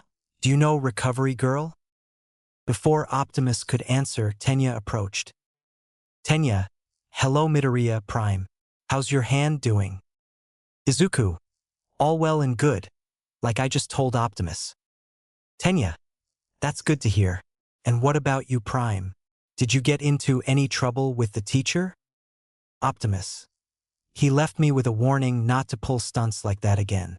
And please Tenya, no need to be so formal with me. Simply call me Optimus. Tenya, apologies. It's just ingrained in me to act formally around everyone. But I shall strive to do better Prime. Optimus. You still did it. Tenya. Still, even so, you should refrain from pulling such stunts like that. It wouldn't do you any good to be expelled. Optimus. I understand. Doesn't mean I'll follow along through. As the three began walking to the front gate, Tenya gave his thoughts on the day. Tenya. I was a bit concerned by how Mr. Aizawa conducts his class, but I trust the school's judgment. UA is the top program. Even so, lying is downright immoral. As Tenya gave his review of the day, Optimus couldn't help but have a nostalgic smile on his face. Now that he thought about it, the way Tenya acted reminded him much of Ultra Magnus. They both had such a serious outlook on all they did, but it came from a place of love and respect. Though at times that serious, by-the-book attitude clashed with those who did not conform to normal military standards. Magnus' conflict with the Wrecker Wheeljack is the perfect example. He only hoped Tenya's attitude wouldn't cause the same problems with other classmates. Achiko. Hey, are you guys going to the station? The three boys turned back to see Achiko Uraraka run towards them with a big smile. Achiko. Wait up, I'll join you. Tenya. You're the Infinity Girl? Achiko. I'm Achiko Uraraka. Nice to meet you. Your name was Tenya Ida, yours is Optimus Prime, a weird name, and yours is Deku Midoriya. Izuku seemed to flinch as she said Deku. Izuku. What makes you think that? Achiko. Isn't that what that angry blonde kid, Bakugu, called you during the fitness test? A memory bubble then appeared with Katsuki calling Izuku Deku, with explosions going off in the background. Optimus. Achiko. I believe that was meant to be an insult rather than a use of his actual name. Izuku. Yeah, my name is actually Izuku. Kaken only calls me that to make fun of me. Tenya. That's unsportsmanlike. Achiko. Oh, I'm sorry, I didn't realize that. I'm sorry. But you know what? It could make a great hero name. Plus, I think it sounds kinda cute. Immediate.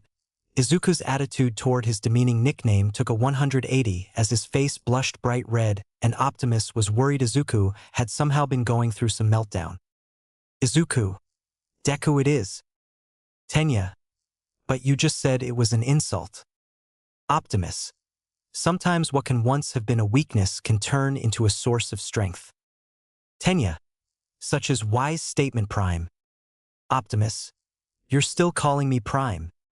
Eventually, the four arrived at the gate and Optimus moved to leave for the dorms. Optimus, I will see you all tomorrow. Achiko, wait a minute. Optimus turned to look at the three. Optimus, is something the matter? Achiko, why are you going back to school? Did you forget something? Optimus, no. The dorms are located just west of the main building, still on campus. The three looked surprised. Achiko, UA has dorms? Since when? Tenya, it's the first I've heard of this. It must be something new they're implementing. Izuku, why are you going to the dorms? Optimus, I live there. The three were once again shocked. Izuku, you live in the dorms. Why? Tenya, surely you must have some living conditions before attending UA that it doesn't force you to live in the dorms. I know you are a foreigner, but you must have some place to be staying that's close by. Achiko, yeah. Doesn't your family have a place they paid for you? Optimus, I have no family. He said it like it was nothing, but the revelation caused the trio to look shocked, before casting their heads down in shame. Tenya suddenly bowed and loudly proclaimed, Tenya, we're sorry for our insensitivity in asking our questions. We should have known something was amiss when you mentioned living in the dorms. We shouldn't have asked. Please forgive us. Achiko, yeah, we're so sorry. We didn't mean to make you upset. Optimus, why would I be upset? The three looked back up at him and saw that he was fine, with no traces of sadness in expression. If anything, he seemed surprised at their sudden apology. Izuku, why you just said you didn't have any family? Optimus, I did. So? Izuku, and that doesn't bother you? Optimus took a moment to think. Was he bothered that he didn't have a family? In all honesty, he wasn't.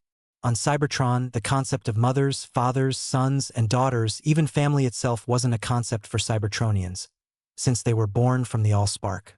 Sure, some Cybertronians were twins like Dreadwing and Skyquake, but Optimus didn't have that. He had someone he considered his brother, Megatron, before they became enemies. But he never had a true family in the human sense. Guess for humans that would seem strange. Optimus, not really. From the day I was born, I had no family. But that doesn't mean I was alone. I had friends, a mentor, and people who looked out for me, and I looked out for them. There was even a time I found someone I considered a brother in all but blood. And that was enough for me. I know it may seem strange to others, but for me, that never really bothered me. The three looked at him in concern mainly because they had such a close relationship with their family. Izuku with his mother, Tenya with his older brother, and Achiko with her parents. So to hear someone admit they didn't have something they treasured and say he was fine made them feel like it was maybe wrong. They were silent for a long moment before Izuku stepped forward, a look of determination on his face. Izuku, if you ever need someone, you can count on me. Optimus was surprised by Izuku's sudden declaration. Achiko, yeah, me too. We'll be here to cheer you on and help you out in place of your family. She declared, pumping her fist in the air. Tenya, if you ever need someone to talk to Prime, you can come to us, or anyone in Class 1A. We'll help you however we see fit. Optimus wanted to assure them he was fine but stopped himself. He could feel the kindness in their words, so much so he couldn't deny them. He also began to feel something warm and gooey inside him. It was unlike anything he had felt before. Was this another side effect of becoming human? So, unable to turn down their offers for help, he simply smiled. Optimus, thank you, my friends. The three had the biggest smiles on their faces. They soon waved Optimus goodbye as they headed home. Optimus did the same. That night in the dorms, Optimus couldn't help but think about his new classmates. A lot of them reminded him of his old friends, some even reminded him of old enemies, but in more of a positive light. He couldn't help but smile in nostalgia. Maybe it wouldn't be so unlike home after all. Drifting off to sleep, one person in particular stood out in his mind. The reason for this was because this person reminded him so much of her. Optimus, Alita. Chapter 5 Battle Trials. Chapter Text. School began in earnest the next day.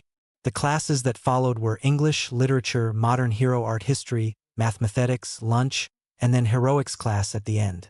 However, for some reason, the teacher on the last one was blank. Present Mike, the hero who led the entrance exam, taught English. He was incredibly enthusiastic the whole class. Too bad the students didn't match his enthusiasm. Optimus did well in the class, given that English was the first language he spoke when he came to Earth. Momo was just as good as him. Cementos, a hero that looked like a walking block of cement with a man bun, taught modern literature, a subject Optimus struggled greatly with. While he was a former librarian, he was more familiar with Cybertron's texts than he was with Earth's, even less an alternate reality of Earth. Thankfully, Momo helped him a lot. Modern Hero Art History was taught by the R-rated hero known as Midnight. She taught a good lesson, but she struck these strange and random poses as if to show off. Optimus was greatly confused by these actions and even found them detrimental to the lesson since two of his classmates, a blonde with a light streak in his hair and a purple-haired midget, seemed to pay less attention to the lesson and more to the teacher herself. Optimus was greatly confused by these actions and even found them detrimental to the lesson since two of his classmates, a blonde with a light streak in his hair and a purple-haired midget, seemed to pay less attention to the lesson and more the mathematics was taught by ectoplasm. Given his people's advanced society, simple problems like calculus, trig, quadratic equations, and geometry were easy for him, even if he wasn't as well-versed in math as his friend Perceptor. Given his people's advanced society, simple problems like calculus, trig, quadratic equations, and geometry were easy for him, even if he wasn't as well-versed in math as his friend Perceptor.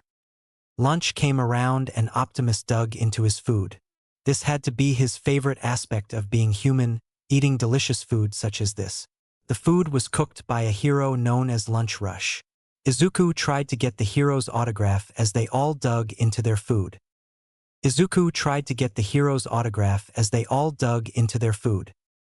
And finally, it was time for the heroics class. Optimus was curious as to who the teacher could be since they left it blank.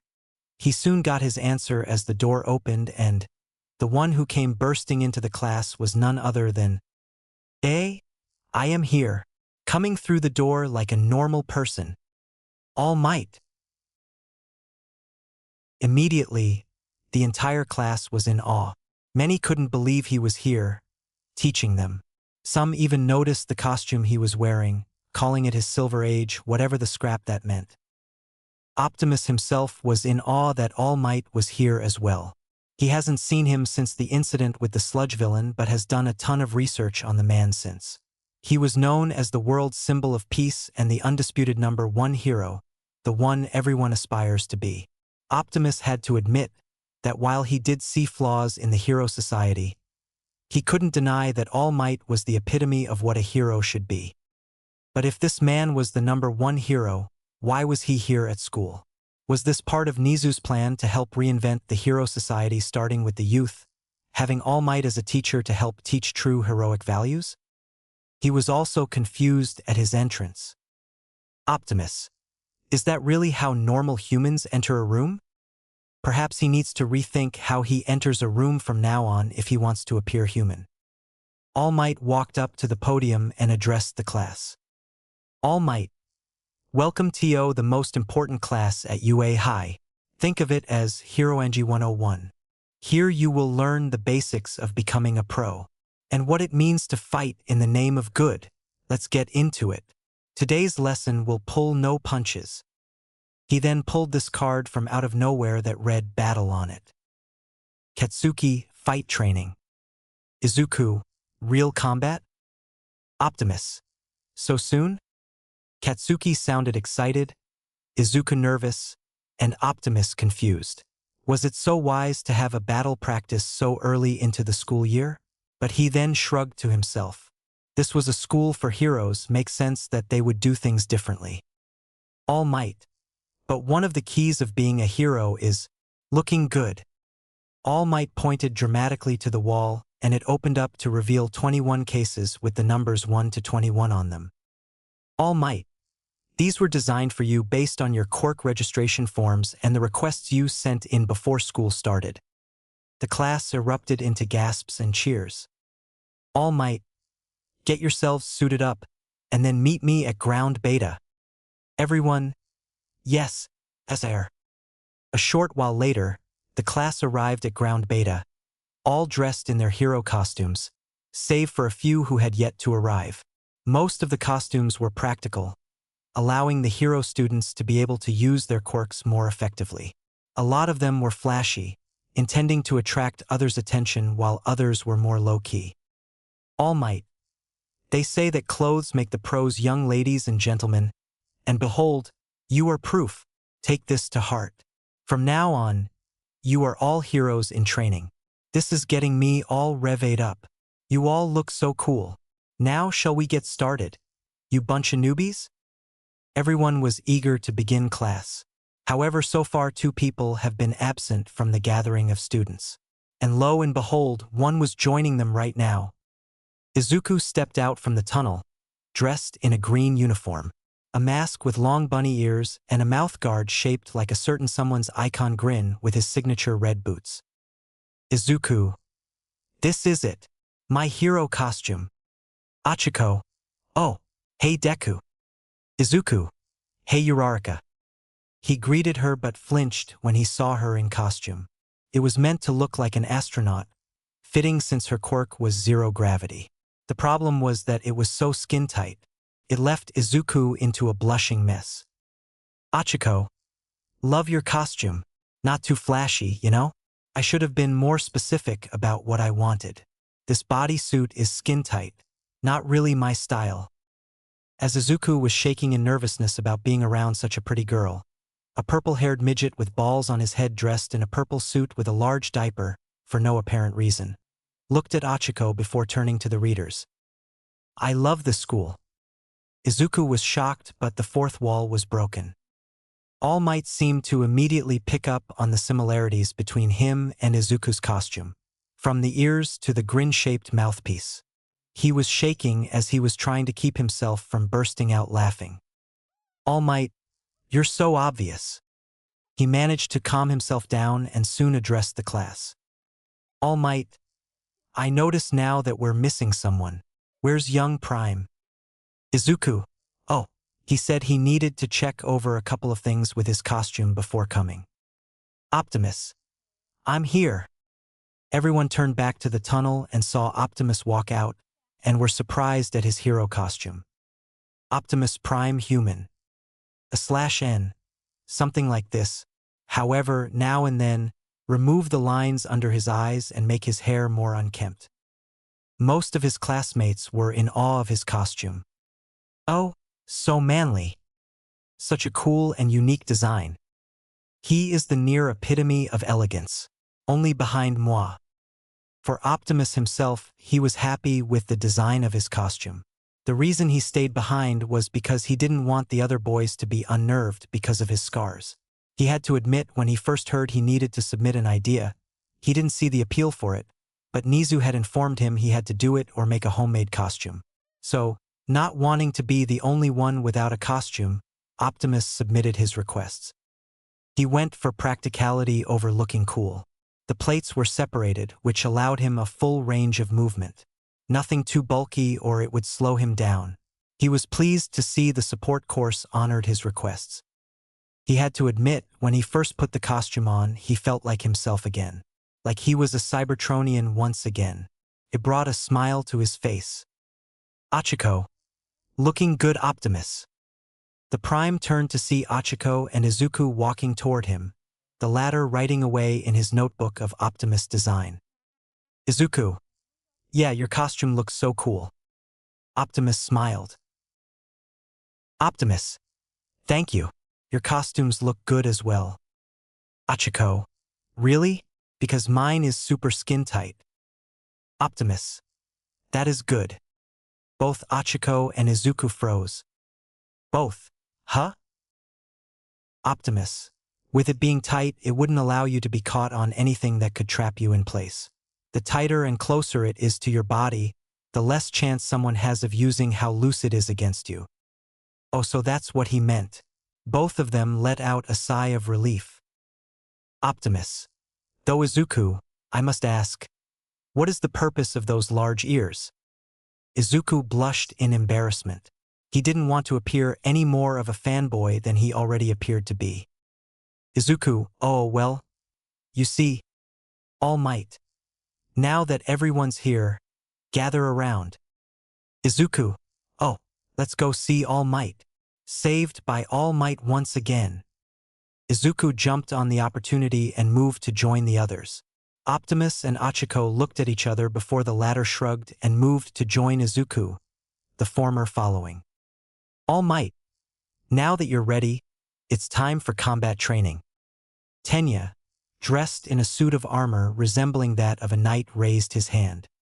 Tenya, sir, this is the fake city from our entrance exam. Does that mean we'll be conducting urban battles again? All Might, not quite. I'm going to be moving you 2 steps ahead. Most of the villain fights you see on the news take place outside. However, statically speaking, run-ins with the most dastardly evildoers take place indoors. Think about it.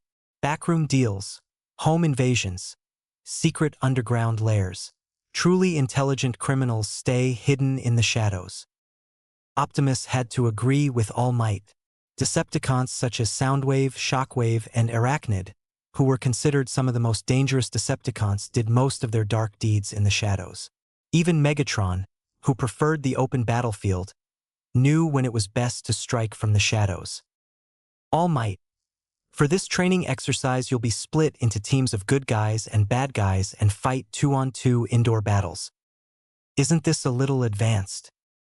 Asked a frog-like girl, tilting her head to the side in worry. This was Tsuyu Azui, and her quirk was frog, explaining the frog-like qualities.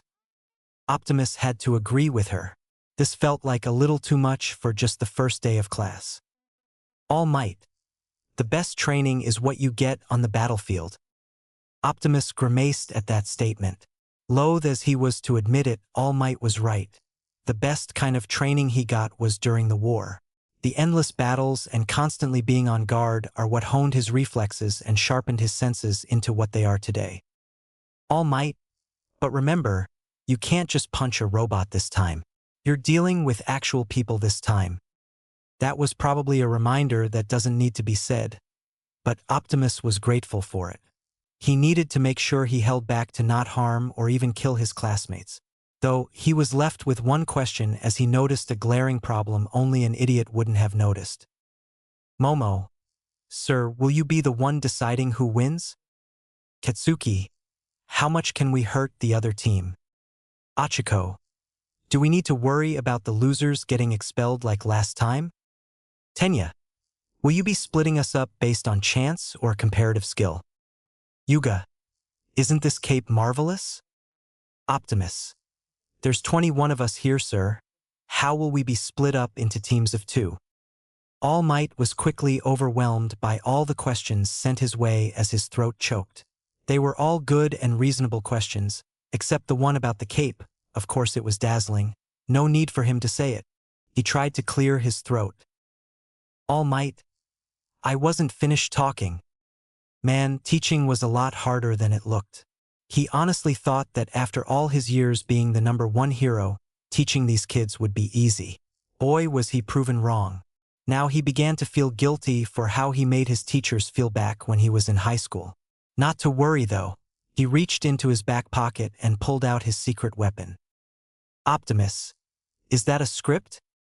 Optimus was dumbfounded. While he found it acceptable for teachers to use notes to help, for All Might to have to rely on a script to teach was beyond careless on the #1 hero's part. He should have prepared better for this class. All Might then explained the training exercise. 2 villains had a nuclear bomb and hidden it in the building.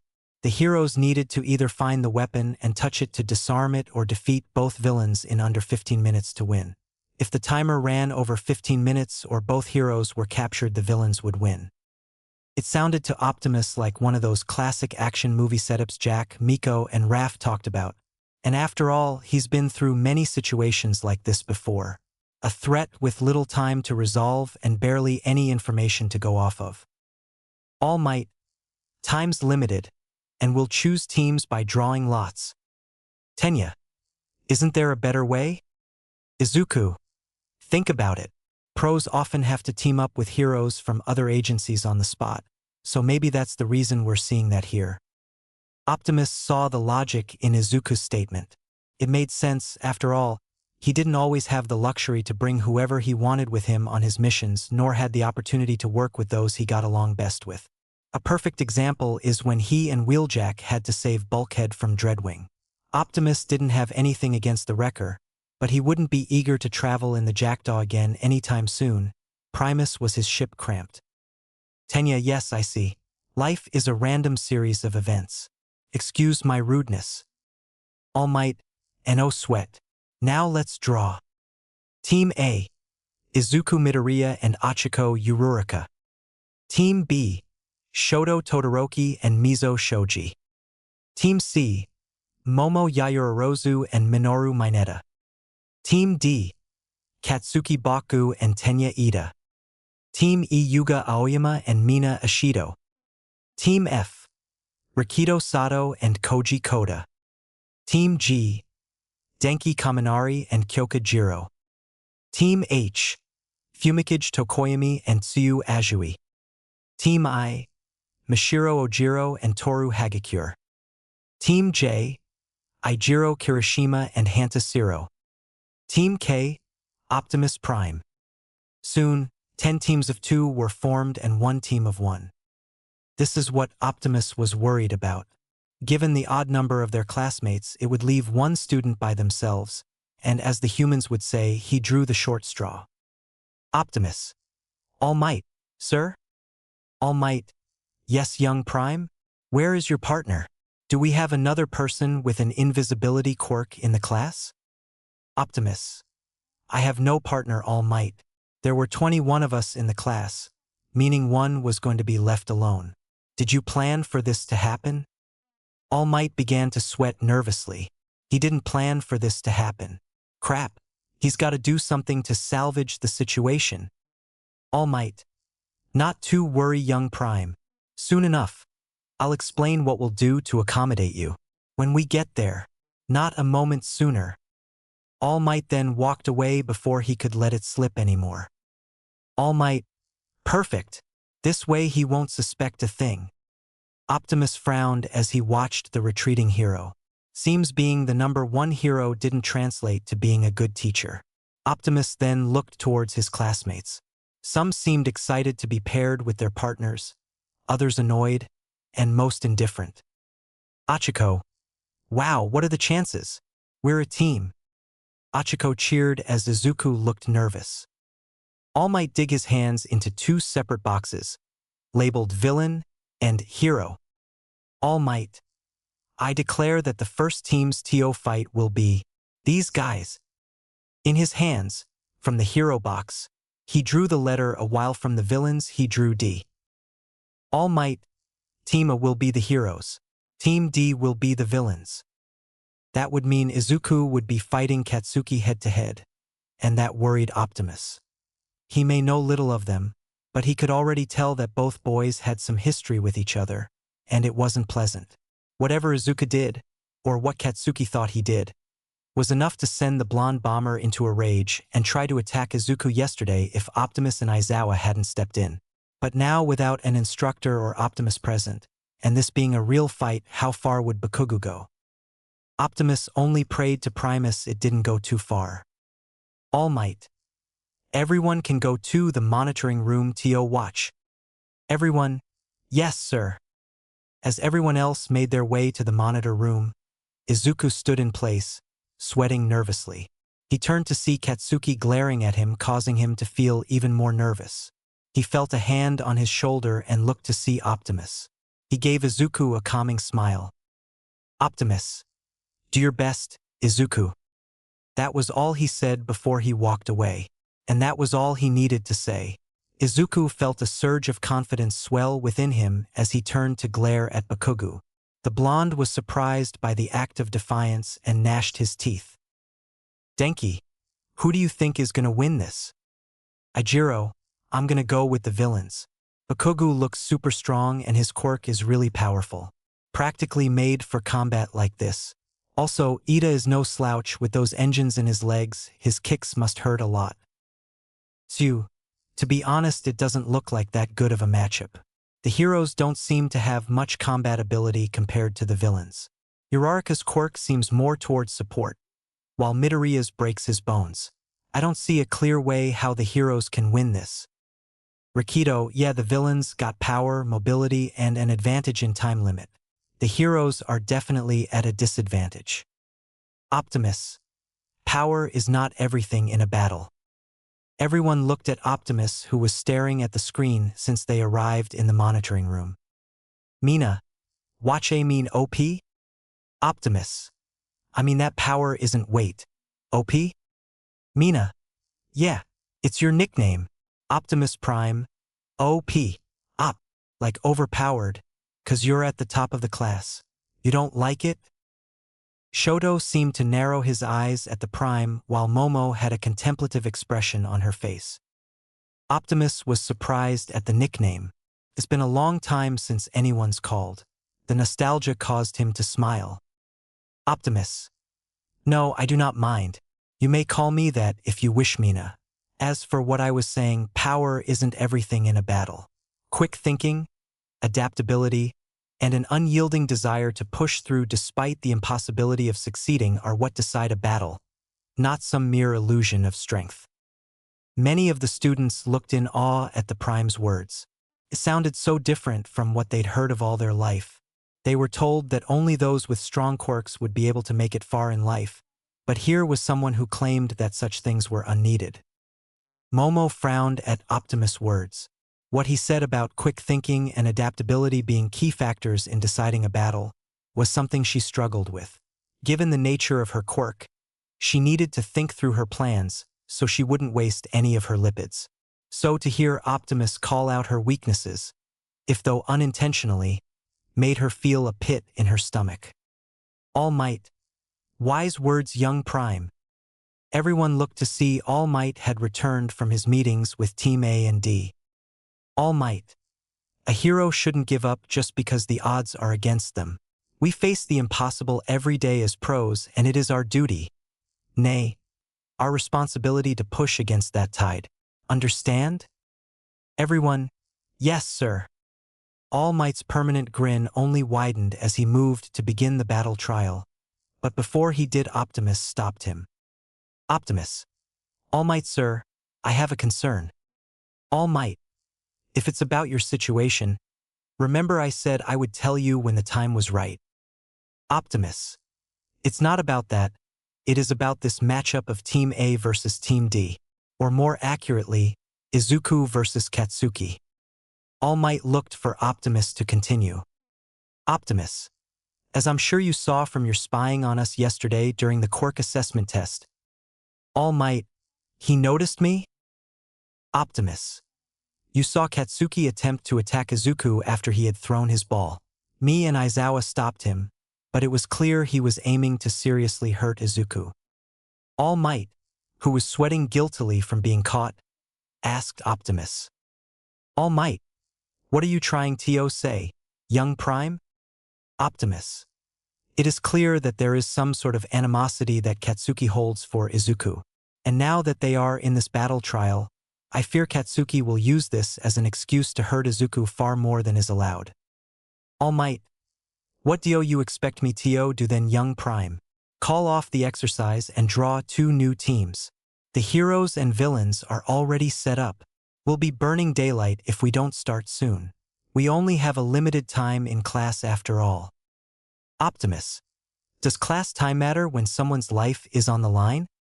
That question caused All Might to freeze. To be honest, he agreed with Optimus. He was also worried about young Midoriya and young Bakugo fighting each other. He knew from Izuku that they had some sort of history, but he never went beyond saying they used to be childhood friends. He guessed they may have had some sort of fallout, but how bad was it for Katsuki to attack him? He also thought about redrawing when he drew the teams. But he just couldn't do it. The class wasn't the only thing on a time limit. He was 2. He only had a little less than 3 hours in his muscle form, and it wouldn't be good to transform into a walking skeleton in the middle of class. Plus, if he drew again just to keep young Midoriya safe from Bakugo, it would be seen as favoritism, and as a teacher he couldn't play favorites, at least so blatantly out in the open. Even though young Midoriya was his successor. Finally, he knew Izuku needed to do this. He needed to face what was once his childhood bully. It was an important step into becoming the hero All Might knew he could become. He needed to conquer his demons. All Might, I understand your concern, young Prime. It warms my heart to see such compassion for your classmate. It did. All Might was glad Izuku was able to find a friend in the likes of Optimus. Someone who was strong and was not afraid to stand up for him. All Might. But being a hero is about facing adversity, not running away from it. Sooner or later, young Midoriya and young Bakugo will come to blows. Since that is inevitable, wouldn't it be best to do it in a classroom setting where we can stop it before it gets out of hand? Optimus had to admit that All Might has a point. If things got out of control, at least All Might was nearby to stop it. Plus, maybe a newfound respect could grow between them if Izuku emerges victorious. But that didn't stop Optimus from worrying. Optimus. Very well. I'll trust your judgment, sir. All Might's smile widened. All Might, thank you, young Prime. Now let's begin the exercise. As the battle trial began, Optimus couldn't help but think. Optimus, I have a bad feeling about this. As it turns out, that bad feeling was correct. The battle trials had been brutal and devastating. From the beginning, Katsuki had gunned straight for Izuku, blowing through walls to get to him. While the Greenette had managed to get the upper hand on the blonde due to his knowledge of Katsuki's fighting style, the bomber soon turned the tables and began brutalizing the teen. While the others thought he was just playing his role as a villain well, Optimus could tell the hate and killing intent towards Izuku was genuine. He almost killed him with a massive explosion from his gauntlets that nearly destroyed the building. At that point, Optimus thought All Might would step in, but to his surprise and disappointment, All Might only left Katsuki with a warning. The Prime couldn't believe it. All Might said he would step in if things got too far, which they have, but he's doing nothing. All Might argued that despite the explosion, Katsuki moved his arm to make sure he wouldn't kill Izuku. That may have been true, but his actions could have caused the building to collapse, killing all 4 of them. The battle soon reached its end when Izuku used his quirk and sent a massive blast of air upwards toward the room where the bomb was. Achiko capitalized on this moment as she used her quirk to send a meteor shower of debris toward Tenya, who was guarding the bomb. She used that distraction to grab the weapon, winning the match for the heroes. Denki. What a weird way for this to end. The losers are practically untouched and the winners are both on the ground. Tokoyami. How does the old saying go?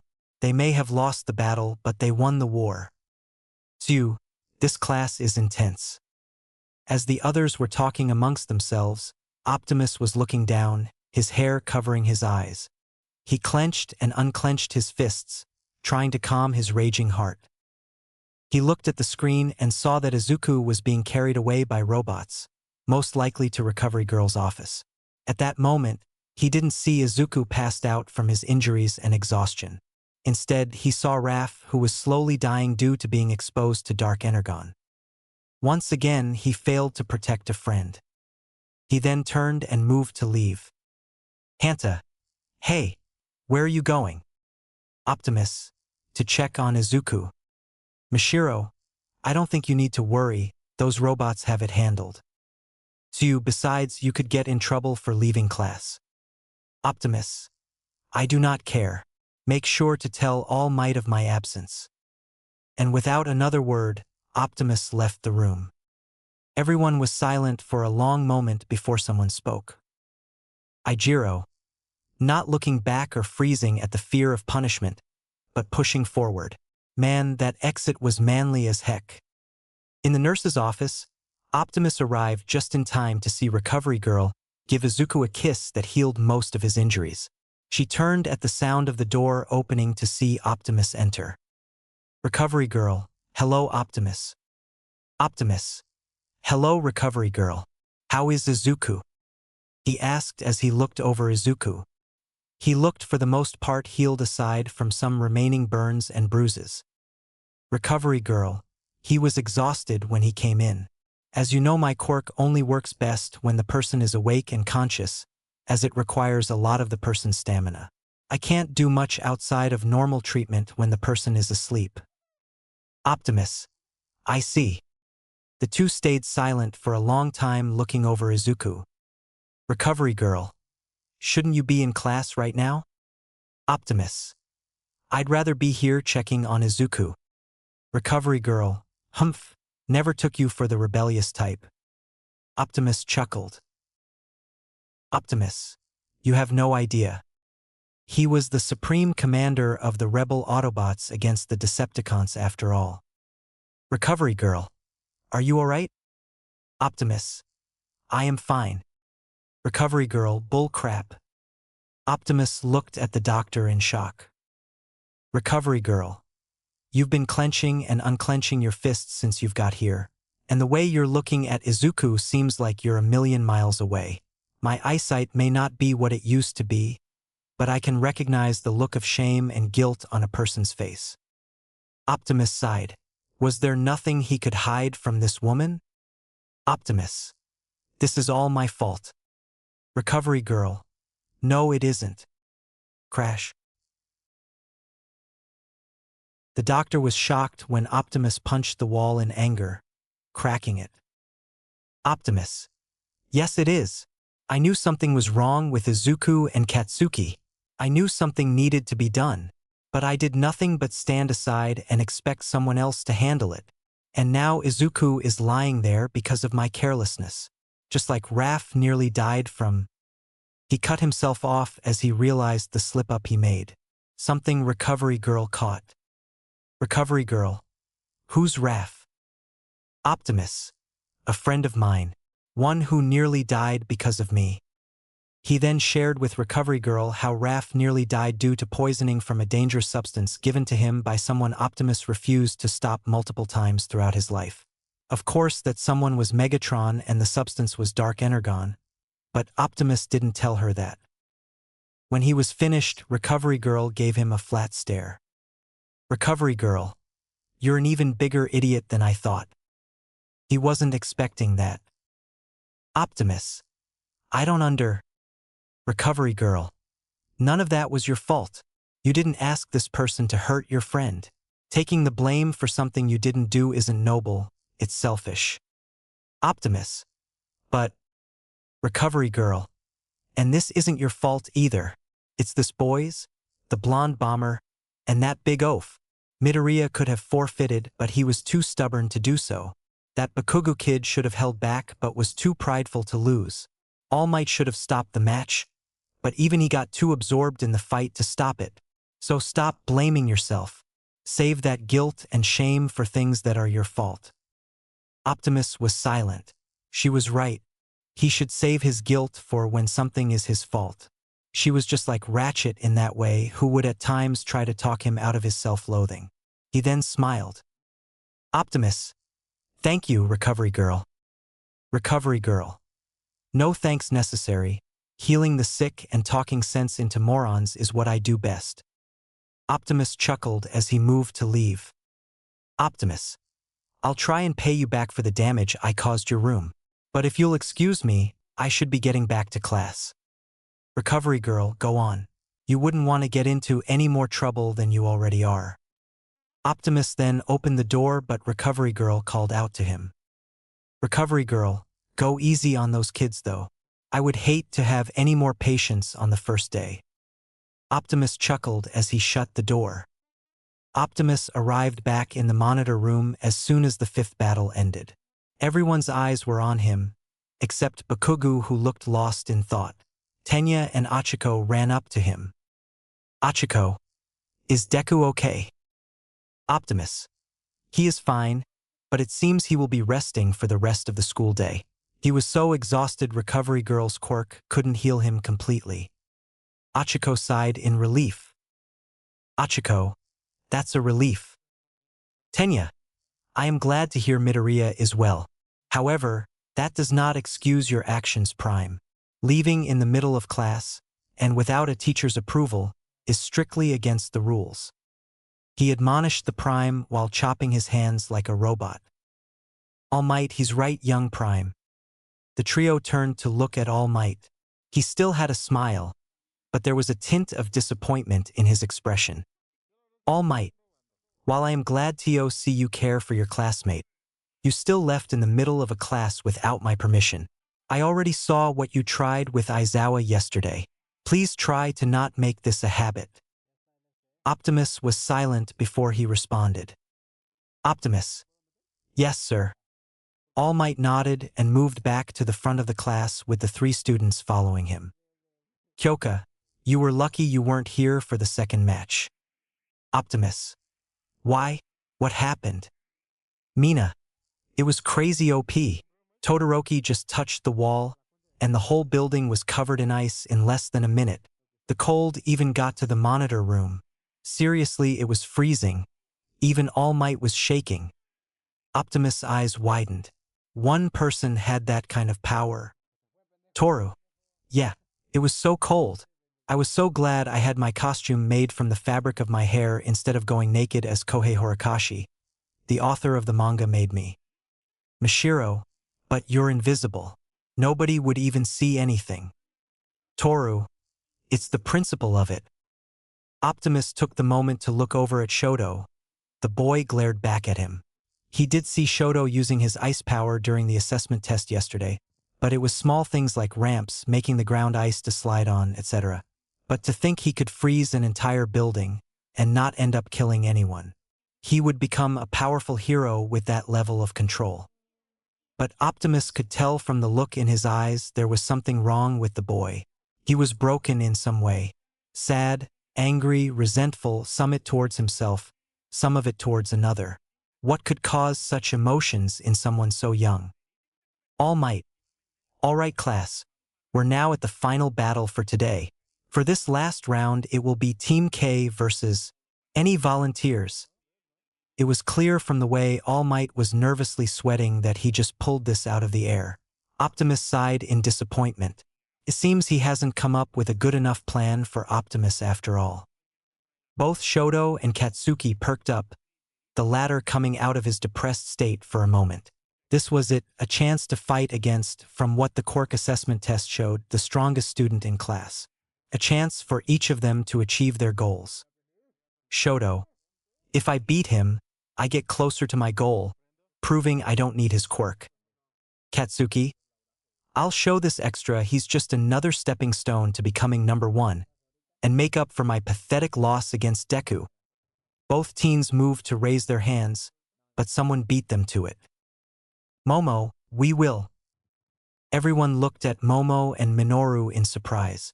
The two had managed to win their battle against Team G with ease. Minoru seemed shocked at his partner for volunteering them, but before he could voice anything against it, All Might spoke. All Might. Perfect. Team K will be the hero, and Team C will be the villains. Then move along to the designated. Chop newbies. Optimus and Team C complied as they moved to exit the room. Minoru, so back here again. Minoru commented as he looked at the fake bomb, knocking on it. Off to the side, Momo was in deep thought. After a moment of silence, Minoru spoke. Minoru. So anyway, not that I don't mind the chance to be alone with such a hot girl, but why did you volunteer us for this fight? Momo didn't answer him. Minoru growled. He hated it when a beautiful girl ignored him, which was all the time. Minoru, hey!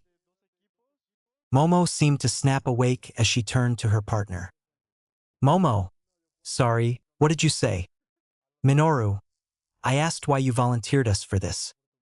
Momo, oh well. Minoru, I mean, if you wanted an easy win then I can understand.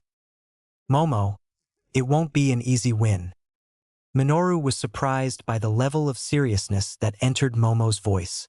Her eyes were hardened and her face determined. Minoru, what do you mean? I mean, sure the guy is the strongest in class, but after the show Todoroki did, I'm sure that belief's been shattered. And there's two of us and one of him. Besides, we have the better quirks. My balls can be super sticky to whatever they touch, and you can create anything with that rockin' body of yours. All he can do is transform parts of his body into a robot. We got this in the bag, babe. Momo sent a glare that made the purple pervert stand upright before sighing. She just had to be paired with the pervert. Not that she wasn't used to it, many young men lusted after her. But none were like Minoru Mineta. If she didn't need him for the exercise, she might as well have tied him to a real nuclear bomb.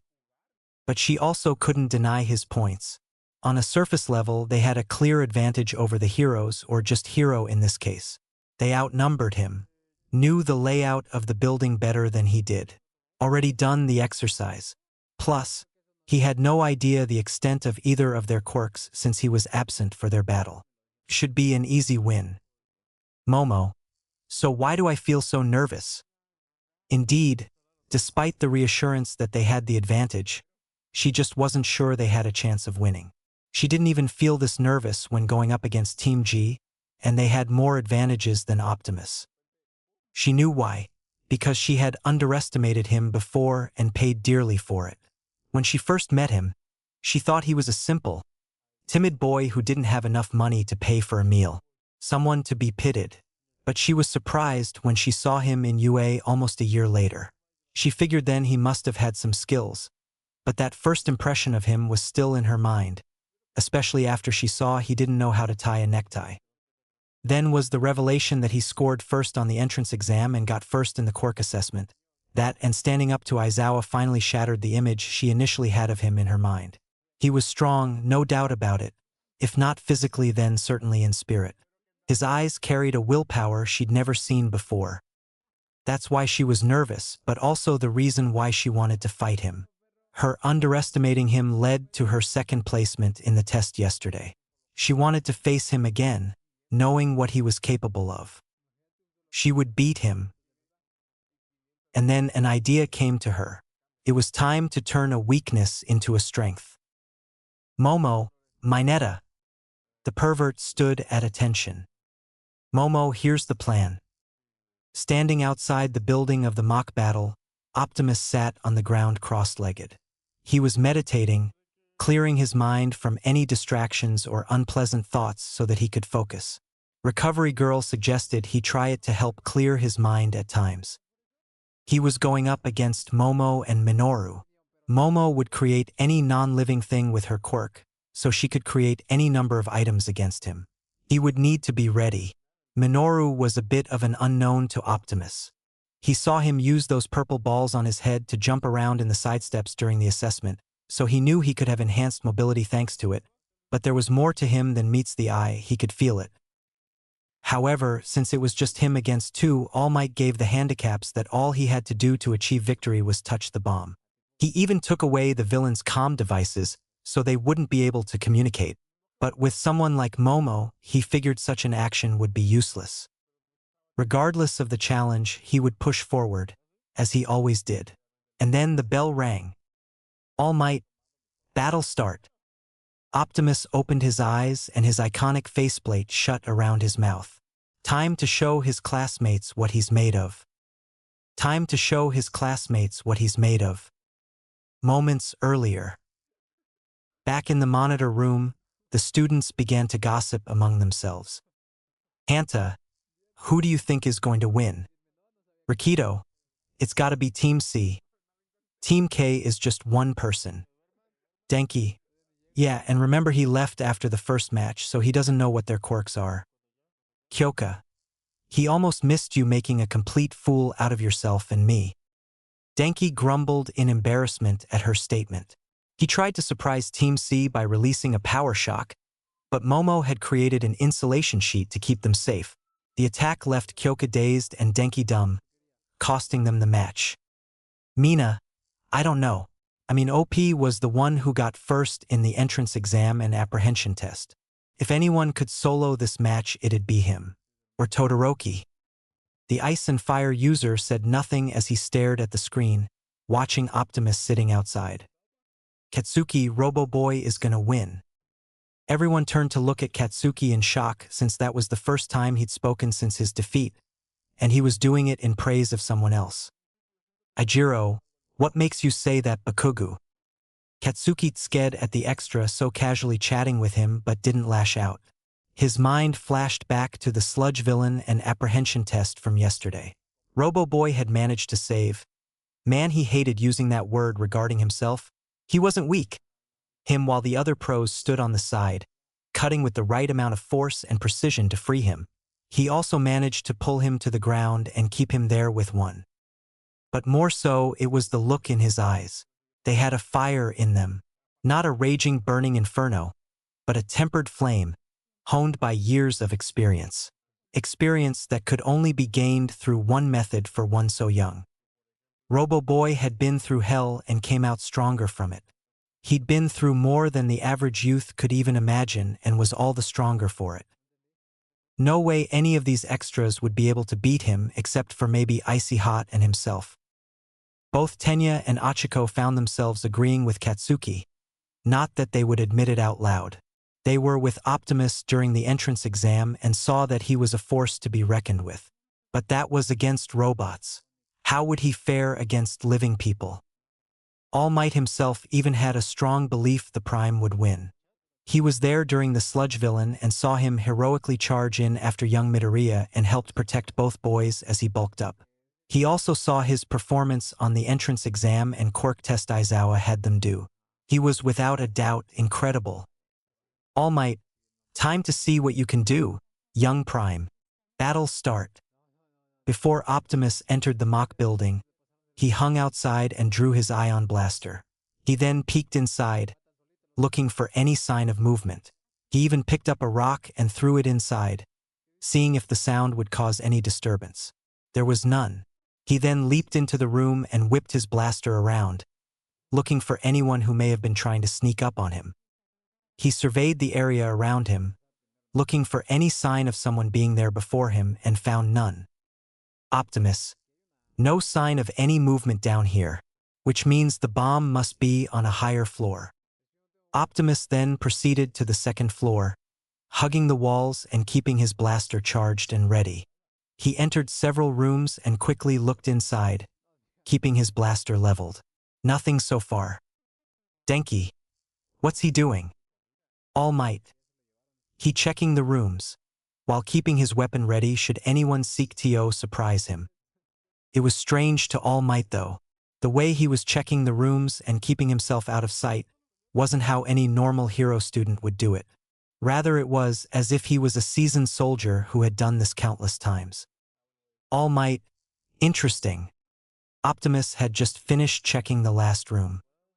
Optimus. Not down here either. Higher then. He moved to the stairs, keeping his blaster up and his body calm, which was a lot harder than it seemed. This silence, this tense feeling in the air, reminded him much of the battles on Cybertron, one such instance being when he and his fellow had to sneak through the Kaon prison complex to rescue Zeta Prime. He shook his head, trying to clear the memory from his mind. Guess his meditation didn't help much after all. Seems he'll need to work on it more.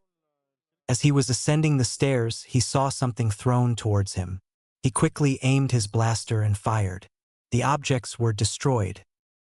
Minoru, ah man, I was sure I had you. Optimus pointed his blaster at the source of the voice. Minru flinched as the blaster was pointed in his direction but soon gulped and began to assume his villain persona. Minoru, welcome to my lair, hero. You were foolish to come here alone. You stand no chance of stopping the villainous grapefruit and his harem of femme fatales.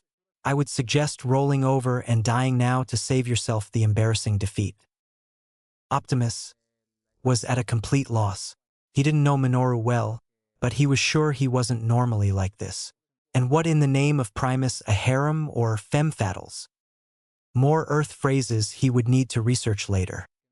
He then recalled that All Might said that to win this exercise, the students needed to immerse themselves in the role of both heroes and villains. It seems Minoru was doing exactly that. Then Optimus should do the same. But he was going to do it his way. He then put away his blaster. Optimus. Must we do battle grapefruit? Minoru, huh? Minoru certainly wasn't expecting that sort of question. Why didn't he want to fight? Was he a coward? Optimus. I do not know what it was that led you down this path of villainy, but I do know that every being possesses the capacity for change. And I believe that you can too. I know you must have suffered much in your life, but there must be better ways than by endangering innocent people. Please stand down, tell me where the bomb along with your partner is, and let us find a way to move forward. Together. Ijiro. Why is he just standing there? Mina. Yeah, come on OP. Flatten that little pervert. Tsu. Why did he put away his weapon? That doesn't seem smart. Toru. Looks like they're talking. What are they saying? What are they saying?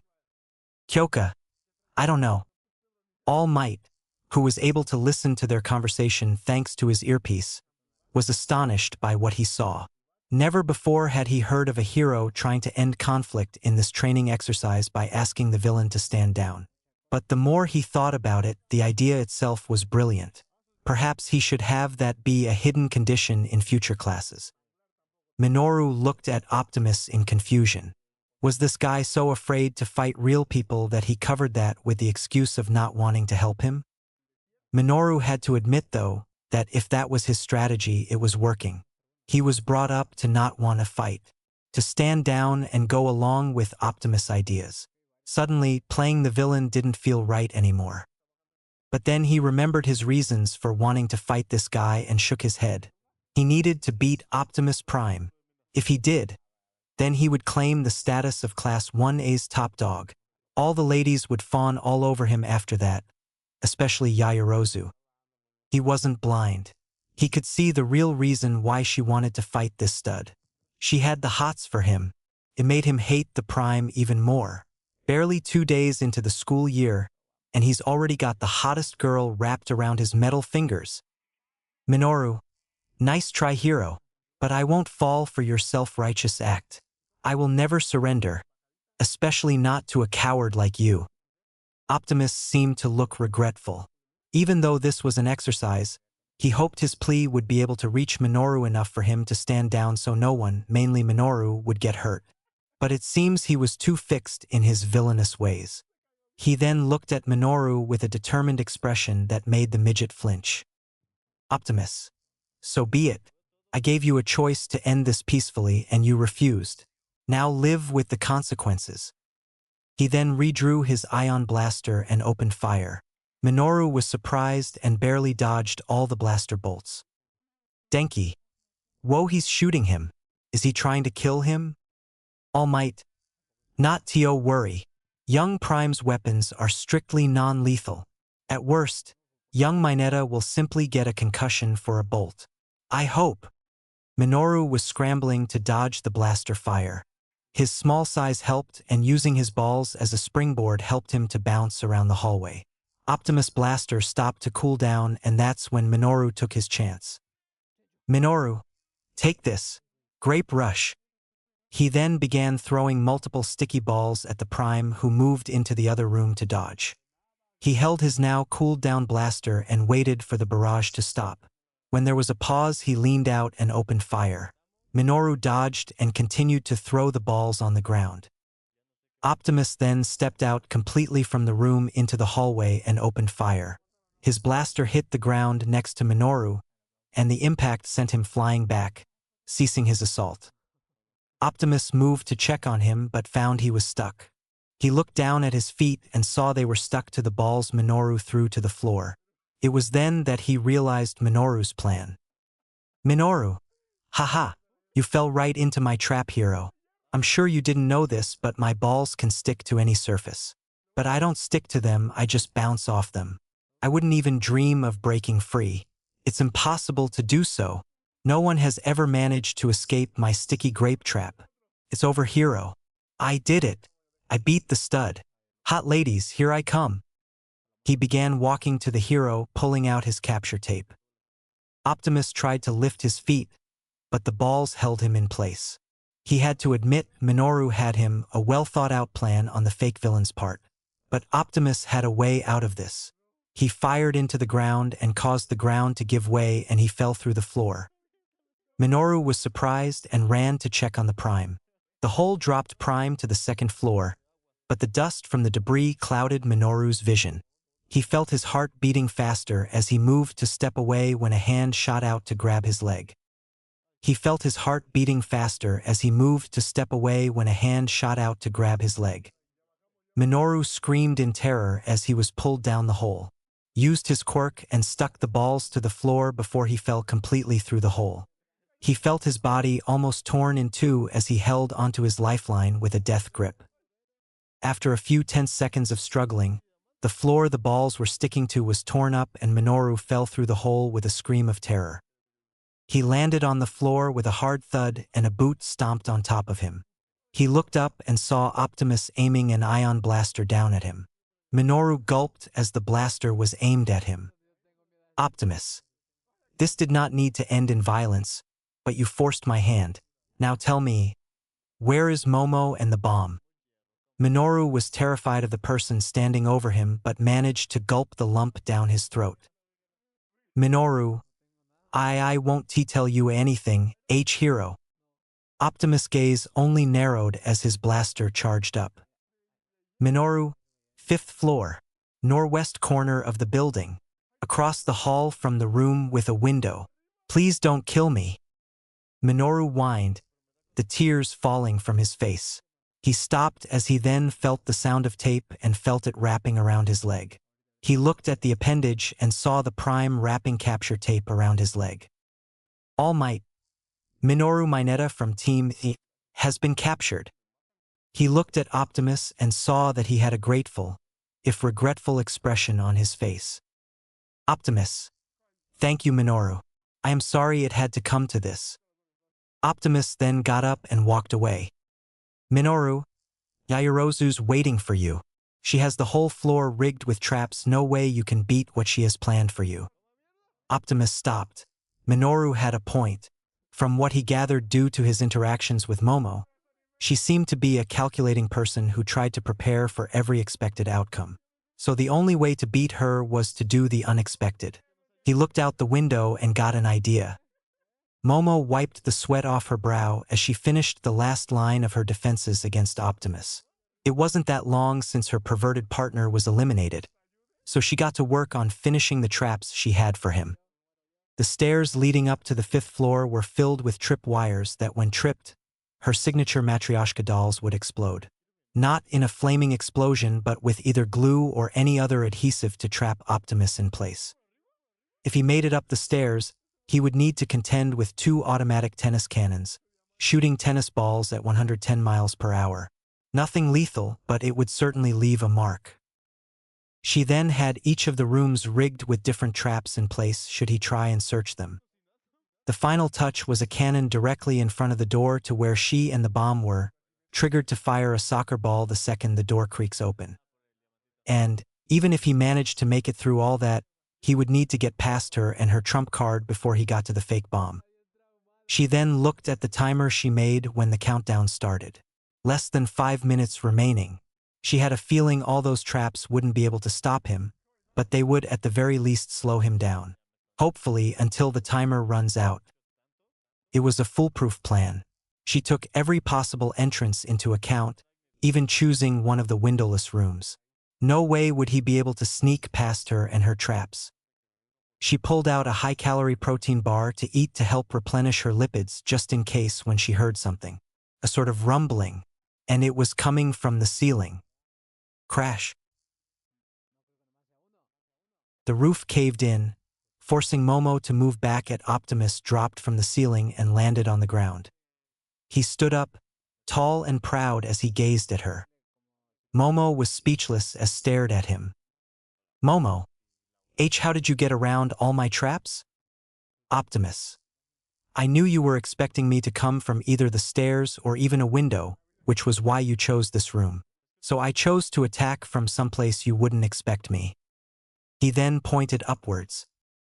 Momo, from above? But how did you get up there? Optimus. I climbed. It's the truth. Optimus had exited the building and used his energon hooks to help scale up the building. He then moved over to where he believed the room would be and broke through the roof. Momo narrowed her eyes. Once again, she underestimated him. All her hard work, all the energy and time she spent creating those traps, wasted. It made her blood boil.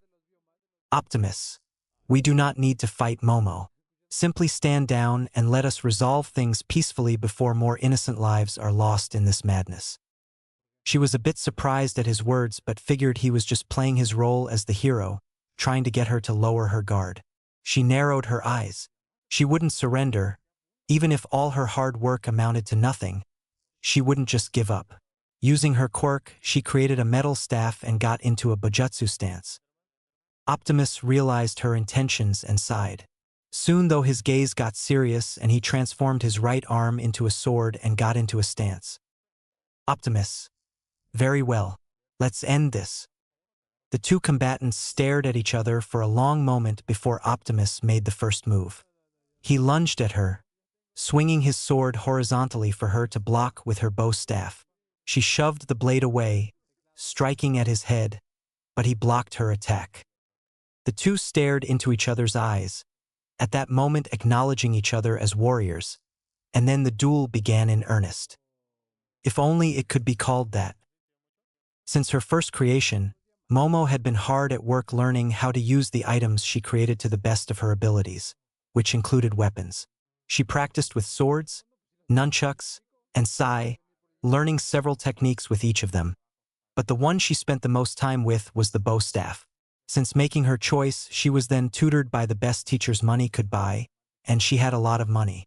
They had all taught her so much, and after all these years of training and finding her style of fighting with bojutsu, she could confidently say no one here at UA could hope to match her when it came to wielding a weapon. Until now, that is. She could tell from Optimus' stance that it wasn't his first time wielding his sword. On his first strike, he knew how to swing, on his second he knew how to defend, and on the third he knew how to fight. Better than her. This was less of a duel and more a dance. A dance he was leading with Momo struggling to follow along with. It was ironic that the high-class young lady was being led around by a normal commoner in a dance. Oh, some of her father's friends would faint if they saw her. But it was the truth. From the beginning, Optimus had complete control of the fight, directing it to wherever he wanted it. Controlling the pace of their strikes, the moments where they could breathe. Everything was under his control, and Momo was struggling to keep up as she felt the pace increase. It wasn't helped that she was exhausted from using her quirk so much just before this dance. For Optimus, he was surprised. With quirks and how powerful they were, he wasn't expecting someone to take the time to learn how to use and fight with a weapon unless it was required of them. But Momo had proven him wrong on both accounts. When he saw her create that staff, he thought she was just hoping to take him off guard and try to buy herself a few seconds while she created something. But he was surprised when she reacted fast enough to block his opening strike and quickly move to counter. He could tell from just those two strikes and the look in her eyes that she knew how to use her staff. So, acknowledging her unspoken request, Optimus decided to cut loose a bit and the two engaged in a duel. Optimus started slow, for him at least. He wanted to get a feel for where Momo was in her skill. She was no beginner, maybe even close to a master. But she was tired. He could tell from how much her arms were straining from his strikes and how heavily she was breathing. He did recall she uses her lipids for her quirk and she mentioned traps, so she must have been exhausted from all that. But Optimus wouldn't do her a disservice by going too easy on her.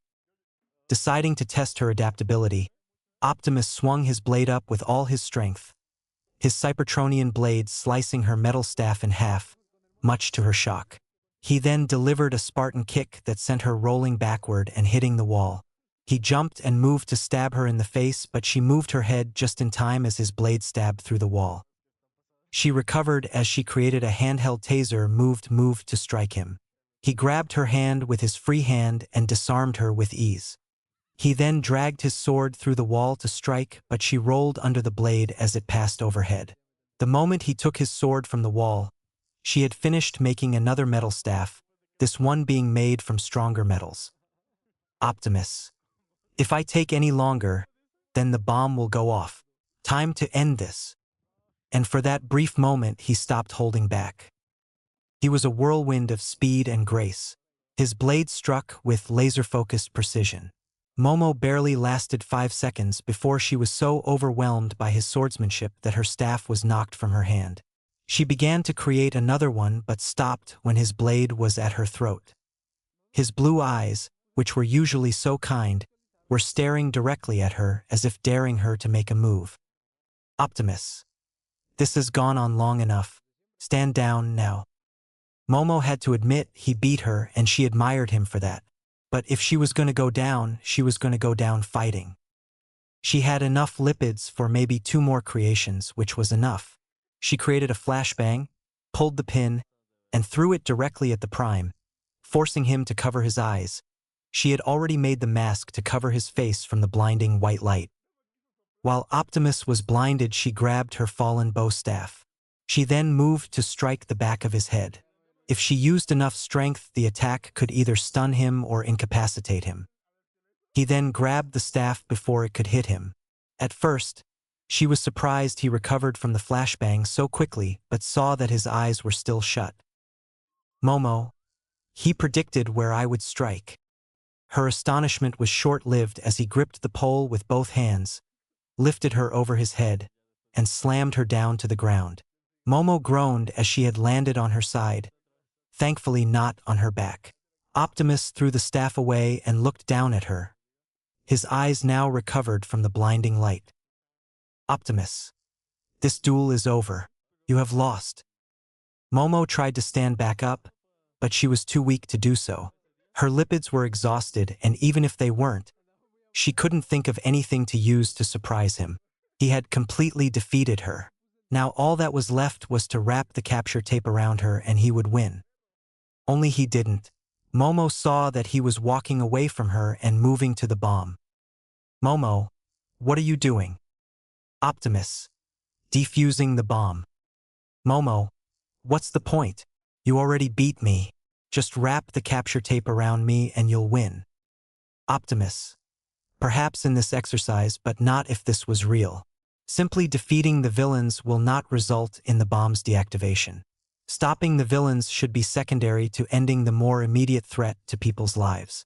Besides, that was the condition All Might had given me to win. Momo's eyes widened. What he said made sense. But that was for it, he couldn't take down both of them, which he did. But if his goal was the bomb, then... Optimus moved to touch the bomb when he noticed something. The bomb was covered with a thick metal sheet that prevented one from touching it directly. He noticed purple balls sticking the metal to the bomb. He looked back at Momo with wide eyes. Optimus, what have you done? Momo couldn't help the prideful smile on her lips. Momo, so that's what you look like when you're shocked. I knew that because of your disadvantage of being alone, you would maybe aim to touch the bomb to win. So to keep that from happening, I created the metal sheets and had Mineta use his quirk to keep them sticking to the bomb. So even if you sneaked past us, you wouldn't be able to touch the bomb. And since that's your condition to win, it seems you lose, hero. Optimus was impressed. Momo was extraordinary, being able to come up with a backup plan like this, to turn a handicap into a way to achieve victory. That took true innovative thinking. However, he wasn't just going to sit back and lose. Optimus. Very clever, Momo. However, I will not just stand here and give up. Not when so many lives are on the line. Momo was in slight awe at the level of conviction in his voice. Optimus then grabbed the metal sheet and pulled it. The metal creaked but wouldn't budge. After several seconds of trying, Optimus pulled back and took several deep breaths. Momo, I told you it's no use. You have less than a minute. You've lost this battle, hero. Optimus didn't pay her any mind as he looked at his hands. He had less than an idea soon came to him. Optimus. Haven't practiced this move as much, but what better time than the present to try it out? Energon surge. The energon in his blood began to glow bright, making his veins appear blue and his dark blue hair grew brighter. Momo was surprised by the power-up, finding it beautiful even. Optimus then moved back to the bomb. Using his energon-enhanced strength, he ripped the sheets from the bomb. All Might, Hero Team wins. Inside the monitoring room, everyone was in awe of Optimus' victory. Ijiro. He took on 2 people and managed to pry that steel from the bomb. So manly. Rikido. I can't believe he won the exercise all by himself. I mean, someone like Todoroki I can see winning solo, but Prime? Kyoka. Well, he did score first place on the assessment test yesterday. Denki. Man, I'm glad I wasn't the one going against him. Mashiro. His skill with a sword is incredible. Even Yaoyorozu's Bujutsu was incredible. Mina. It was like they were dancing, with OP leading. Tenya. As expected of Prime. I knew he would triumph despite the odds placed against him. Achiko. Way to go, Optimus. And you too, Yaoyorozu and Mineta.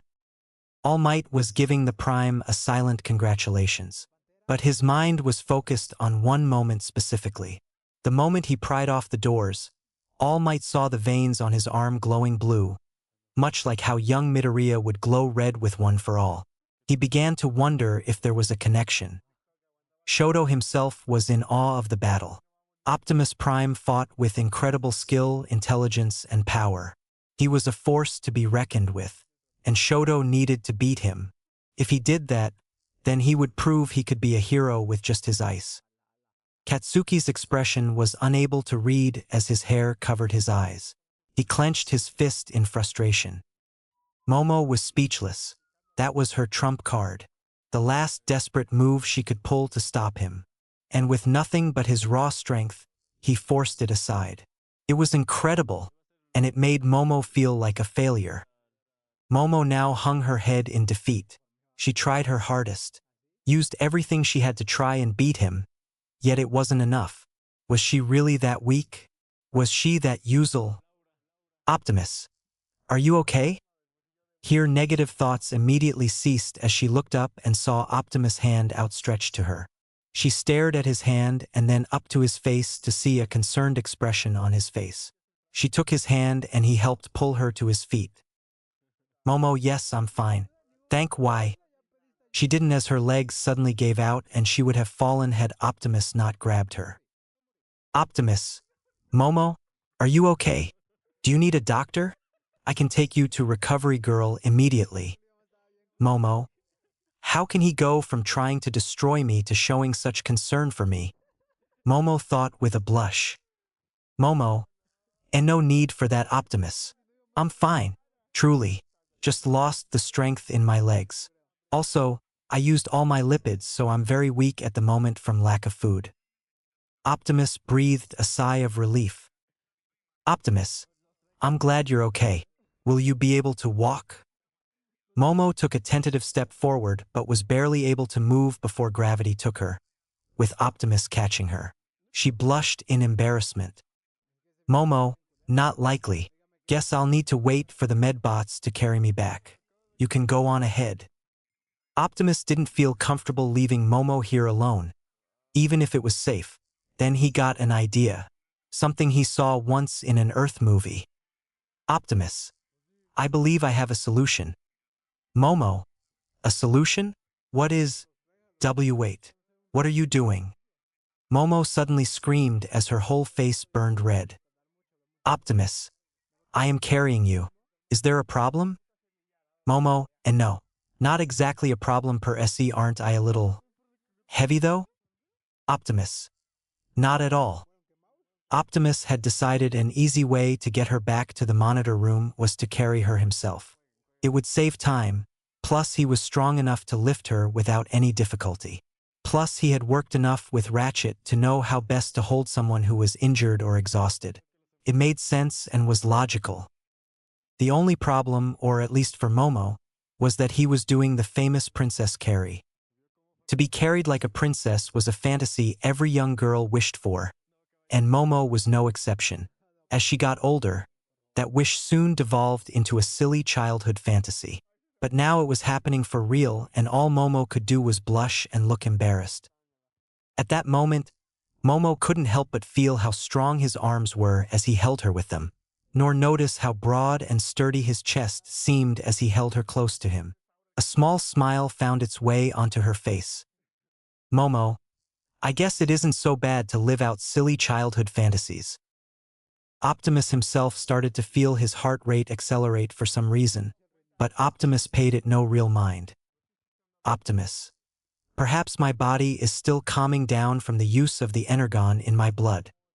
As they were walking back, Minoru couldn't help but bite his lip in frustration as he watched Prime carry off Yaoyorozu like a princess. Minoru, I'm gonna kill you, Optimus Prime. This I swear.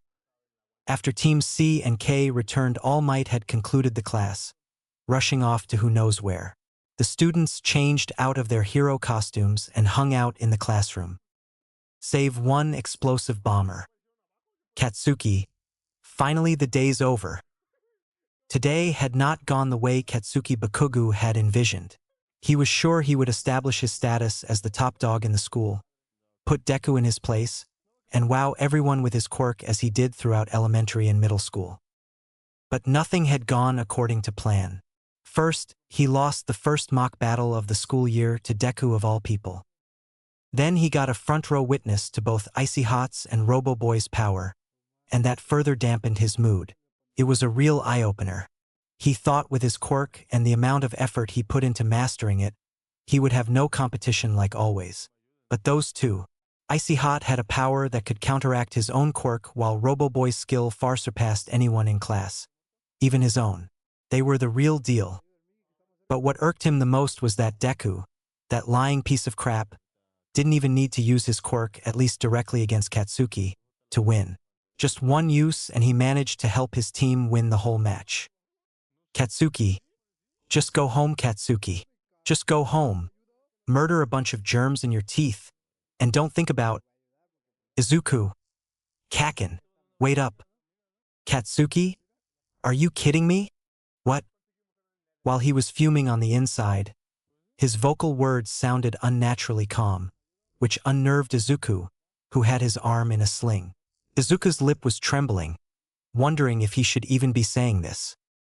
Izuku, I haven't told anyone this secret, not even my mom.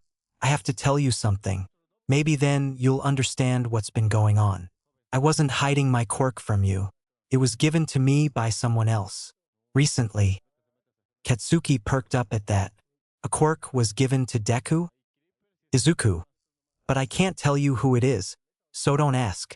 Sounds crazy, I know. It's like something out of a manga or comic book. Only it's real. The thing is, I don't really have any control over this power yet. I haven't figured out how to make it my own, but I'm trying. That's why I didn't want to use it against you in the exercise. But in the end, it was the only way that I had a chance of winning. I've still got a lot to learn. I know that. That's why I'm here. You'll see. I'll work until I have full control of this narrowed quirk. And I'll finally beat you with my own power. Throughout his whole explanation, Katsuki was shaking in unbelievable rage, it only growing with Izuku's every word. Izuku seemed to realize that he trailed off from what was his original meaning of chasing after him, to clear up the misunderstanding that Izuku was tricking him. Katsuki, how dumb do you think I am? His question caused Izuku to gasp. Katsuki, borrowed power? Don't talk to me like I'm an idiot. You already made a fool out of me in that training exercise.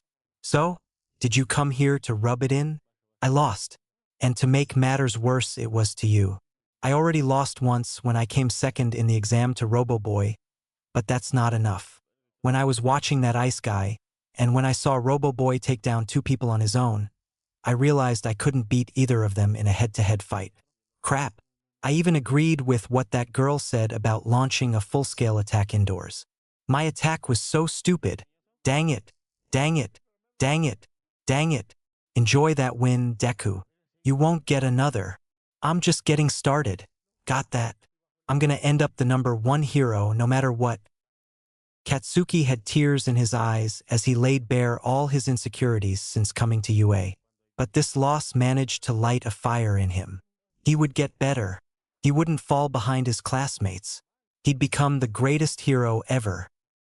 Izuku seemed to acknowledge Katsuki's determination and nodded. The blonde glared at Izuku for a moment before walking away. Katsuki, you'll never beat me again, you loser. Don't even try. Yes, he will. Both Izuku and Katsuki turned to see Optimus standing at the entrance, a stoic look in his blue eyes. Izuku, oh Optimus? How much did he hear?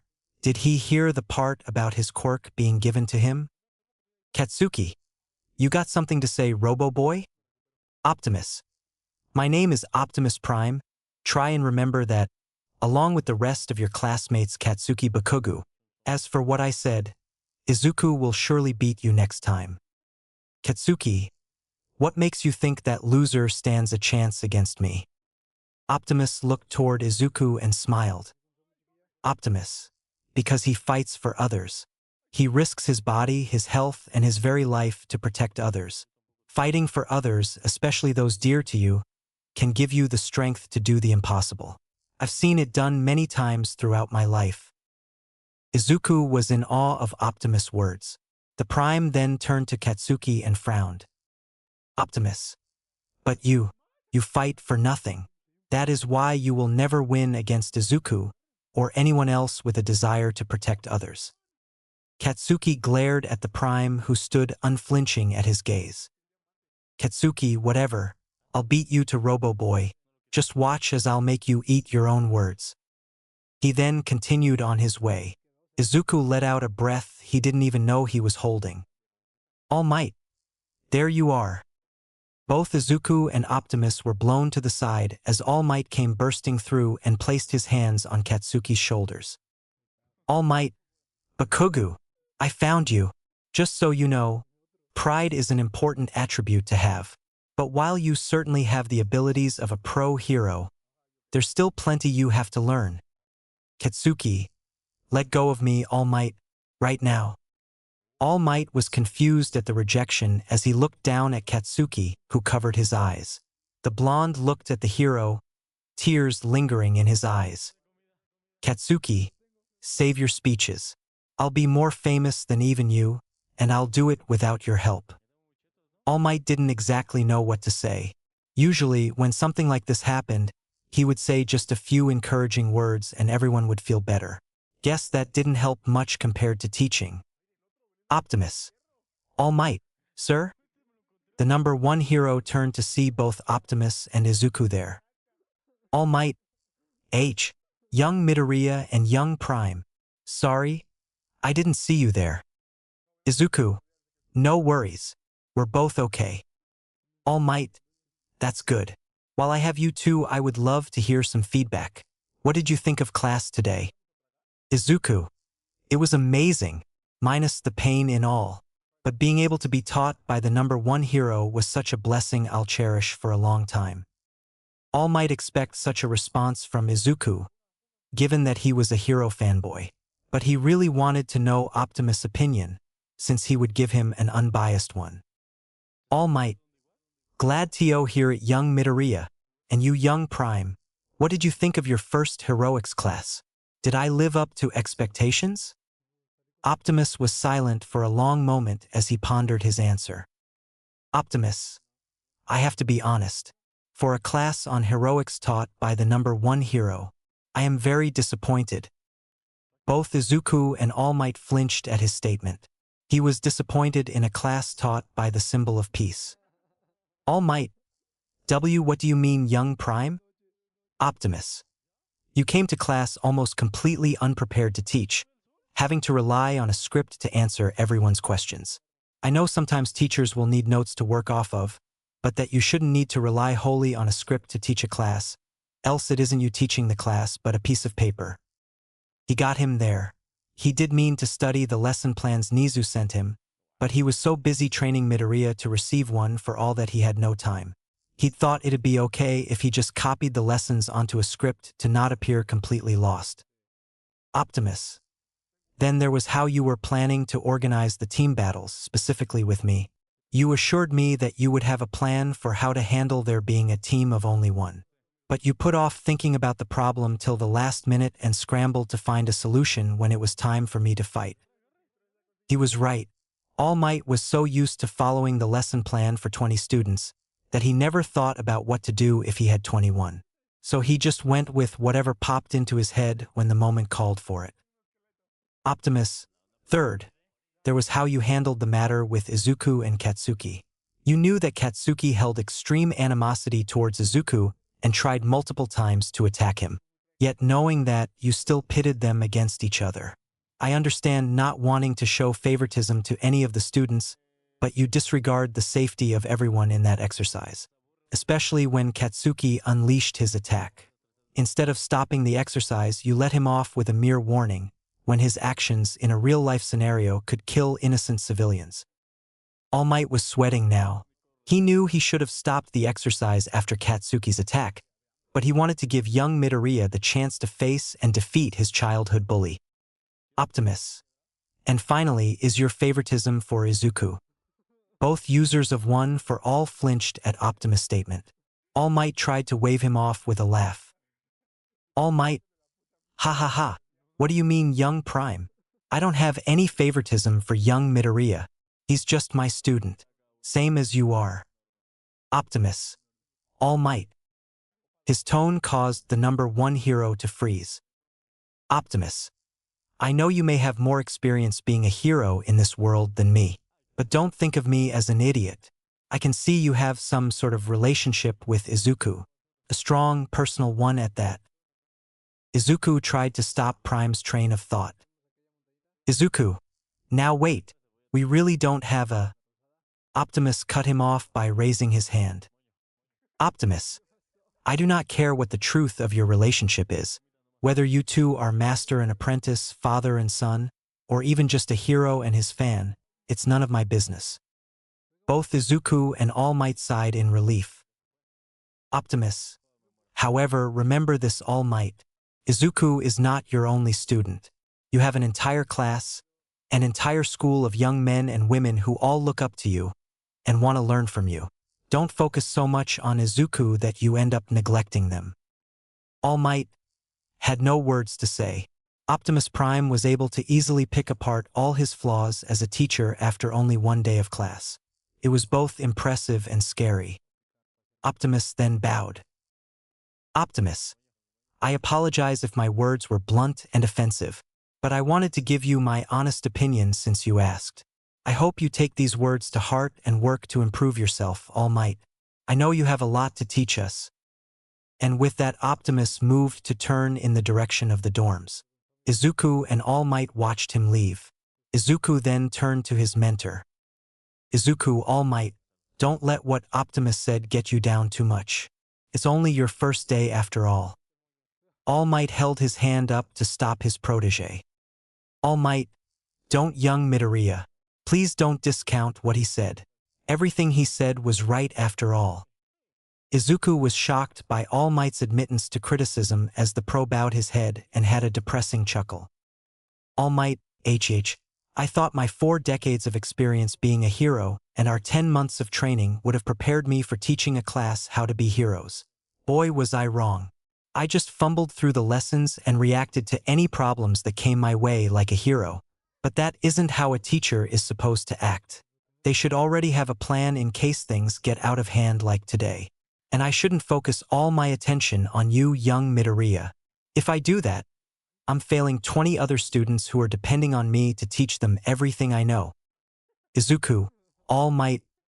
However, the number one hero soon clenched his fist, and a brilliant smile full of determination was on his face. All Might. Which is why I make this promise, here and now. From this day forward, I will strive not only to continue being the number one hero in the world, but also work to be the number one teacher in the world. I will teach not just you, young Midoriya, but everyone in UA Hero course how to become the best heroes in the world. I promise you. Izuku began to tear up at his hero's words, glad to hear that he's trying to become even better than before. Off to the side, unbeknownst to the two, Nizu had a pleased expression on his face. Nizu, you even managed to get All Might to work harder than he already does. Well done. He then looked off in the direction of the dorms. Nizu, I look forward to seeing what other changes you will bring to our school, Optimus Prime.